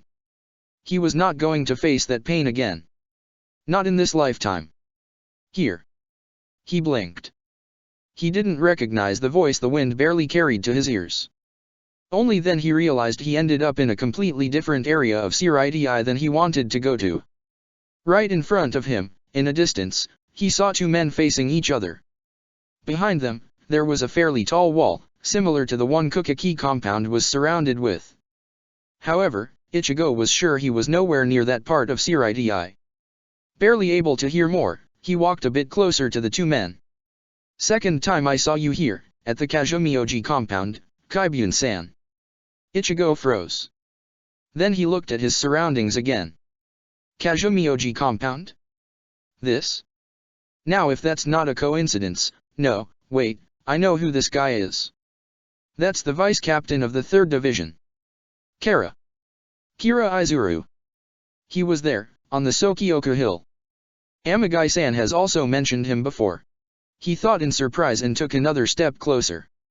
But what is he doing here? And who is that other guy? I don't think I recognize him.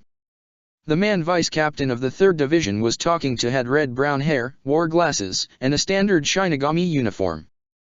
They were details that didn't help Ichigo in identifying him in the slightest. There was one small difference, though. Under the uniform, the man seemed to be wearing some kind of fluffy purple sweater. Combined with the calm expression he faced the angry vice captain with, Ichigo could think of only one thing. Some kind of high-ranking officer. Now, Kira-san, you make it sound like I was somebody suspicious. I was just visiting an old friend, nothing else. The man said. And who that friend might be, Kaibun-san? The same one you sent a message to a few days ago.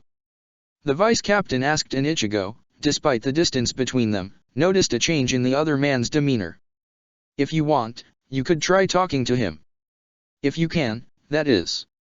What do you mean by that? The man formed an almost imperceptible smile. I mean, it's hard to get audition with Kyunhwa-san. Kyunhwa-san is in Gyokaku Kyunhwa-san. Ichigo's whole being twitched at that. Very slowly, he tuned the vice captain out and focused all of his attention at the other man. His hands inched towards his sword. This guy. I need to speak with him. Chapter 23, Law of Revenge, Kill or Be Killed. Hidden from the plain sight, Ichigo felt the toes on his feet curling up. Not being able to act on his instinct frustrated him to no end, and so, for the past few minutes, he had been watching a rather one-sided conversation between an officer called Kaibyun and a vice captain of the 3rd Division, Kira Izuru. Despite the vice captain's accusations, the other man didn't seem to be getting any less calm. At least that's how it looked like. Ichigo wasn't really sure about that. Truthfully, he had lost interest in whatever they were saying as soon as he had heard them utter the name of Gyokaku Kyunhwa. In that moment, he had tuned everything out and had concentrated all of his attention on studying the one who mentioned the Kazumioji Herald first. Supposedly, the officer and the herald were acquaintances. Though the officer could have been simply lying in order to placate the vice captain, Ichigo immediately decided to trust his words. And once he did so, his breathing got heavier, blood rushed into his head and his hands began to tremble. He didn't want to admit it, but, deep down, he knew he made that decision because of how desperate he felt. The date of the fake wedding between Rurakiyo and Shukanoji was approaching too fast and he still had no idea what to do about it. The 2 days he had lost because of the Valley of Screams now seemed like a horrendous error. Looks like he's finally leaving. The voice of his Zanpakuto spirit promptly alerted him of the new development and caused the train of his thoughts to derail and shatter into nothingness. Good. Ichigo thought. His jaw was clenched so tight, it felt like he could never open it again. He wiped his brow, only to feel some moisture on his hand. The sound of footsteps caught his attention.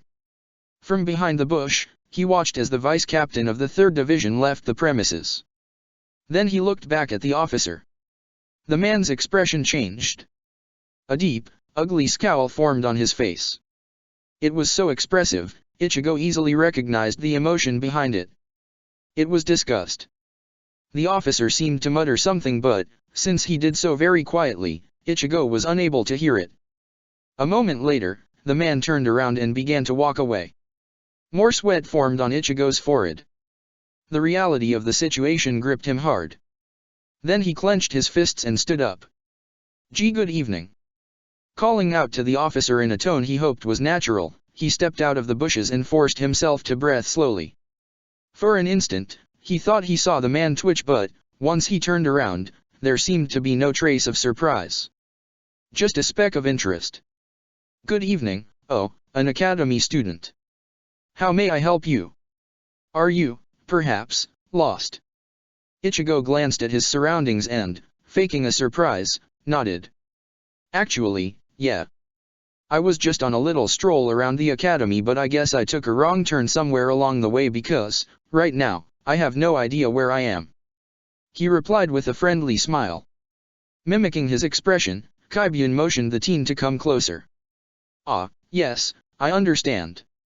This kind of thing used to happen to me at the academy all the time. Don't worry, just go in this direction and you should eventually end up at the back of the 10th Division compound. You can probably orientate yourself from there, right?" he said while pointing his right hand to the southeast. Casually taking a few steps towards him, Ichigo nodded again. "Yeah, thanks a lot. But, say, what is this place? Though only the great noble clans were surrounded with such large walls?" the teen asked, trying to play the dumb card. He saw Kaibyun glance at the wall behind him. This compound belongs to the Kazumioji noble clan. You probably heard of it before, as it is a noble clan that has practically the same importance as the great noble clans. Kaibyun explained with a pointed stare, quite obviously waiting for a response. "Yeah, sure. I think I read about it in one of the academy's books. They have female leaders only, right? But I heard that currently, the one leading them is some guy called, what was it? Gakaku? Kyokaku, something Kyunhwa-san." Ichigo replied. When he saw one of the man's eyes twitch, he had to suppress an urge to smirk. It's Gyokaku Kyunhwa. Ah, right.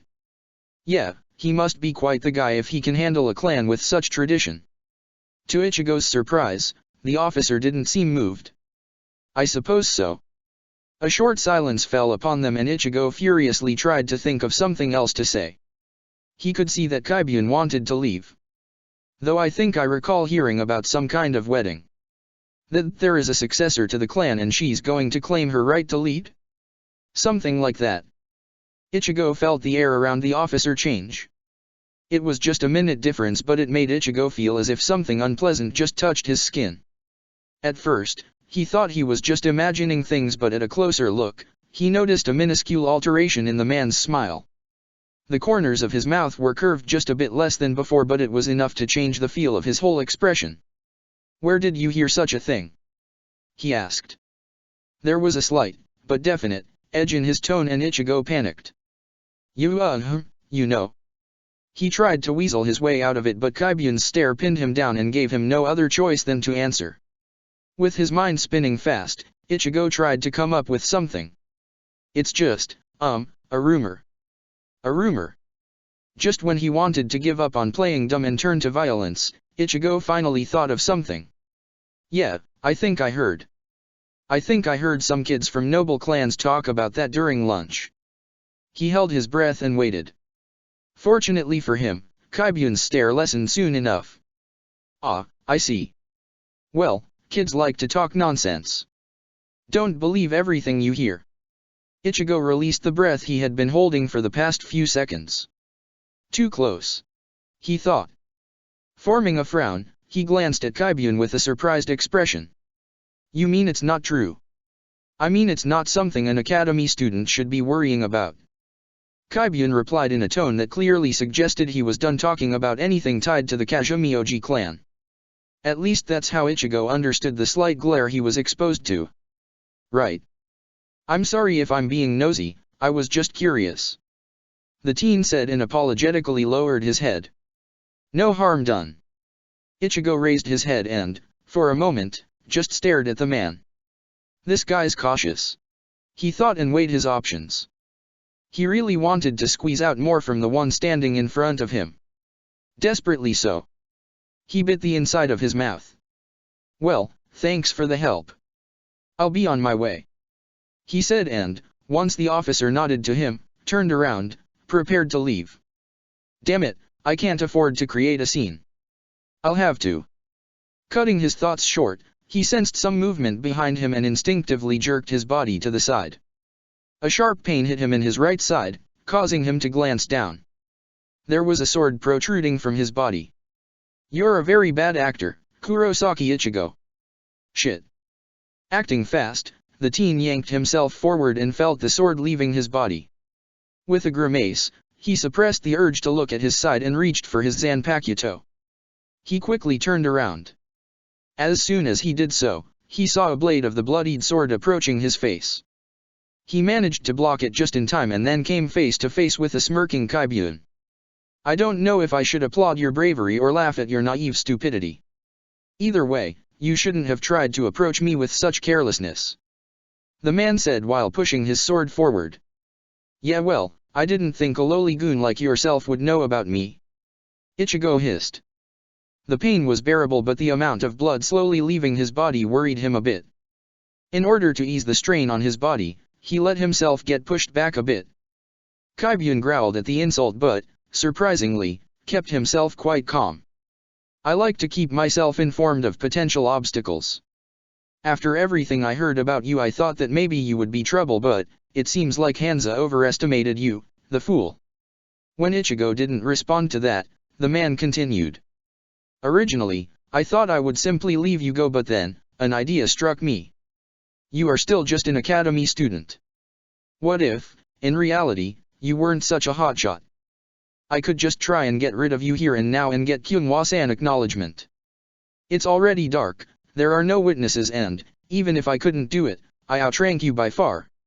Nobody would ever believe your words. He stated and, after pushing Ichigo a fair bit, separated himself from the teen, only to lunge at him once more. As he tried to slice him up, Kaibyun called out to him again.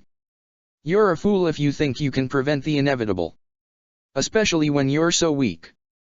I don't even need to use my Bakuto on you. Look. All you can do is defend yourself. We are working on the bleeding.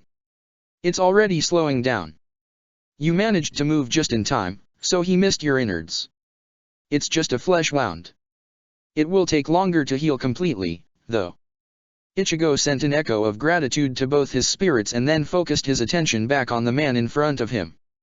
The man's words were enough for him to realize the situation. The more you talk, the more you incriminate yourself. Seems like I don't even need to ask you anything. He said and, putting all of his weight into his right leg, completely prevented Kaibyun from pushing him any further. The officer glanced down then up and narrowed his eyes at him. It doesn't really matter. You won't leave this area alive. He muttered and twisted his wrist to the side, causing the blade of his sword to slide along Ichigo's Zanpakuto. Taking one step closer, he began to wave his sword in a fast but intricate fashion and, with it, forced the teen to quickly back away from him. Just tell me about any plan Gyokaku Kyunhwa has for Rurakiyo and hand over your Bakuto. There is no need for this fight. Ichigo offered him and ducked under a fast swipe. Once he registered the teen's words, Kaibyun stopped attacking and gave him a long-drawn stare of disbelief. Are you serious? Keeping his sword on the ready, Ichigo stopped moving too. Of course. There was a brief moment of silence. Heh, hee hee, hee hee hee hee. Ha ha ha ha ha. As he watched the man explode in laughter, Ichigo deepened his scowl. Are you completely retarded? I'm stronger than you. I'm faster than you. Kaibyun exclaimed, only to get cut off in the middle. Swoosh. Gah. Blood spurted from his mouth as a powerful punch to the abdomen bent his whole body and blasted him into the wall behind him, cracking it ever so slightly. Don't get ahead of yourself. I admit, you got one on me, but that was only because of the lapse in my judgment. Pointing at his bloody side, Ichigo said in a hard tone and pinned the crumbled, gasping man with an intense stare. Do as I asked and I'll let you off the hook for now. He watched the man heave and choke on his own breath. The strength behind the punch wasn't meant to be fatal, but, for various reasons, Ichigo didn't hold back as much as he wanted to. The officer deserved the strike. One more thing. Are you the only one from Godei that is involved in this, let's call it Kazumioji conspiracy? The man didn't respond. Maybe it was still because of the earlier punch, but, fueled by his urge to learn something, Ichigo felt as if the reason was different. Then how about this? He tried to bluff. And you called me a bad actor. So there is somebody, let's see. Somebody that has even higher rank than you have, maybe. He asked nonchalantly. The corners of his mouth curved upwards an instant later. The slight pause in Kaibyun's gasps was enough of an answer. Oh, you don't say. From which division this purse dash? Go to hell, Kurosaki Ichigo. Rage violently, Repua. Kaibyun suddenly interrupted him with a yell and released a fairly strong blue spiritual energy on his surroundings. Cautious of him, Ichigo decided to take a short jump backwards. Interesting shape. He noted once he took a good look on the officer's released Zanpakuto. Almost as large as the man himself, the Zanpakuto took the form of a large, three-bladed weapon connected with a straight pole. Two edges extended like arrow points while the third was shaped like a fan in between them. All in all, it looked quite intimidating. But also impractical. Still, with no knowledge of its abilities, Ichigo knew he wouldn't take the risk and attack first. It had been some time since he last fought with a clear head, but now, the desperate urge to finish the conspiracy notwithstanding, he felt rather calm. Calm enough to use your brain, at the very least. Sawed off. Using my Shikai on an academy student. So demeaning. Kaibyun huffed. His head was lowered and so Ichigo couldn't see his face, but, in the next moment, that changed. So demeaning. Yelling, Kaibyun raised his head and showed the teen his ugly expression, twisted from anger and disgust. Right after that, he seemingly vanished, leaving only a light breeze behind him. You'll have to try harder than that. Ichigo stated and raised his sword just in time to block a fierce swipe aimed at his right side. As he barely managed to even budge the teen with that, Kaibyun snarled and jumped away. His sword, however, remained right in front of Ichigo. It moved. Wait. What? Surprised, Ichigo had just a fraction of a second to utilize his Shunpo in order to get away.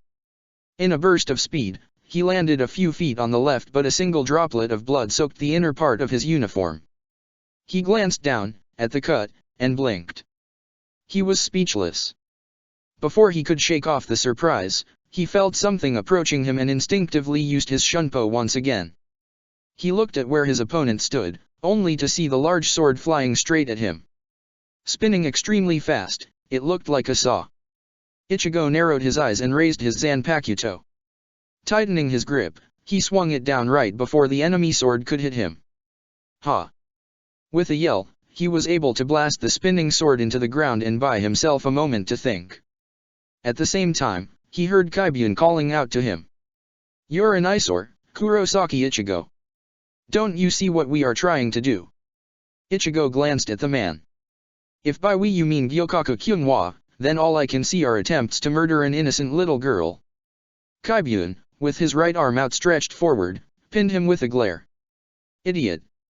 Have you seen the state of Godai 13? Weak, powerless fools are everywhere, even in the highest ranks. Do you actually think Seoul society can survive like this? We are doomed if we do not change that." He yelled and formed a fist, causing the blade etched in the ground to shoot in the air and begin spinning once more. Ichigo put his Zanpakuto in front of himself. "And your solution is to kill one little girl?" Kaibyun stared at him for a short moment. Then his nostrils flared. "Tch. It's pointless to argue with somebody this stupid. To be weak is a sin. What we are doing is simply weeding them out. Once we finish doing it in the Kazumioji clan, we move on to the other clans. Then the Godai itself. If you can't understand that, then there is no hope for you." He stated and opened his fist. The sword, so far hovering in the air, shot at the teen. Telekinesis. "I hate this guy," Ichigo thought and flashed away. He does have a point, though. Doing his best to continuously evade every strike, Ichigo pressed his lips together. "I know, but that doesn't mean he's right. Never said he was." Dodging a few more strikes, Ichigo quickly grew annoyed with the way the fight was developing. The next time Kaibyun's sword flew straight at him, he waited until the last moment and only then he flashed away. "What?" Kaibyun exclaimed in surprise. For the first time in their fight, Ichigo used his fastest Shunpo. Pushing his body to its limits, he moved so fast, he was sure his opponent had no idea where he vanished to. Bakudo number 1, Sai. Once the officer's arms moved against his will and locked behind his back, Ichigo landed on the ground and leaped towards him. Slamming into him with his own body, he blew the man away from the wall and into the trees opposite of the wall. Gah! Not wasting a moment, Ichigo moved to where Kaibyun's sword, now completely still, lay. He gave it a short glance, then placed his foot on it and shifted his weight on the foot. When he heard the man groan, he turned towards him. "This is my second warning. I, now, more or less know how strong you are, and let me tell you, it's nearly not enough to defeat me. Give up." Heh. Ichigo raised both his eyebrows.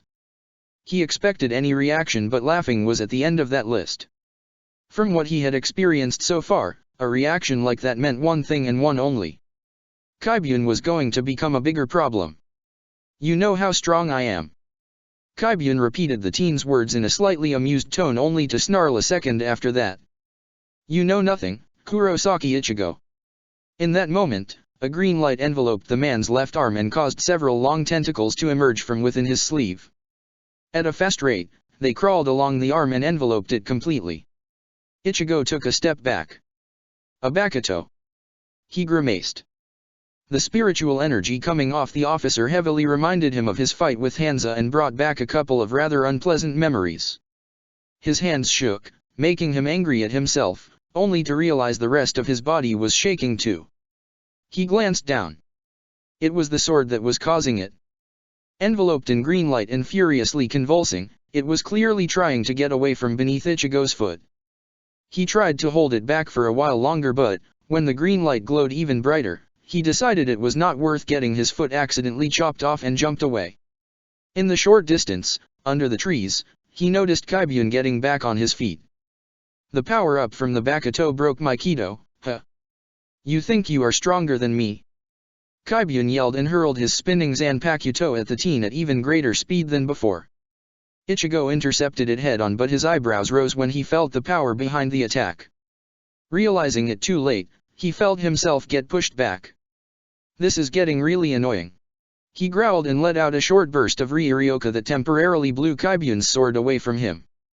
Soon enough, though, it flew back at him. You Bakuto users are all getting on my nerves. He muttered and began to flash around the place in order to escape the flying sword. It's useless. You can't escape my reach. Fighting back the urge to roll his eyes, Ichigo poured his spiritual energy into his Zanpakuto and then intercepted Kaibyun's sword once more. This time, he slashed at it with all of his might. At the moment of contact, a bit of black Riryoka seeped into the space between the two blades. An instant later, Kaibyun's sword got blasted away. Curse Y dash. Where are you looking? Before Kaibyun could exclaim, Ichigo appeared right in front of him and kneed him into his stomach. Right after that, he pointed at him his index finger. Heido number 1, show.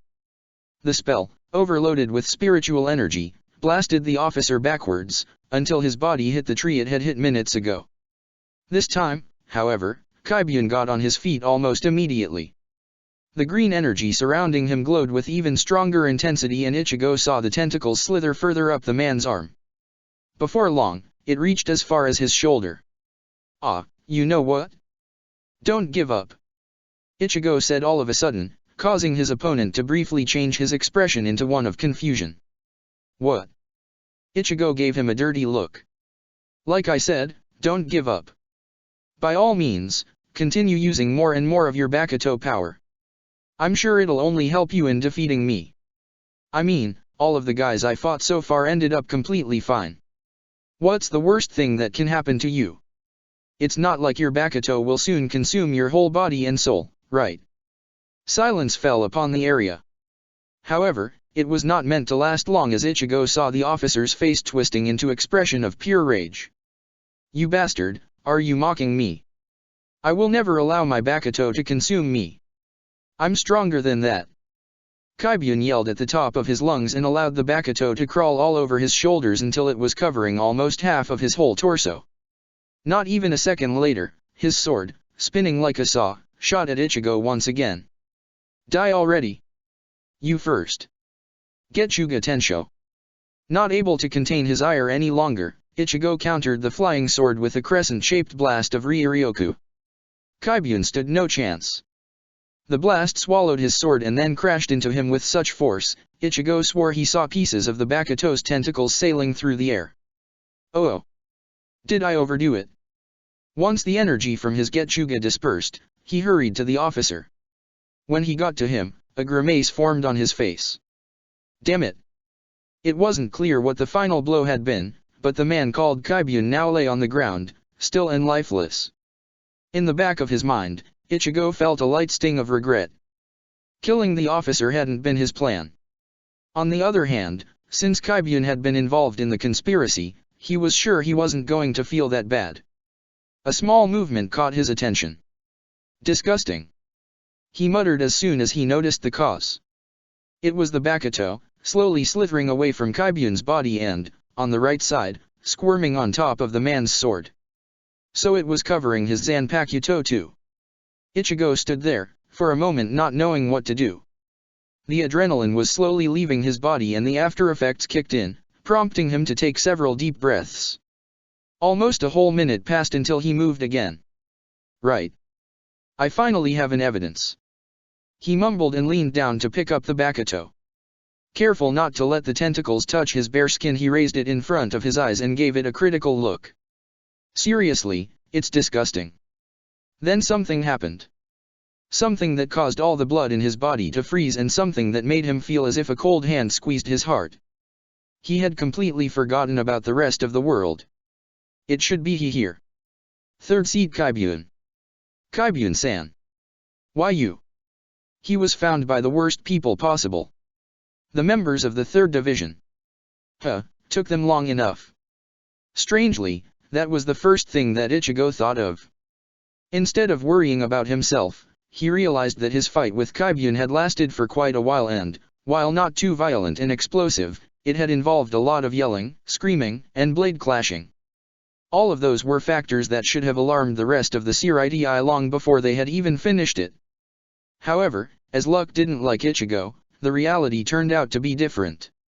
Maybe their vice-captain sent them to investigate since he knew about Kaibyun being here. Even his second thought wasn't about him.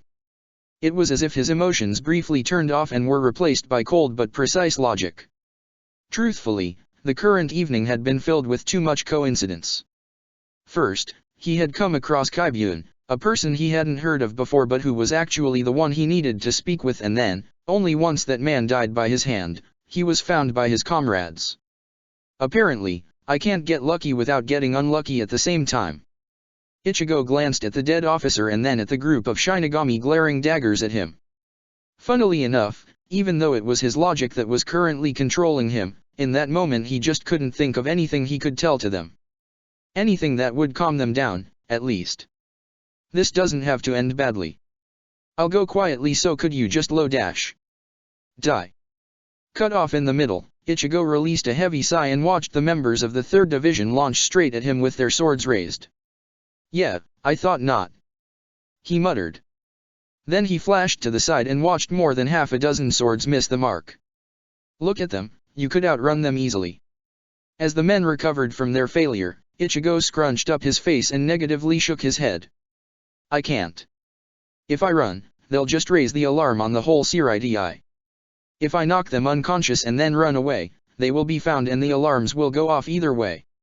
Rapidly, using his superior speed, Ichigo stood his ground and danced around the second barrage of swords. In a series of rough movements, he blocked, parried and repelled every single attacker until he felt a single tip of a blade lightly touch his skin. He vaulted over the attackers and then, with a jump, created a small distance between him and them. Fighting while trying not to injure feels weird. What's the plan? When two men finally decided to use their brains and tried to flank him from both sides, he quickly raised his free hand and pointed it at the one on the left. Bakudo number 1, Sai. Because he felt the other guy already approaching him, he quickly raised the same hand even higher and used it to grab a hold of the man. An instant later, he flung him away. In that moment, it seemed the rest of the men finally realized Ichigo's academy clothes didn't really match his skills and paused. Plan. Tire these guys out until somebody reasonable comes and allows me to talk. The rest of the men exchanged brief glances and formed serious expressions. That's a really shitty plan. Ichigo resisted the urge to chuckle. Tell me about it. 4 of the men roared and charged him again, but Ichigo didn't miss 2 that remained standing with their hands outstretched towards him. Just as his blade made contact with one of the man's Zanpakuto, he felt a small influx of Ryutsu. Kido. He prepared to jump away, only to see the 4 men in front of him vanish in a burst of speed.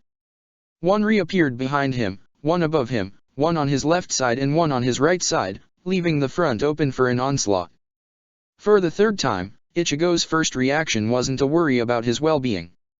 Instead, he was a tiny bit impressed. Not bad. March on to the south.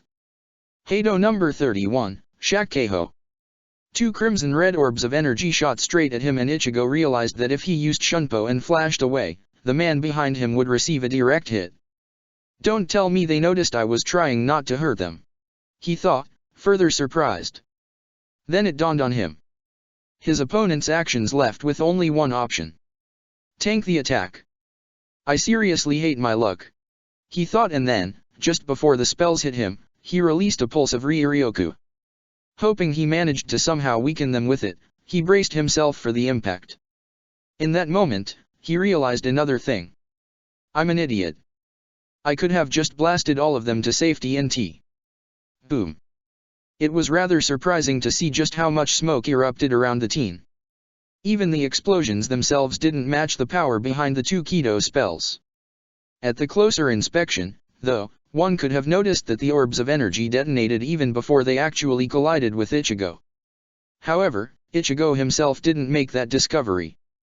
He was far too busy coughing and trying not to choke from the smoke screen.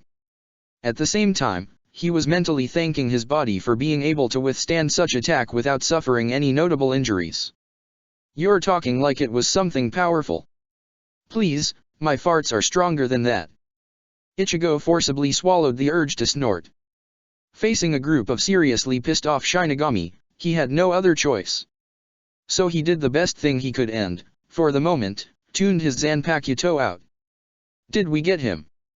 As the smoke around him slowly dissipated, he heard a quiet mutter coming from his right side that was quickly followed with another. "Probably not. I can still sense his Ryutsu." The smoke vanished and allowed Ichigo to see the 6 men staring at him with various degree of anger in their eyes. He glanced to the side. It seemed the one Shinigami he had bound with Aikido was still unable to get rid of it, while the other one he had flung away was twitching on the ground and breathing heavily. They were both clearly out of the commission. How can he stand after taking both Shakuho head-on? And he's not even injured. The hell is going on? Unsure how to respond to that, Ichigo simply returned their stares with a blank gaze. He didn't want to make them angrier, but the longer he watched them, the more he felt like he needed to do something. "Does that mean you'll stand down and let me explain?" he called out to them. The whole group went silent. For just one short second, Ichigo felt like the situation would make a good turn. He saw one man making a thoughtful expression. It looked like he was actually thinking about Ichigo's words with his brain and not his muscles or anger. But it took one loud exclamation and the fleeting feeling disappeared. "What's there to explain? You killed the 3rd seed Kaibyun-san."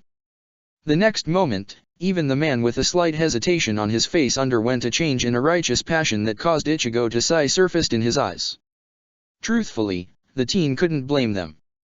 Had he been in their position, he would have probably acted the same way. Strike first, ask questions later. And so the group let out a battle cry and charged the teen once again. And so Ichigo raised his sword and repelled them once again. The cycle repeated itself many times. Each time, the group charged him and each time, they were fended off. However, with each new cycle, they came closer to injure the teen. The fight was different than all the fights he had had so far. Trying not to injure his opponents cost him a lot of concentration. He had to consciously focus on suppressing the speed of his swipes, the strength behind his kicks and the power of his blows. It was 3 minutes later when he finally felt a blade sliding along his left upper arm and droplets of blood further colored his clothes. "Enough, damn it!" he couldn't help but to exclaim. Along with that, he let out another burst of Ryutsu and forced all of his opponents to jump away from him. It was only his instinct screaming at him that he brought up his Zanpakuto just in time to block a powerful blow from his left side. Too powerful, he thought and glanced at the attacker. What is going on here? It was the vice-captain of the 3rd Division, Kira Izuru. Despite the obvious disadvantage, Ichigo released a sigh of content. "Finally!" he exclaimed, causing the vice-captain to form a confused frown. Before he could ask the teen about it, his voice was drowned in a sea of shouts from his subordinates. "Vice-Captain Kira! This person killed 3rd seed Kaibyun-san!" Ichigo watched the vice-captain glance at Kaibyun's dead body and then look back at the teen. The man visibly frowned. From such close distance, though, Ichigo saw a myriad of other emotions playing on his face. "Is that true? Did you kill Kaibyun-san?" Ichigo frowned at the man's surprisingly calm tone but nodded nevertheless. "Most likely. Most likely." Ichigo slightly turned his head and nodded towards Kaibyun's Zanpakuto, covered in pieces of a Bakuto. Kira followed his eyes and looked at the same thing. Very slowly, he stopped pushing his sword against the teen and, once they were separated, he lowered it. "Vice-Captain." Kira ignored his subordinates and gave Ichigo a hard gaze. "I know who you are, she. Kurosaki Ichigo," he said, briefly surprising the teen. But Ichigo quickly recalled that the vice-captain had been present on the Sokioku Hill on the day of Aizen's departure. "That is the only reason I'm lowering my Zanpakuto. Don't make me raise it again." Ichigo nodded. I won't. I only fought these guys in self-defense. They wouldn't listen to reason. Can you blame them? Death brings out our worst emotions. Ichigo blinked. The tone of the vice captain's voice felt meaningful. It does, and no, I don't blame them. Kira looked around. I said I'm lowering my Zanpakuto, but you will still have to explain yourself. Killing a high-ranking officer of the Godiai 13 is a serious crime. I hope you realize that. Ichigo glanced at the other members of the 3rd Division and, seeing no more danger, sheathed his sword. I do. There is a very good reason behind this, but I'm afraid I can't tell it to you. Kira's fairly gloomy expression turned thoughtful. Whom can you tell? Captain Commander would be the best option. After giving him a long stare, Kira nodded. Very well. He said and turned to his division members. Help Inos stand up. The rest of you, take Kaibyun-san's body. We're leaving this area. He ordered. But this guy one of his subordinates tried to speak out, but he didn't let him. This guy just said he's willing to face the Captain Commander for his actions. And, from what I can see, he tried not to injure most of you. He stated and then glanced at Ichigo, while pointing at the one man, still bound with the teen's Kido. Could you release him, please? Without a word, Ichigo moved to the man and, putting his hand on him, let his Ryuryoka reach out for him. The Kido spell broke instantly. After that, Ichigo walked up to Kaibyun's Zanpakuto and picked it up. This is evidence, he said when he felt intense stares. Anything else? Everybody ready to go? Kira asked. Nobody answered him. We're leaving, then. The walk through the night was disturbingly silent. Only a few minutes ago, the sound of clashing metal had been echoing through the empty corridors of Siraidi's labyrinth of a landscape, but now, the wind was the only thing making any noise. Ichigo noticed it despite being deeply immersed in his pool of thoughts. Though it wasn't actually that surprising. Even though the general atmosphere of the convoy was fairly peaceful, stares burning into his back were palpable. However, as the one leading all of them was the vice captain of Godiai 13, none was brave enough to break through the silence. Moon is shining brightly tonight, Ichigo mentally remarked while squirming his eyes at the heavenly object, hovering above the Siraidii like its silent guardian. Ever since he had found out about the meaning behind his Zanpakuto, about its name, he felt a strange connection towards the moon. Its light was one of the few things that could calm the chaos within him. To Ichigo, it was like staring into a mirror that reflected his own soul, making it easy to read and understand his own self. Sometimes, I feel like it's watching my every step and misstep.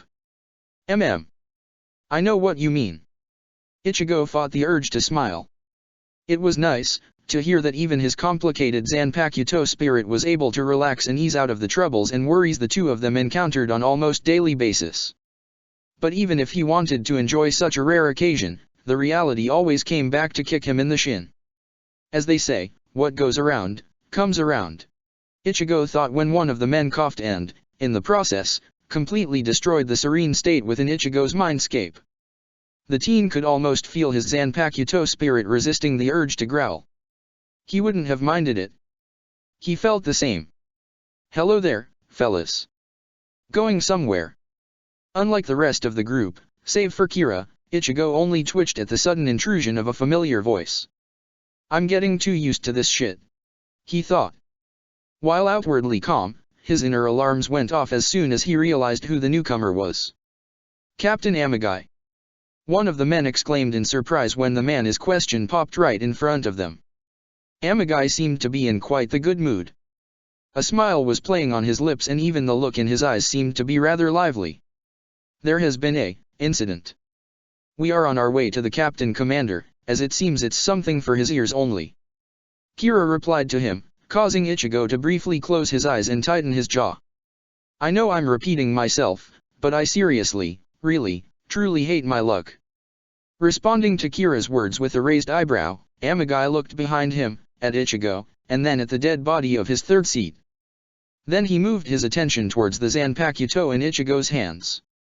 For a few seconds, the captain of the 3rd Division just stared at it. There was no sudden shock nor surprise in the man's eyes. No hidden hint of worry or ire. Not even a small twitch of a brow. The captain just stared and stared, his expression never changing. "I see," he said after a while, and then turned to his vice-captain.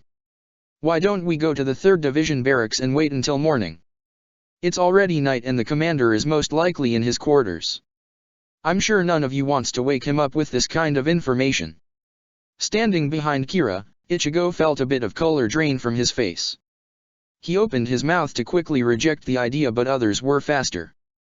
"But sir, it's Kaibyun-san. He must be punished as soon as possible," the men yelled. Even the vice-captain of the 3rd Division disagreed. "Sir, with all due respect, that's exactly why we must wake the commander up. I don't think he would want us to wait. This is a serious matter." "Well, you could have fooled me, Kira-kun," Amagai exclaimed and placed one hand on the vice-captain's shoulder. Right after that, he continued, albeit in a subdued tone. "I insist, Kira-kun. I will deal with the commander if he gets angry, but, for now, I really want us to return to our barracks." He insisted and briefly glanced over Kira's shoulder, at Ichigo. "Kurosaki is alright with it, aren't you, Kurosaki?" "Well, actually see? Nothing to worry about. I'll keep an eye on Kurosaki in case he'd want to run, but, knowing him, I have nothing to worry about." Amagai continued and completely ignored Ichigo's attempt at disagreeing. He just shifted his attention back to Kira and gave him a long stare. Meanwhile, Ichigo was mentally cursing. "Damn it to hell, this is bad." 20 minutes later, locked behind bars, Ichigo watched as the captain of the 3rd Division sat on a chair positioned right in front of him. Stripped off Kaibyun's and also his own Zanpakuto, the teen felt powerless and quite vulnerable. Nothing was preventing the man from simply killing him on the spot. Just the cell bars. And Ichigo was sure the man could slice through those without any problem. He blamed the vice-captain, Kira, for surrendering to his captain so fast. "Nervous, Kurosaki?" Ichigo took a shallow breath. "Should I be?" Amagai chuckled. "I don't know. You tell me. I'm not the one who killed my third seat," the captain said with a smile, though Ichigo could feel the coldness emanating from his voice. While the man didn't seem particularly angry, he also wasn't as calm as he had pretended to be 20 minutes ago. "It was an accident." Amagai continued to stare at him. "I see. An accident," the man repeated, and Ichigo suddenly felt as if the man was eyeing his injuries. "Yes, an accident." Ichigo reaffirmed his words. Amagai then sharply stood up and turned to the table right next to him. Both Ichigo's and Kaibyun's Zanpakuto were placed on it. The captain visibly focused his attention at the latter, making Ichigo subconsciously clench his jaw. "In that case, you have my thanks for not accidentally killing more of my men." Looking at the man's back, Ichigo narrowed his eyes but reminded himself to keep calm. He opted not to react to that and waited. "My men said you were trying not to harm them." The teen blinked. "So they did notice it?" he muttered, and a slight amount of acknowledgement seeped into his tone, causing Amagai to turn around and look at him. "I'm sorry." Ichigo returned his stare with a thoughtful gaze. "You should praise them. They were fairly quick in picking up on it, and, once they did, they changed their tactic and caught me in a little trap. Sure, it didn't work and they were left with no other choice but to charge me head-on, but still, they knew what they were doing. I think they deserve some praise." For a moment, the two of them continued their stare-off in silence. "You know, Kurosaki, sometimes I don't know what to think of you. Sometimes, it feels like you really are just a young academy student, but then, you go and do or say something surprising that makes me think like I know nothing about you." Ichigo gaze turned confused. "What?" Amagai circled around the table and sat on the chair once again. "You say my men's actions were praiseworthy and I agree. But why is an academy student capable of saying stuff like that so easily? Why is it that you can already speak like a captain, like somebody who's in position to judge those that should rightfully be above you? How is it that you already have this kind of mindset? It's almost like you have no concept of respect towards your superiors." For a brief moment, Ichigo blanked out. His mind was unable to process Amagai's words. I don't understand. Amagai shook his head and released a short snort. Yeah, I suppose you don't. He shifted on the chair and gave the teen a pointed stare. Try to get some sleep, Kurosaki. As soon as the sun comes up, you will be going to the commander, and trust me, you want to be fresh. Ichigo glanced on his left, at the bed located near the wall, but knew sleep was impossible for him. Amagai was clearly far too involved in the Kazumioji conspiracy, and Ichigo didn't want to risk him meddling with the Bakuto, the only piece of evidence the teen had managed to acquire so far. Heh, praiseworthy. He looked up, only to see the captain mumbling from his sleep. In that moment, staring at the expression on the man's face, he couldn't shake the feeling that Shusuke Amagai maybe really cared about his division. Early morning, office of the Captain Commander. Now, Kurosaki Ichigo, what do you have to say for yourself? Ichigo felt a shiver running down his spine. Forced to face an upset Captain Commander of the Godi I-13 early in the morning, he wished to be anything else but there. The commander's Ryotsu was barely above its ordinary state, yet the teen was already sweating bullets.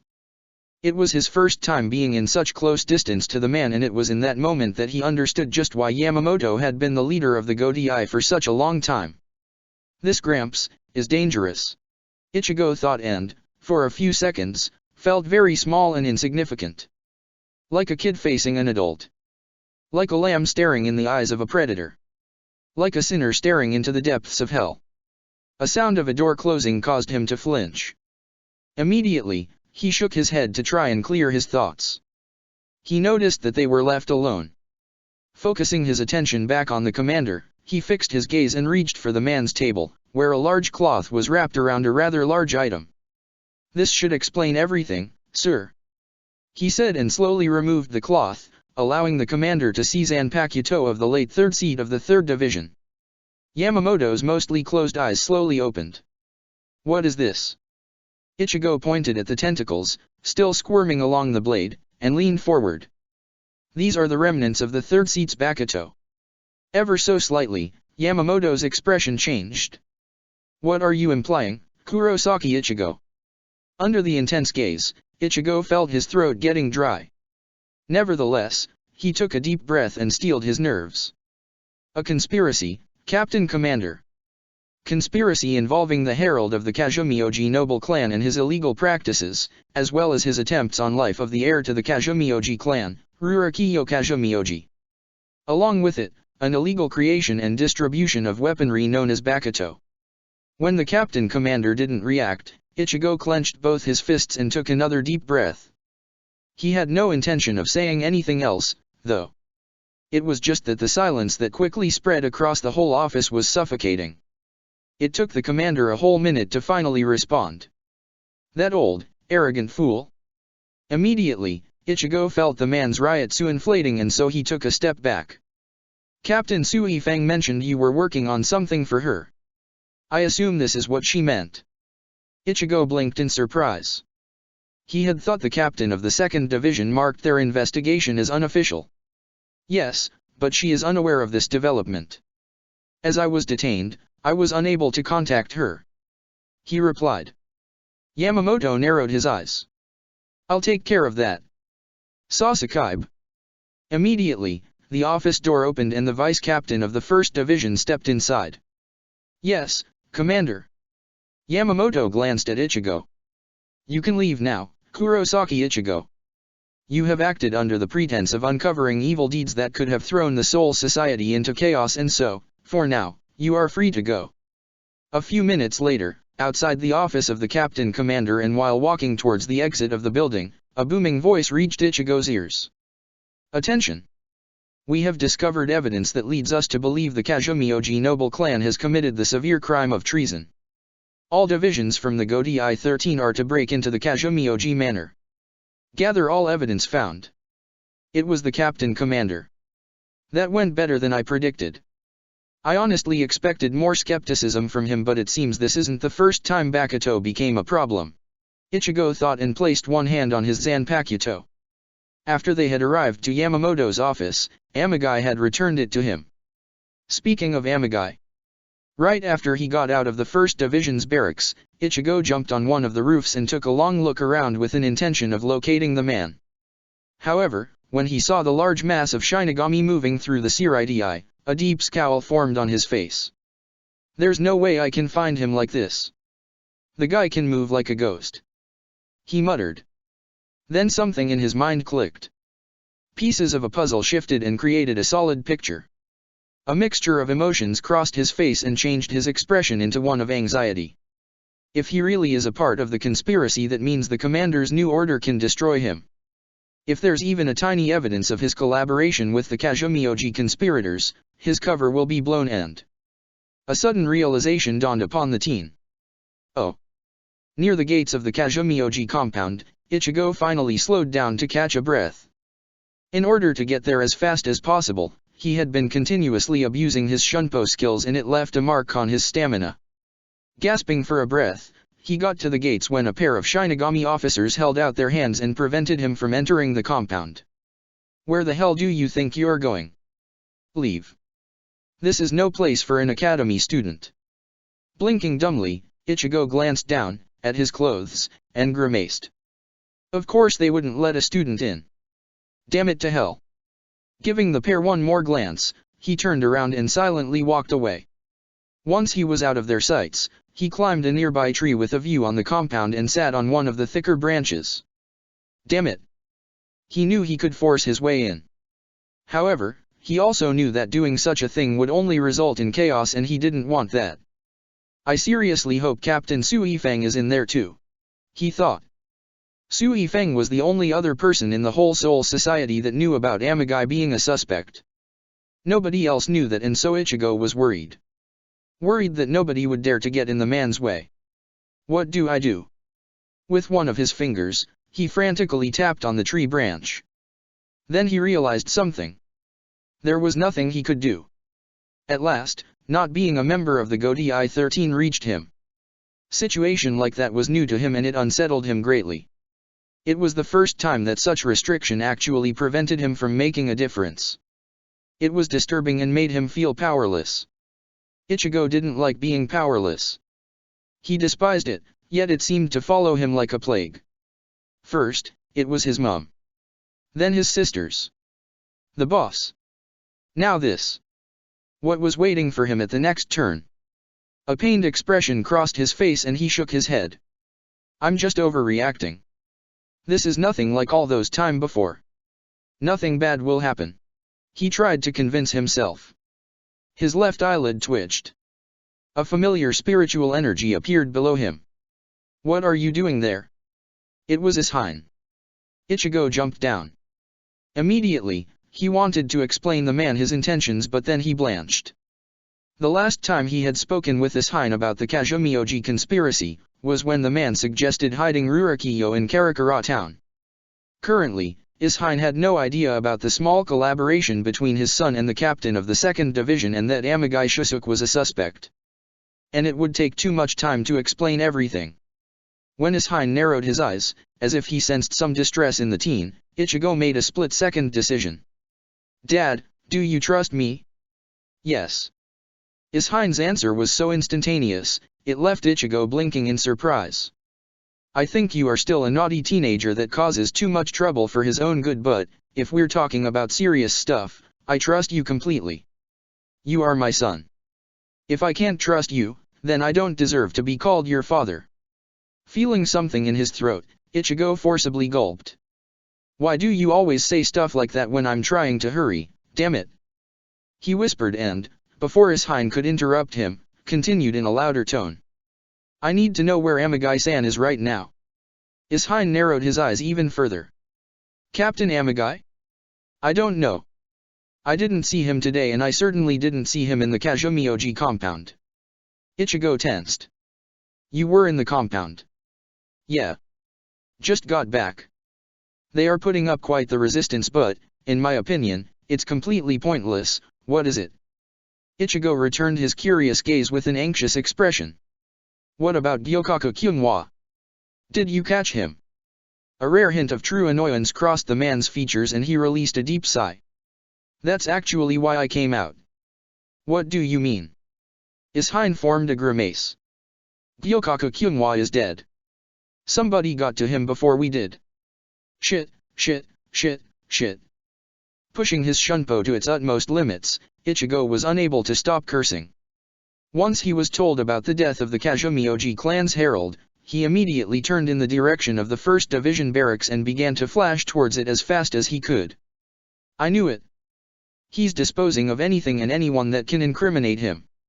Amagai-san, what is your involvement in all this? What is your aim? He thought, a bit of bitterness seeping into his thoughts. I doubt he'd go to the human world to kill Rurikiyo. No, the situation in Siridi is too chaotic for that. Moreover, I'm not sure whether the restriction on the use of the Senkaimon is gone or not. Recalling the weird, unsettling look in the captain's eyes when he had looked over the Bakuto-covered Zanpakuto of his third seat, Ichigo gritted his teeth. He wanted something with that Zanpakuto. If I'm right, and I hope I'm not, he's going to try and take it from the commander's office. It would be a stupid thing to do, especially if Gramps is still there, but it's also the only thing I can think of. If he's not there, then I really don't know where he could be. Just for Amagai's sake, Ichigo prayed he was wrong. If, by chance, he went against the captain commander, then Ichigo didn't think the man would last long enough to see the light of the next dawn. However, when he finally reached the hearing distance to the commander's office, he understood that once again, nothing seemed to go as he wanted. Misguided fool. Reduce all creation to ash, Ryujinjaka. Minutes before. Ever since Ichigo had left his office, Yamamoto had been staring at the Bakuto-covered Zanpakuto with a more than just small amount of anger.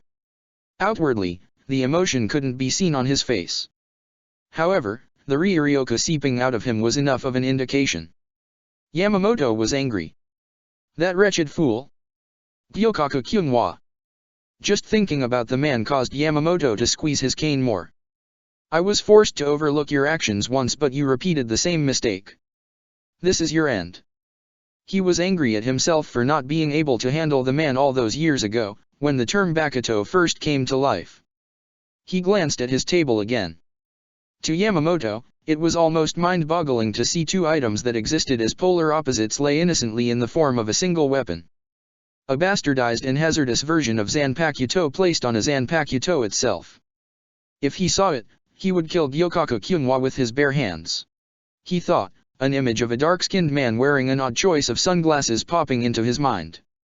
Feeling himself drifting into the memories of the past, Yamamoto walked to the balcony and looked outside. He needed something calming, something that could rid him of the foreign emotions flowing within his veins. But when a light breeze washed over his face, he briefly closed his eyes and sighed. My office has a door for a reason, Captain Amagai. He said just when the man in question appeared next to the commander's table, looking extremely serious and determined. What brings you here?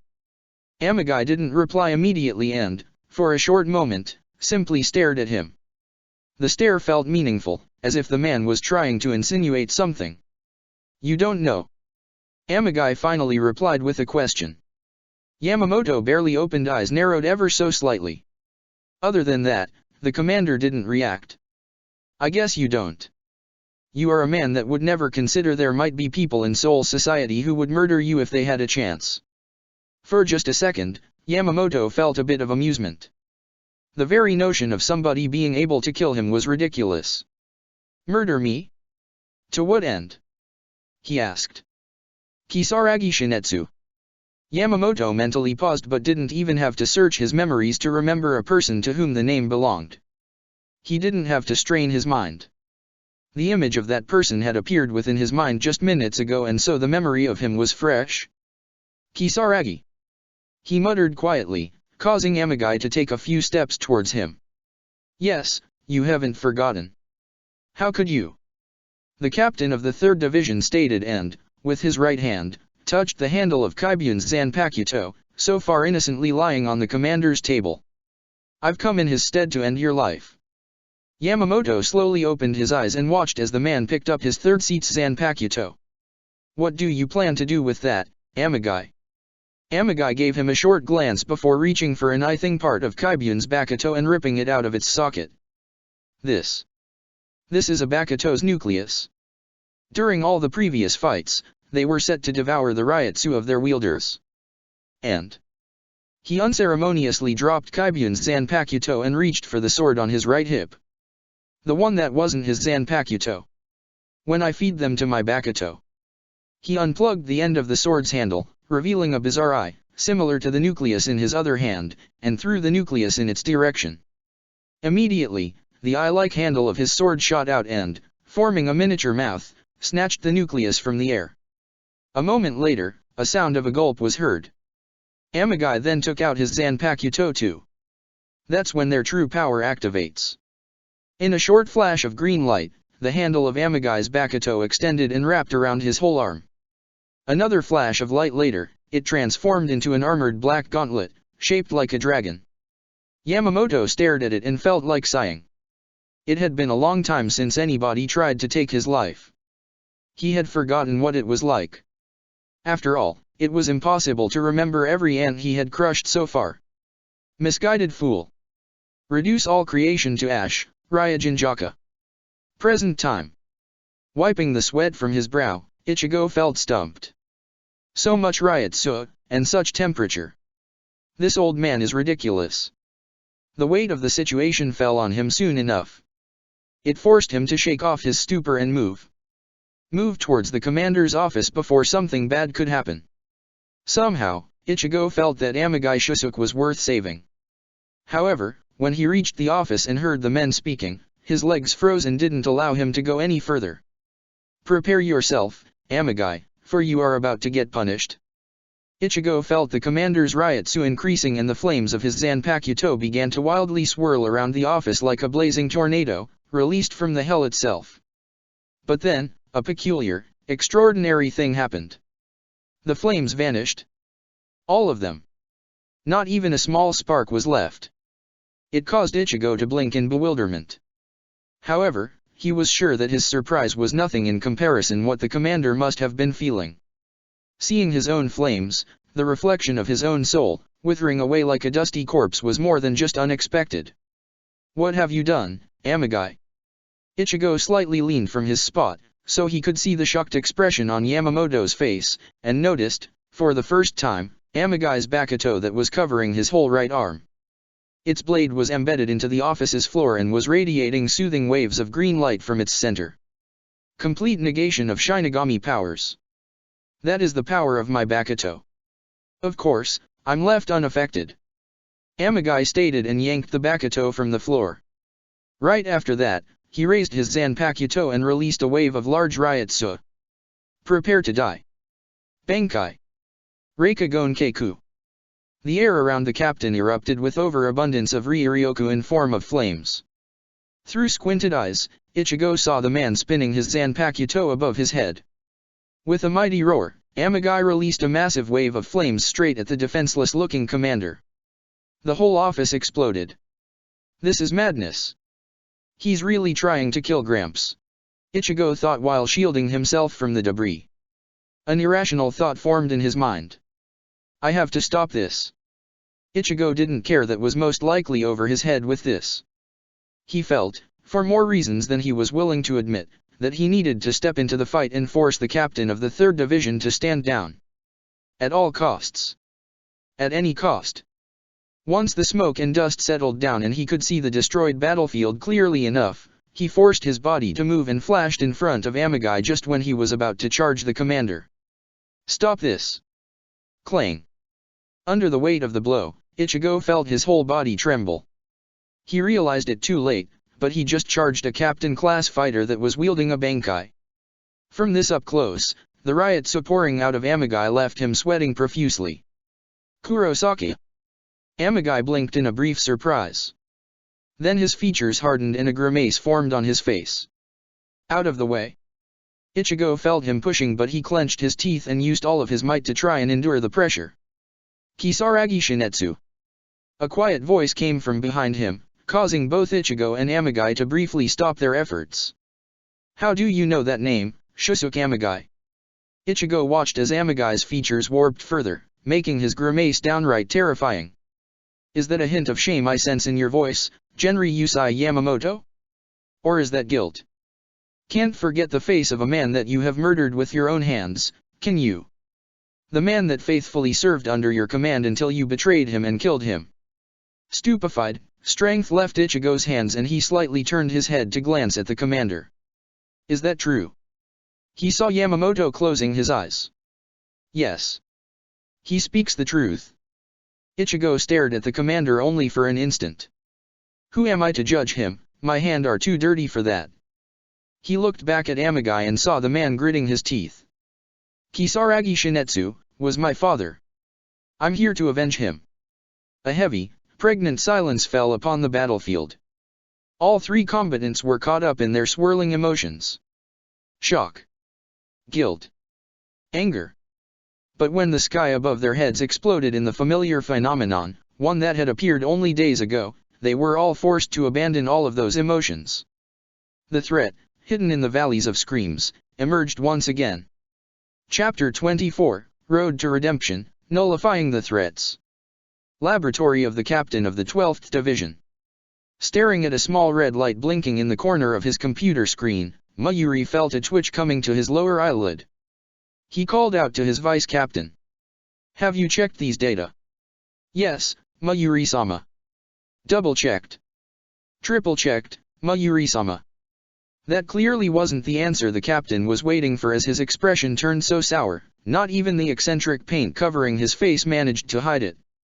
Raising his hand, Mayuri reached for the computer keyboard and pressed a single key. Unpleasant. Very unpleasant. He muttered and then turned around, to the door leading away from his laboratory. Mayuri-sama. The man briefly looked back. I'm left with no other choice. I am going to the commander. Encrypt and back up everything. With Ichigo. Stupefied by the sudden development, Yamamoto, Ichigo, and Amagai stared at the phenomenon in utter silence. Not one of them had expected it to return so soon. Now, it caught them unprepared. Not now, damn it. Amagai's whisper cut through the silence like a hot blade, drawing the attention of both Ichigo and Yamamoto in. But, despite the dire situation, the two of them kept silent. Words no longer mattered. It was up to Amagai to decide what was going to happen. For more than just one reason, Ichigo hoped it wouldn't be a fight to the death. While pissed at Amagai for the whole conspiracy matter, deep down, the teen felt like he could understand the man's pain and the driving force behind his actions. The loss of family was something that could easily tear a person into pieces. Ichigo knew it. He knew it very well. Too well. A bitter taste filled the inside of his mouth and urged him to forcefully push his thoughts back into the deepest parts of his mind. He needed to focus. However, Amagai didn't seem like he was about to end the silence. As much as he had looked determined just a minute ago, he now looked hesitant and such a detail didn't go unnoticed for long. Lower your weapon, Captain Amagai. The sound of Yamamoto's voice immediately woke the man from his thoughts, but before he could retort, the commander surprisingly decreased his Ryutsu. You are far too young, far too foolish and far too valuable to the Godai, Captain Amagai. I cannot let you do more harm, else even I won't be able to grant you a pardon. When the commander lowered his Zanpakuto as well, both Ichigo and Amagai blinked in surprise. What are you talking about?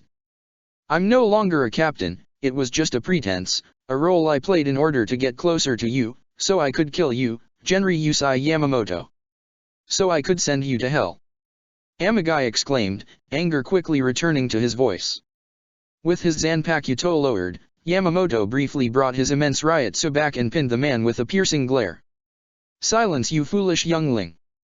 I dash. But Yamamoto couldn't finish his thought as another voice rudely entered the fray. Yes, just shut up. Ichigo, Yamamoto, and Amagai swiftly turned around to see a man with a painted face landing at the corner of the battlefield. It was the captain of the 12th Division. Kuratsuke Mayuri. Amagai growled.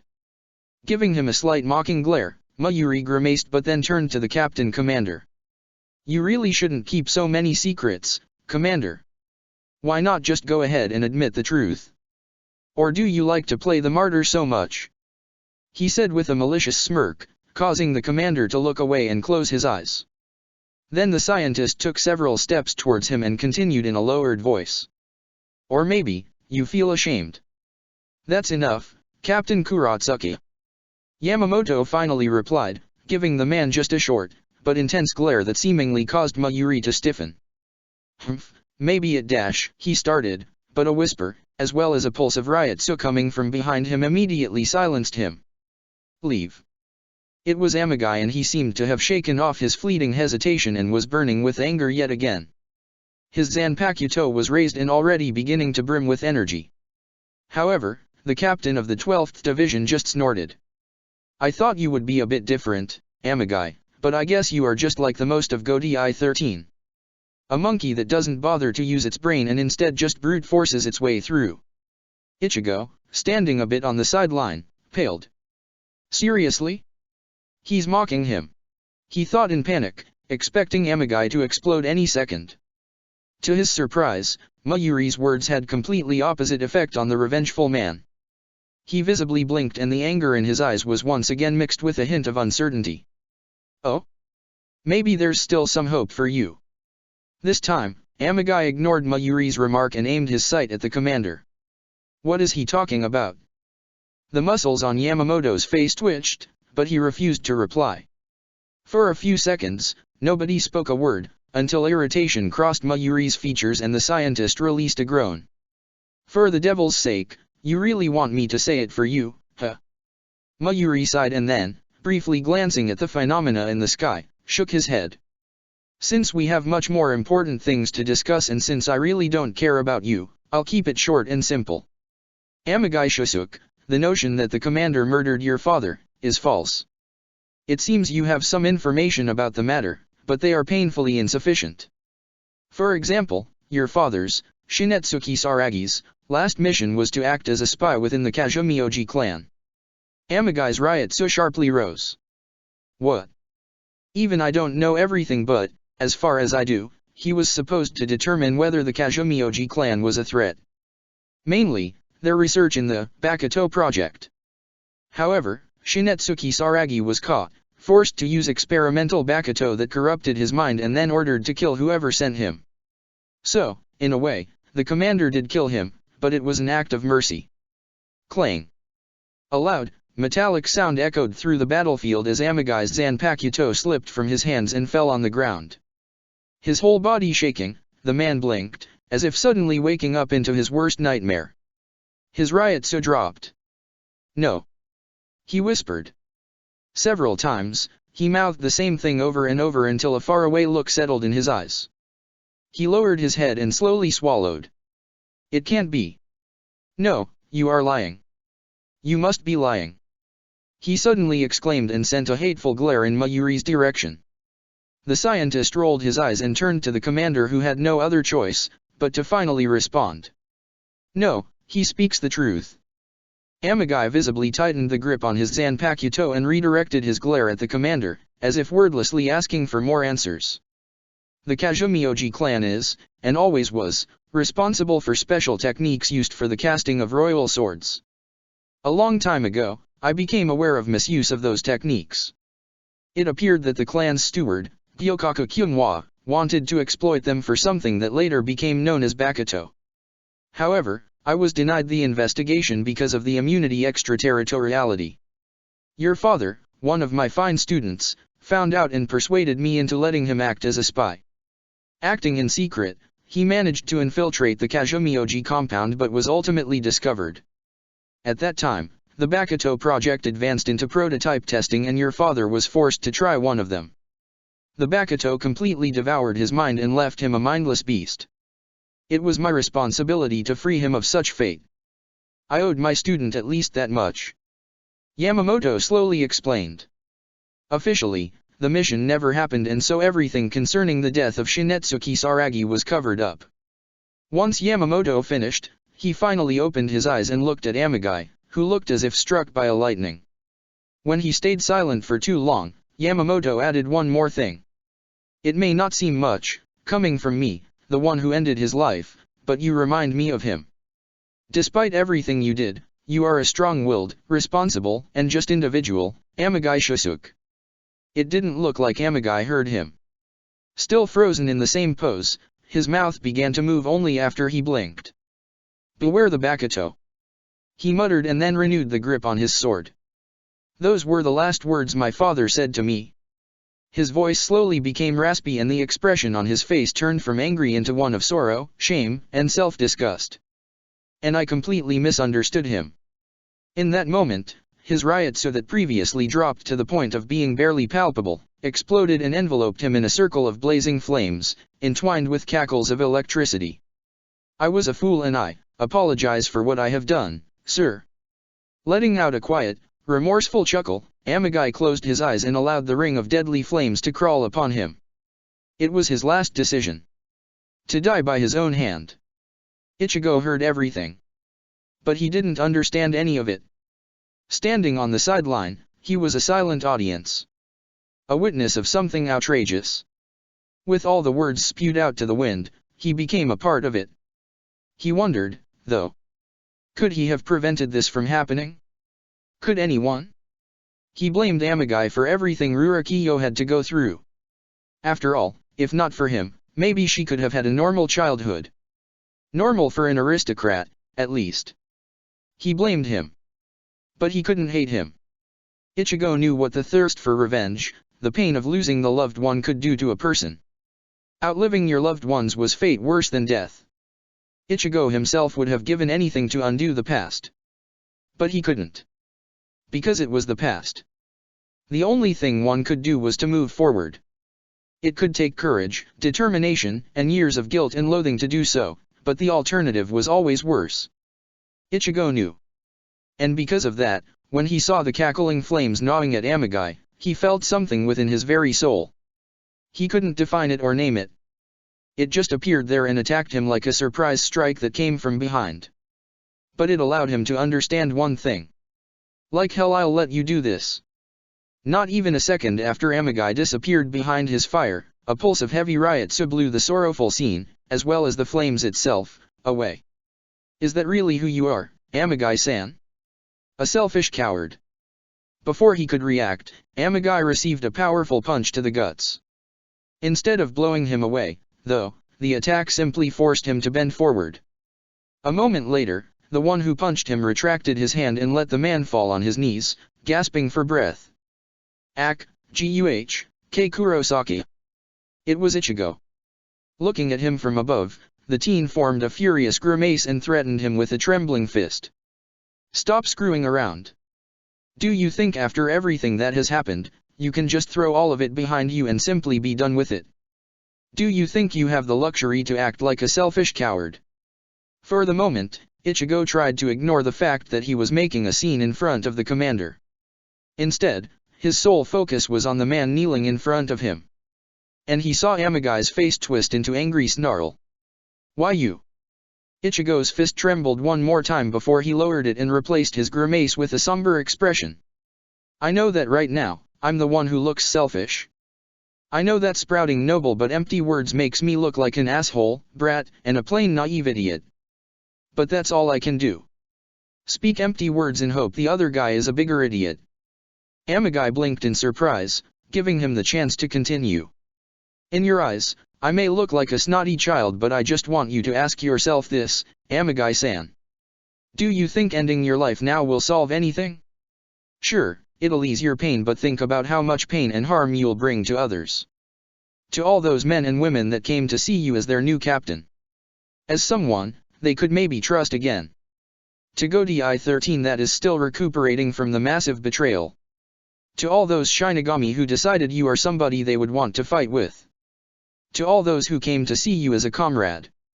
Despite his best attempts, Ichigo felt a bit of heat creeping into his face. This is way more embarrassing than I thought it would be. He thought dryly. Obviously, he believed his own words, but it was one thing to think about them and something completely different to actually say them out loud. Swallowing his embarrassment, Ichigo focused back on Amagai. You dragged so many people into your own personal vendetta that living for a bit longer and trying to gain forgiveness is the most forgiving punishment you could hope for. Moreover, you may have faked many things, but I think being just isn't one of them. Think about how many people you can save with all of your abilities. So they won't suffer like you did. He added, and then let the man digest everything he had said. Amagai lowered his head and was silent for a whole minute. You are an unfair one, Kurosaki. He finally muttered. Then he raised his head. You are not wrong, though. I bet my father would have punched me even harder than you did, he said while slowly standing up. One of his hands immediately went to his abdomen and he lightly massaged it. So? Ichigo began and Amagai shook his head. Don't worry. Your words were a harsh wake-up call, but I deserved it. I won't think about doing something stupid like killing myself again. Though I'm not sure I will be allowed to live for long, he said, and then glanced behind Ichigo, at Yamamoto. Ichigo, widening his eyes, turned around and glanced at the commander as well. For just a split second, Ichigo felt as if the head of the Godi I-13 gave him a tiny nod, but then Yamamoto spoke to Amagai. Since the Central 46 still isn't functional, it is my decision that matters. Ordinarily, you would be sentenced to either life in prison or worse, but the current state of affairs eliminates such options. I already mentioned this, but you are a valuable asset, Captain Amagai, and I cannot afford to lose yet another captain. I will decide upon your punishment based on whether your actions directly caused death of others, but, at the very least, your life will not be forfeit. Both Ichigo and Amagai let out a drawn-out sigh of relief. They were aware that the commander was being extremely lenient. Good decision, Commander. The cynical tone of Mayuri's voice that came from behind caused the others to turn around and look at him. The scientist made a grimace. Not that I agree or disagree with you, Commander. I just think that, for the sake of the Soul Society, you made a good choice. Especially when you consider the reason for me being here, he said, and raised the index finger of his left hand. Pointing it upwards, the others followed the direction, until their sights fell on the phenomena in the sky, still looming over the Soul Society. They almost forgot about it. Go on then, Captain Kurotsuki, Yamamoto said. Mayuri made an unpleasant smile and opened his mouth. 15 minutes later, Mayuri's long explanation was met with a brief but deafening silence. Amagai stared at the captain of the 12th Division in disbelief. Then Ichigo quietly cursed, prompting Amagai to open his mouth. So, wait. Let me get this straight. The Central Valley of Screams contains an incredibly powerful source of energy, and when it collides with the other valleys of Screams and with Soul Society at the same time, it will result in a cataclysm that will obliterate most of the Soul Society. And there is no way of stopping it. Not to mention it will happen in a few hours, Ichigo added quietly. The Kido Cannon, Yamamoto began but was quickly interrupted, is not viable. Only if you are willing to irreparably disrupt the connection between Soul Society, Danga, and the human world. Not to mention cause the Kiryu to lose its stability and potentially flow into Soul Society and the human world, Mayuri said with a sarcastic grin, to which Yamamoto responded with narrowed eyes. Yet your grin tells me we are not going to die, Captain Kurotsuki. Mayuri chuckled. It made Ichigo's skin crawl. Well, this is where you two fools come into play, the scientist stated, and turned to Amagai and Ichigo. Both of them raised their eyebrows. Even Yamamoto seemed surprised. Mayuri paid their reactions no heed and quickly continued. Without telling you all the scientific details you wouldn't even comprehend, you two are the keys we need to access the Valley of Screams. Seeing their blank expressions, Mayuri rolled his eyes. You two have accidentally entered one of the Valley of Screams before, and I stress the word accidentally one more time. That means I cannot bridge the two words like I did when I pulled the two of you out again. Or so I thought. While in the Valley of Screams, you both let out a sizable amount of spiritual energy. That energy still exists there in the form of residual particles. I've been able to track and lock onto them, and so now, wherever the valley is, I can create a bridge between it and the Soul Society. That's great news, right? Amagai said expectantly. Mayuri glanced at him and shook his head. There is a problem. The person who goes through the bridge has to be in sync with the residual particles. Simply said, the only ones who can use this bridge are you and the boy. He explained and alternated his stare between Amagai and Ichigo. Amagai just blinked several times, while Ichigo couldn't help himself and cursed. Damn it. Then, all of a sudden, Amagai growled. Why didn't you say so sooner? I almost killed myself and the Soul Society would have been doomed. Mayuri raised his right hand and opened it to show all of them a small syringe. This would have prevented you from doing so, but, alas, the boy acted before I did. Letting out another growl, Amagai took a deep breath to calm himself down. When he did, he turned to the commander. I'll gladly go. This is the perfect chance to start making amends for what I have done. Just give the order and I'll go. You meant we'll go? Ichigo said, causing all of them to look at him in surprise. Kurosaki Ichigo, you are not a member of the Godi I-13 and S-. Sir, if I may. Interrupted yet again, Yamamoto slowly turned to Amagai. Yes. Amagai felt the heated gaze but didn't back down. Sir, I think I know what you're about to say and I wholeheartedly agree. Kurosaki is still a student and has no business in such an important matter. Also, knowing the enemy's strength, this is a mission I may not return from. Having said that, young Kurosaki is anything but an ordinary student. If he's willing to go, I'd say let him. He's as much a valuable asset as I am. Considering his age, maybe even more. He said.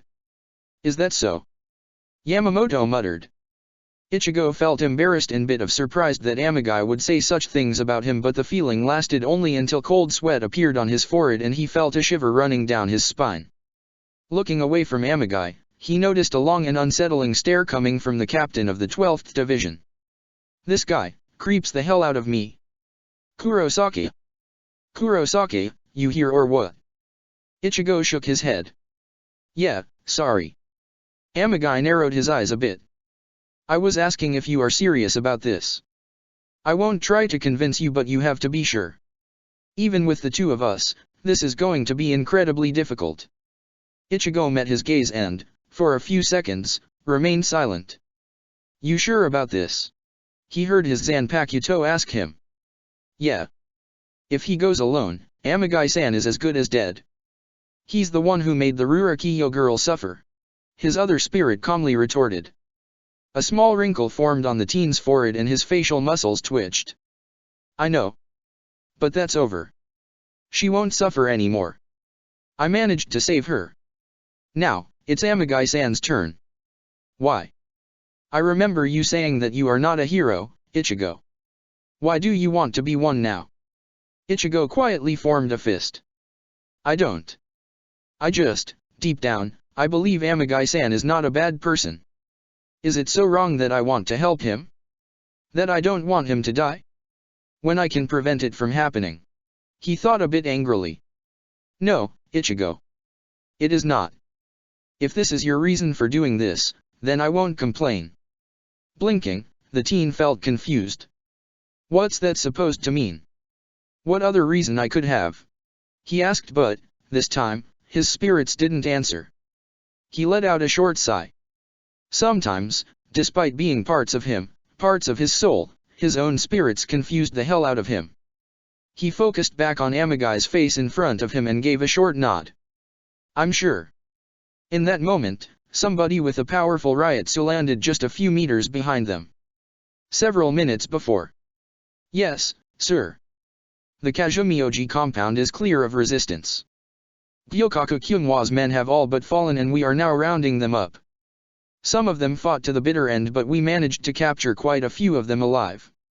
The rest of the Kazumioji clan barely put up any fight and surrendered rather peacefully. End of report. What are your orders now, sir? Deep in thought, the captain of the 10th Division had to blink to clear his mind in order to focus his attention back at his officer. Rubbing his chin, he gave the man a short nod. Continue rounding them up and then report to the 2nd Division. They'll take care of the captured. Once you're finished, return to the barracks. I'll need the report in written form by the morning. The officer saluted. Yes, sir. Then he hurried back to the inner parts of the Kazumioji compound, leaving his captain, Ishine, alone with his thoughts. Why can't I shake off this bad feeling? He thought worriedly, once again returning to the image of his son's upset face, back when Ishine had told him about Gyokaku Kyunhwa's death. Because your instincts are almost always right, Ishine. The captain of the 10th Division lowered his gaze and looked at the palms of his hands. In Jetsu, yeah. He closed his eyes and concentrated on his spiritual energy. It took him only a second to do what he wanted to do. His eyes snapped open and he felt like cursing. Damn it, Ichigo. What have you gotten yourself into this time? He muttered and, in the next moment, vanished in a burst of shunpo. When he finally came to a stop, he ignored the rubble and debris all around him and, instead, focused on the voices coming from a short distance, from behind a large wall in front of him. Walking towards it, he heard the voice of the captain of the 12th Division and froze in his tracks. He remained in the same pose until the voice briefly died down. A feeling of dread washed over him. I'm sure. When he heard his son saying that, Ishine couldn't help himself. He let his feeling out in a form of Ryutsu. Jumping in the air, he vaulted over the wall and landed right behind it. With Ichigo. When he recognized the Ryutsu, Ichigo felt his throat drying up. Years had passed since the last time his father got angry enough to scare him, but, in that very moment, it was as if the past caught up to him. Hey Dad. He muttered and, along with everyone else, slowly turned around. Captain Shiba, wait, did you just say, what? Amagai wanted to greet Ishine only to realize what Ichigo said and it left him speechless. Oh great, another fool? Mayuri quietly grunted. Captain Shiba, I guess you heard everything. Yamamoto asked. Taking several deep breaths, Ishine faced their stares with a tightened jaw. No, but I think I heard enough. He replied and focused his sole attention at Ichigo, who somehow felt a bit smaller, as if he briefly returned to being a kid again. With his mouth twitching, Ishine pinned the teen with a piercing glare. If you think I'll let you go on a suicide mission just like that, then you're about to find out the true meaning of, got shit beaten out of him, ... He growled. Ichigo tried to retort but, with a pulse of Ryutsu, Ishine quickly shut him up. The angry captain then glanced at Mayuri. Which means I'm going with them. In that moment, Ichigo was not the only one caught by surprise. Wait, you're not going to. Ichigo began only to see Ishine shaking his head. Do what? Spank you on your butt and then tie you to your bedpost? No, you are not a kid anymore, Ichigo. If I wanted to, I could prevent you from going, but I think that would only add wood to the fire. He explained. Not to interrupt your family dispute, but if you heard what I had said, then you know you ... Mayuri butted in, only to get interrupted right away. Only those who are in sync with the residual particles can use the bridge, yes. However, Ichigo is my son, so I think my spiritual energy is compatible enough. Ishine said, causing Mayuri to grimace. That still doesn't mean you'll be able to use the bridge. Ishine briefly glanced at Ichigo and then at Yamamoto, who raised one eyebrow. Letting out a sigh, Ishine shook his head again. Ichigo, what is the name of your Zanpakuto? Surprised by the question, Ichigo narrowed his eyes. Zanjutsu, why? Ishine looked back at Mayuri. Mine is Injutsu. Briefly at a loss for words, Mayuri raised both his eyebrows and let out a short snort. I stand corrected, you may be able to use the bridge after all. Rushing towards the Senkaimon gate, Ichigo kept giving his father curious gazes until the man gave up and sighed. Go on. Ichigo pressed his lips together. Should I be worried that our Zanpakuto names are so similar? Not really. It's just very unusual. Even though Ishine's answer sounded honest, Ichigo wasn't sure he felt convinced. Really? Yeah, but because it's unusual, it most likely sparked Captain Kuratsuka's interest in you, so, watch your back. Ishine said in a lower tone, so that the man in front of them wouldn't hear their voices. The teen grimaced. Great. Just then, they finally arrived to their destination and the captain of the 12th Division turned around to face them. Now listen. I'm not sure if it crossed your little minds, but the Valley of Screams you'll travel to through the bridge most likely won't be the central one you need to go to. Therefore, I'm giving you this. He said and handed Amagai a small electronic device. This device is set to locate the unknown source of energy and so it will lead you straight to the central valley. Right now, the valleys are all connected with each other, so travel through them should be possible. In case you couldn't pass through their walls, use Amagai Shisuke's Bakuto. A Bakuto? Ishine asked in surprise and looked at Amagai. For a moment, he stared at him with unreadable expression. Ichigo mentally cursed. Amongst all of them, Ishine was the only one who didn't know the truth about Amagai. He immediately opened his mouth to try and explain it to him, but Ishine quickly raised one of his hands. "Don't bother, Ichigo. I don't know, and, right now, I don't care. It seems you all are fine with it, and that's all I need to know." Ishine wasn't the only one who spoke, though. Looking at the Bakuto in his hand, Amagai grimaced. "This thing can help us?" he asked, a hint of disgust creeping into his tone. Mayuri put his index finger on the base of his jaw and paused. It should. I managed to get a glimpse of its abilities in your little fight with the commander, and I also have some simplistic data from your visit in Danga, when you stopped the cleaner. I assume you used your Bakuto for that." Amagai blinked. "Yeah." Mayuri nodded. "Then my deductions must be true. As of now, I don't understand the base principles behind it, but I suspect your Bakuto is capable of more than just disrupting Shinigami abilities. Therefore, I'm quite convinced it should also be capable of disrupting the walls of the valleys. In light of that, I advise you to survive and return back to Soul Society so I can study your Bakuto from up close," he said with a tiny spark of interest that caused Amagai to shudder. Mayuri didn't notice it and turned back to the others. "Once the Senkaimon gate glows, you need to hurry. I can keep the bridge open just for a few seconds. When you are finished saving the world, one of you three needs to push some of his Ryuryoku into the device I gave Amagai and wait for another bridge to open. Now, if you'll excuse me," he explained, and then prepared to leave, only to be stopped by Yamamoto, who closed the distance between them and asked him in a quiet tone. "One thing, Captain Kuratsuki. There should be no records of what happened between me and Shinetsuki Saragi." Mayuri looked over his shoulder and gave Yamamoto a short glance. "When I became the captain of the 12th Division and head of the Shinigami Research Institute, I made sure to get rid of most of the things my predecessor left there. I only kept the interesting stuff, and, believe me when I say so, some of his stuff really was interesting. For example, his entries about the members of the Godai 13. He said before leaving Mayuri's laboratory, 10 minutes later. Watching the screen in front of him, Mayuri slowly twisted a small control knob until red color filled all columns displayed on the monitor. "That's 100%. Readings." A voice came from behind him not even a second later. "Everything normal, Mayuri-sama." The scientist nodded to himself and moved his hand from the knob to a push button. Without hesitation, he pushed it. In response, a warning popped up on the screen, while the columns started to quickly lose their red color. "Good, good. They should be crossing it about now. Nimue, what are the Hyperion readings?" This time, however, his vice captain did not answer. Immediately, Mayuri pursed his lips. "Nimue. I think you need to see this, Mayuri-sama." Mayuri blinked. It was almost as if there was emotion in his vice captain's voice. Quickly, he turned around and walked to the other screen, in front of which his vice captain was standing. Giving Nimue only a short glance, he looked at the screen. "What is so?"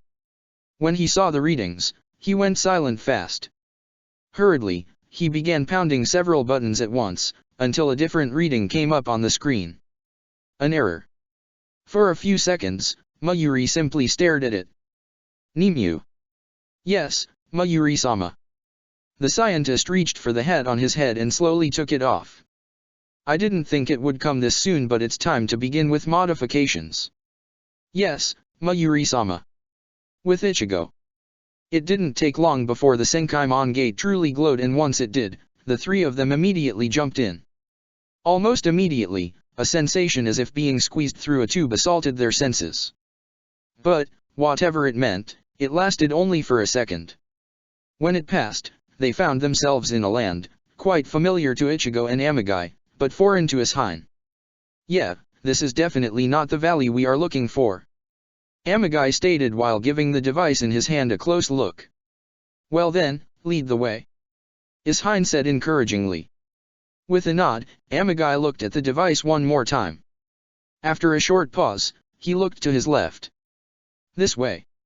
From that point onwards, the three of them traveled in almost complete silence, with the only sound being the noise of their flash steps.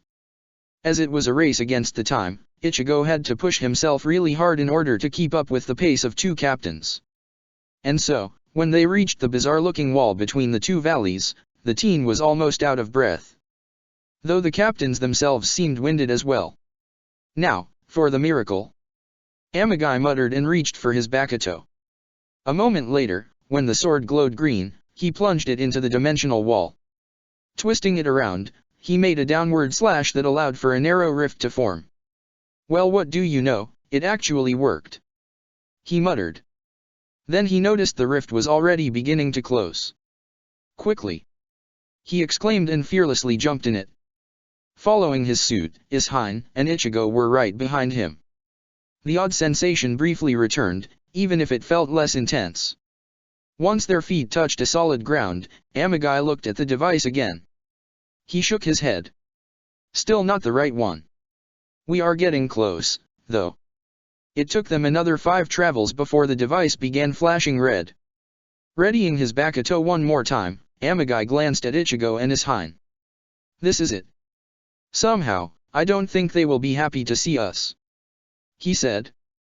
Then, with a slash, he created another rift. Captain Shiba, Kurosaki, if it's possible, let me fight their leader. When both Ichigo and Ishine gave him a questioning gaze, Amagai shrugged. Redemption, remember? Besides, I think my Bakuto may tip the scales in my favor. He explained and then jumped. Ichigo and Ishine followed right after. They knew it really was the Central Valley even before they landed.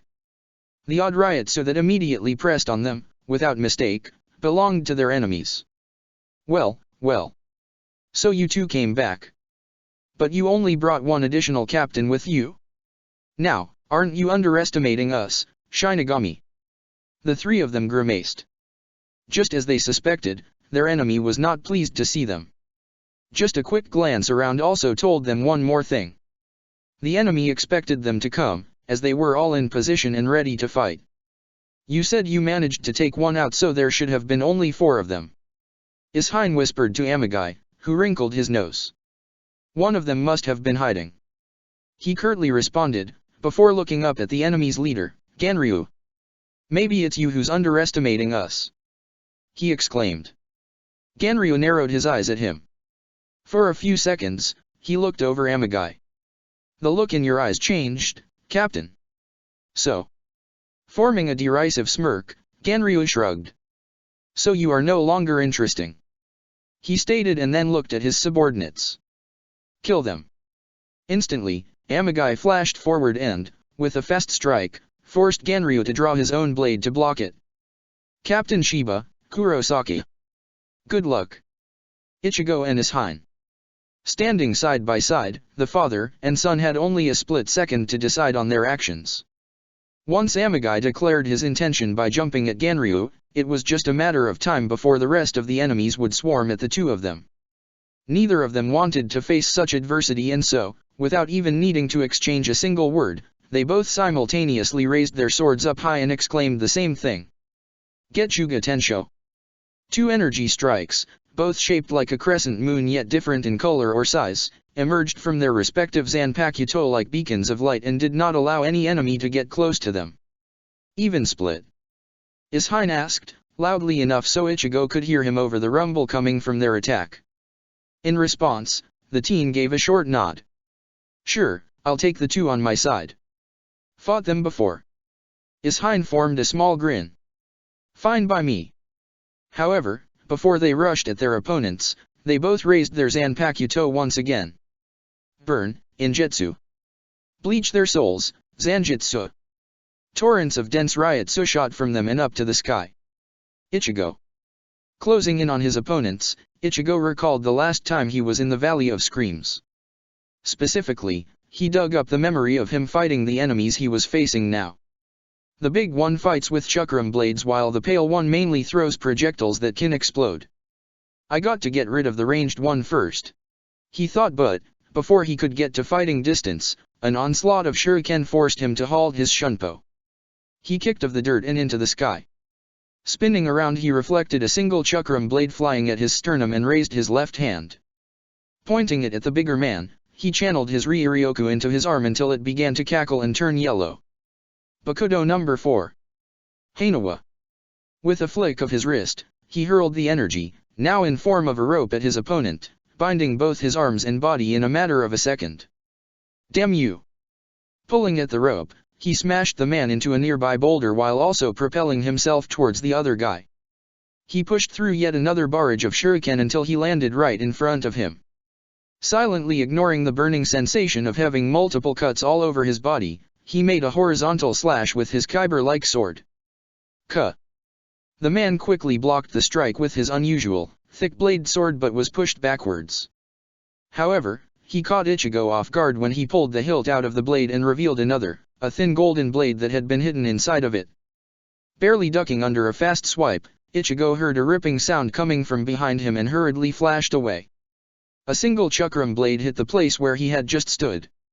He broke Hanawa already. The second chakram blade flew straight at him, and so Ichigo used his other, smaller sword to block it. What he didn't expect, though, was the owner of the blade to appear right in front of him. A hard punch to the abdomen blasted him backwards. Right before his back crashed into a stone wall, he saw the other guy pointing his thin golden blade at him like it was a gun. Gah! The impact knocked some wind out of him, but he knew he had just a fragment of a second to defend himself. Pushing through the pain, he made a weak slash across the air. Getsuga Tensho. The energy beam almost immediately collided with something and resulted in a series of small explosions. His body being hurled away, Ichigo gritted his teeth. A tiny hint of anger flowed into his veins. That's it.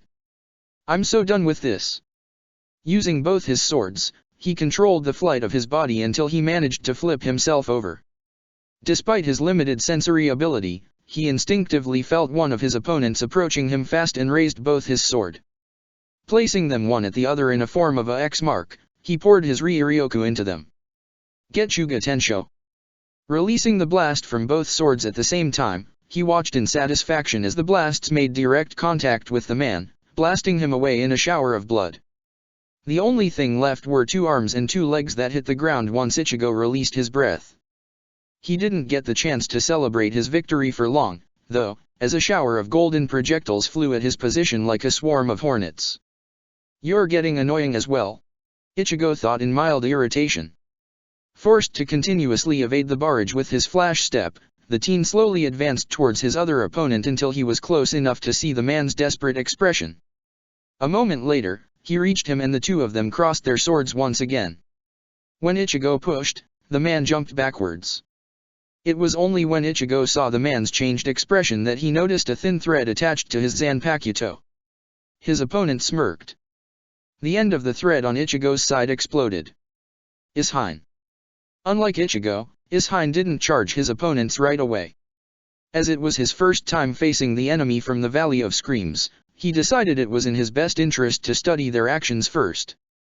Let's see what you got, he muttered to himself. The response came soon enough. One of his opponents, a woman with lavender-colored hair and a fairly exposed cleavage, a detail that didn't go unnoticed by Ishine, reached for her crossbow and fired off a fast-moving arrow that urged Ishine to quickly change his position.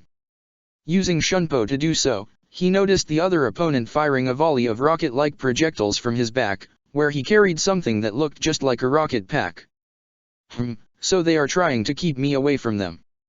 Smart, but not good enough, Ishine thought to himself in mild amusement. With a firm grasp on his Zanpakuto, enveloped in bright blue energy, he sliced the air in front of him. Some of the energy tore itself off the sword and collided with the projectiles, causing all of them to explode. Ishine flashed towards the man. Landing right before him, he raised Injutsu above his head and resolutely swung it down. Oomph! He let out through closed mouth. By hair's width, his opponent managed to avoid being cleaved in two but was still blasted backwards from the sheer force behind the strike that demolished the ground beneath them. Gah! Don't underestimate me, Shinigami. A barrage of throwing knives coming from left side stopped Ishine from continuing his attack and allowed the man to recover. With an angry snarl, he crouched and prepared to shoot another group of missiles. Watching him from afar, Ishine noticed a trail of translucent energy flowing from the environment and straight to the man's rocket pack.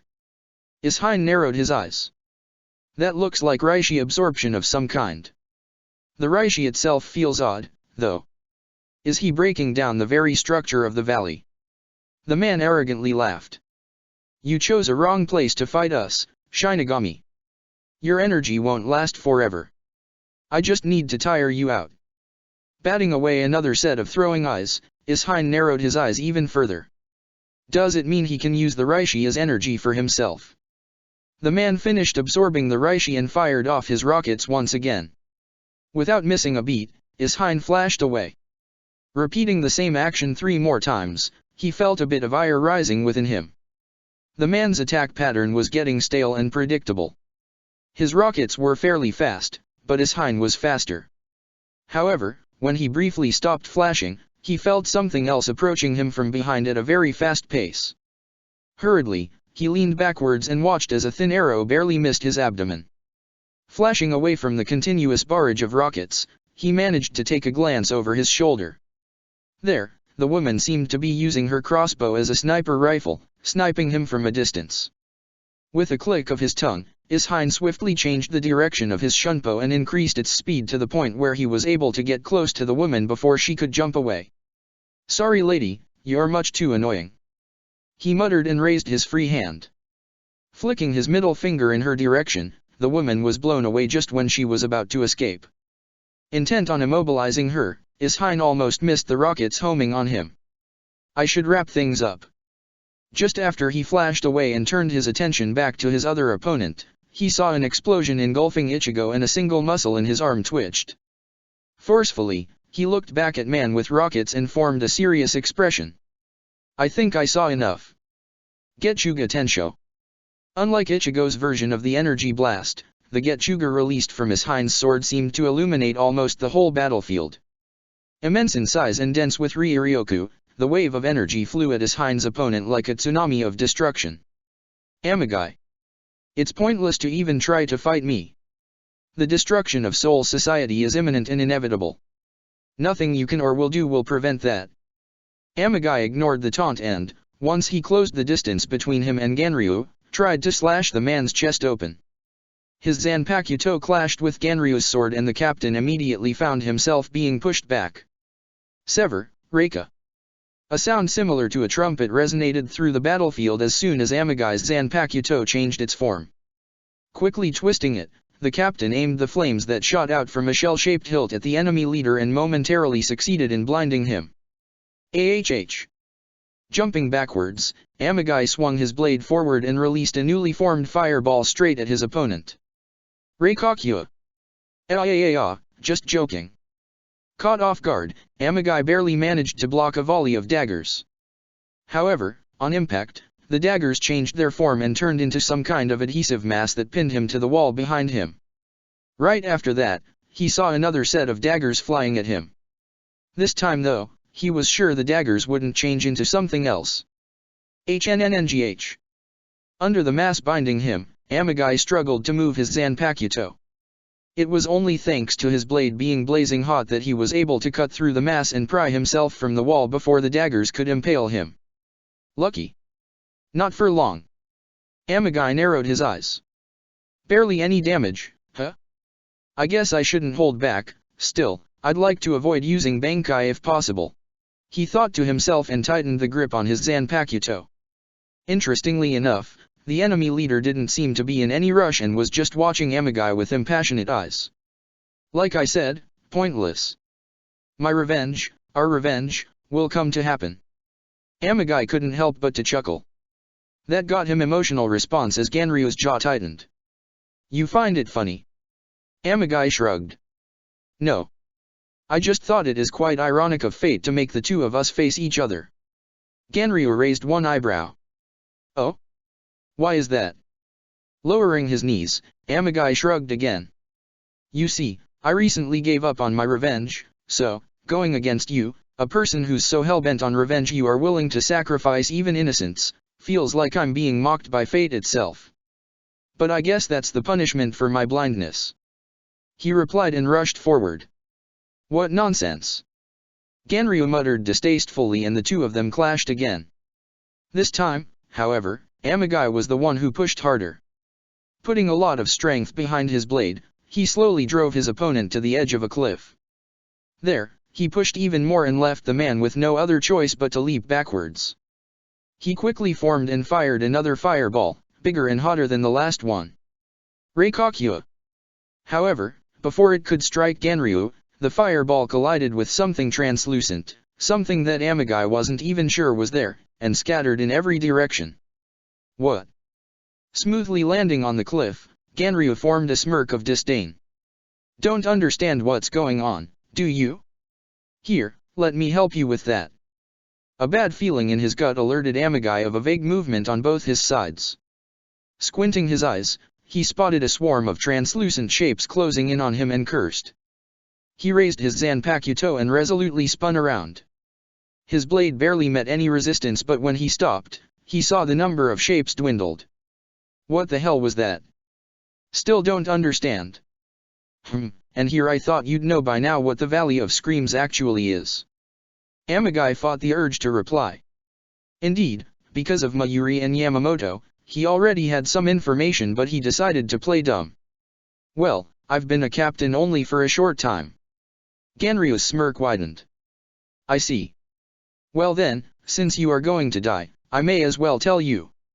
A Valley of Screams is a pocket of space, composed of souls ejected from reincarnation cycle.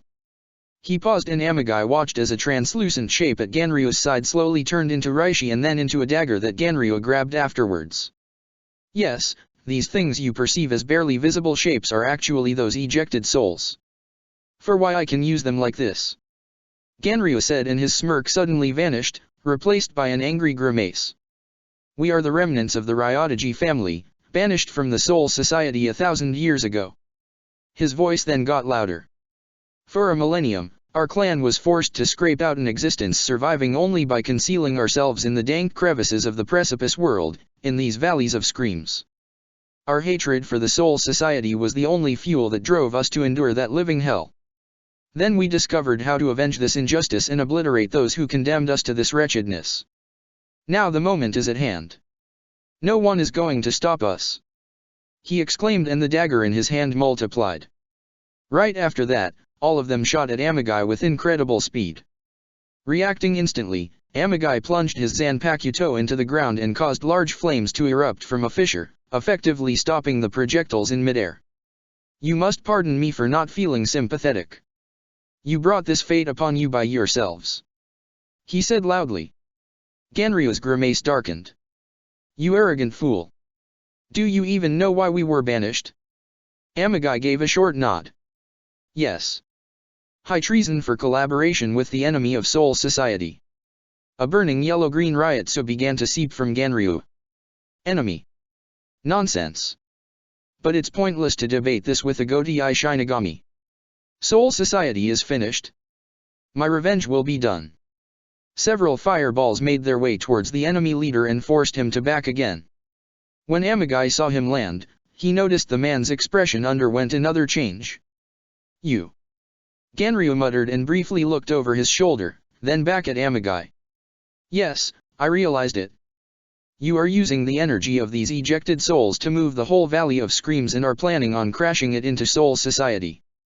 And, because you sapped most of the energy from other valleys, yes, I noticed the lack of weird presence in them, and put it into this one, you caused them to gravitate towards it in an attempt to use all of them as potential bombs. I'm not sure how you're doing it, but I'm sure I'll understand it once I get to the place where most of the energy is concentrated. The captain replied with serious gaze. For a moment, Ganryu stood still. However, ever so slowly, his whole face began to twitch so much, it almost looked as if he got a stroke. Then, as if time skipped a few moments, it all stopped and a smirk returned on his face. Aren't you a clever one? But it doesn't matter. Even if impossible happens and you defeat me, a mere Shinigami won't stop this. Giving a short glance to his other sword, Amagai felt like smirking too. Good thing I'm not just a mere Shinigami. Ichigo. The cloud of smoke from the explosion lasted only for a few moments. When it completely dissipated, Ichigo's opponent stopped smirking. Damn it! Not only was Ichigo still conscious, the explosion barely slowed him down. His singed skin and partly burnt clothes gave off a bit of smoke, but it seemed like the teen didn't mind. Already moving towards his opponent, Ichigo let some of Ryuryoku enter the blade of his Zanpakuto and stroke. The man's attempt at parrying the strike didn't pay off and he was blown away. A small movement caught Ichigo's attention. He glanced in its direction only to become stunned. His other opponent, whose limbs sailed through the air just minutes ago, seemed to be still alive. Translucent mass was slithering onto his bleeding stumps, causing his limbs to slowly regrow. The sight reminded Ichigo of one of his past enemies. Not this crap again. I hated fighting Bounce. In one large shunpo, he crossed the distance between him and the large man and raised his Zanpakuto. Still, it seems there is a difference. Bounce regenerated a lot faster than this guy. Damn you, Shinigami. Ichigo pinned the defenseless man with a hard stare. You first. With one swipe, Zanjutsu's blade cleanly bifurcated the man in two like a guillotine. There was surprisingly little blood. Instead, the man's body began to turn into some kind of a dusty reishi. Once the man lost his consciousness, the wind scattered his corpse into nothingness. Ichigo gave the flowing reishi one more glance. Then he heard a volley of shuriken gliding through the air. Utilizing his shunpo, he flickered out of existence and rushed at the place from where they came from. Seems like he'll never run out of them, he thought in mild irritation. When he had to evade shuriken 2 more times, his ire rose and a burst of ryotsu erupted from him. GH. Ichigo quickly turned in the direction of the voice and swung down his Zanpakuto. Getsuga Tensho.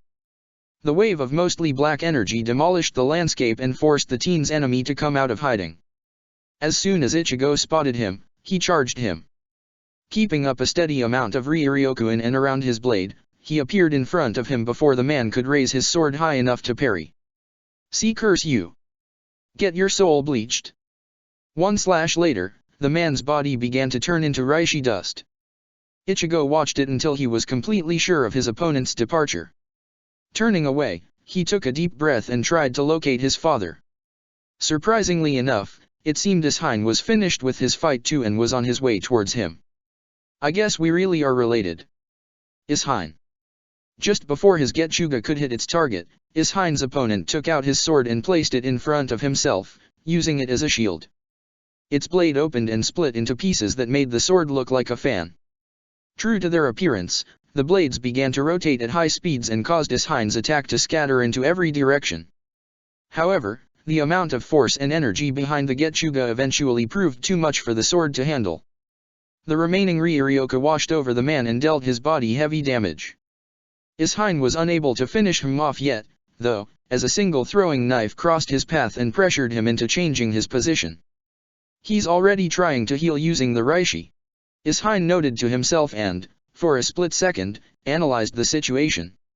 With narrowed eyes, he let the man be and flashed towards his other opponent, the woman. Already in the process of creating a distance, she was barely able to deflect the first Ishine's attempt at her side, but it left her open for the second one. A pained grimace formed on her face just as Ishine's blade dug deeply into her body and almost split her into 2 halves. Arg. Even if you kill us, Lord Ganryu will avenge us, she uttered through gritted teeth. Ishine gave her an almost sad stare and then brought his Zanpakuto on her once more. This time, she immediately lost her consciousness and her body turned into reishi dust. May your soul rest in peace. Then he flashed away. He stopped only when he was already above his second opponent. Resolutely, he performed a drop kick to the man's head and buried his Zanpakuto in his torso. Just before the strikes hit him, the man managed to yell one last time. Shinigami scum! Once the man's body fully turned into reishi dust, Ishine turned his attention towards his son that had been fighting in a distance. Seems like he's finished too, he muttered and flashed towards him. When he reached him, he noticed the teen's appearance. Seems like you had it rough. Ichigo's narrowed his eyes at him. Seems like you didn't. Ishine shrugged. What can I say? From your and Captain Amagai's description, I expected them to be stronger. I even regret releasing my Zanpakuto for them. Then why did you? Sheepishly, Ishin rubbed the back of his head. I thought it would be a nice father-son moment. Ichigo sighed in exasperation and lowered his swords. Ignoring the last bit, it's probably because we fought them fairly fresh. When I and Amagai-san first encountered these guys, it was only after we spent several days here and it drained a lot of our energy. Honestly, I think they were more annoying than strong. Ishin was already opening his mouth to make a retort when a strong riot suppressed on them and, somewhere in a distance, an explosion went off. Amagai. Amagai saw the enemy leader scoff. So arrogant of you to say that, but I guess that's to be expected from a Godai Shinigami. Then the man scoffed again. Not just a mere Shinigami, such nonsense. A moment later, a heavy strike of the man's sword forced Amagai to strain his muscles. All of a sudden, Ganryu felt like a different person. Not just his attack, but his Ryutsu too, became stronger and more robust. With some difficulty, Amagai pushed him back and vaulted over the man's head. His mid-air slash was intercepted, though, and a kick to the abdomen sent him flying. Oomph. Amagai let himself sail through the air as far as he could. In the last moment, just before impact, he flipped himself over and landed on one knee. Rapid flashes of red color were visible through a pocket in his clothes. Coughing a bit from the kick, he quickly studied his surroundings.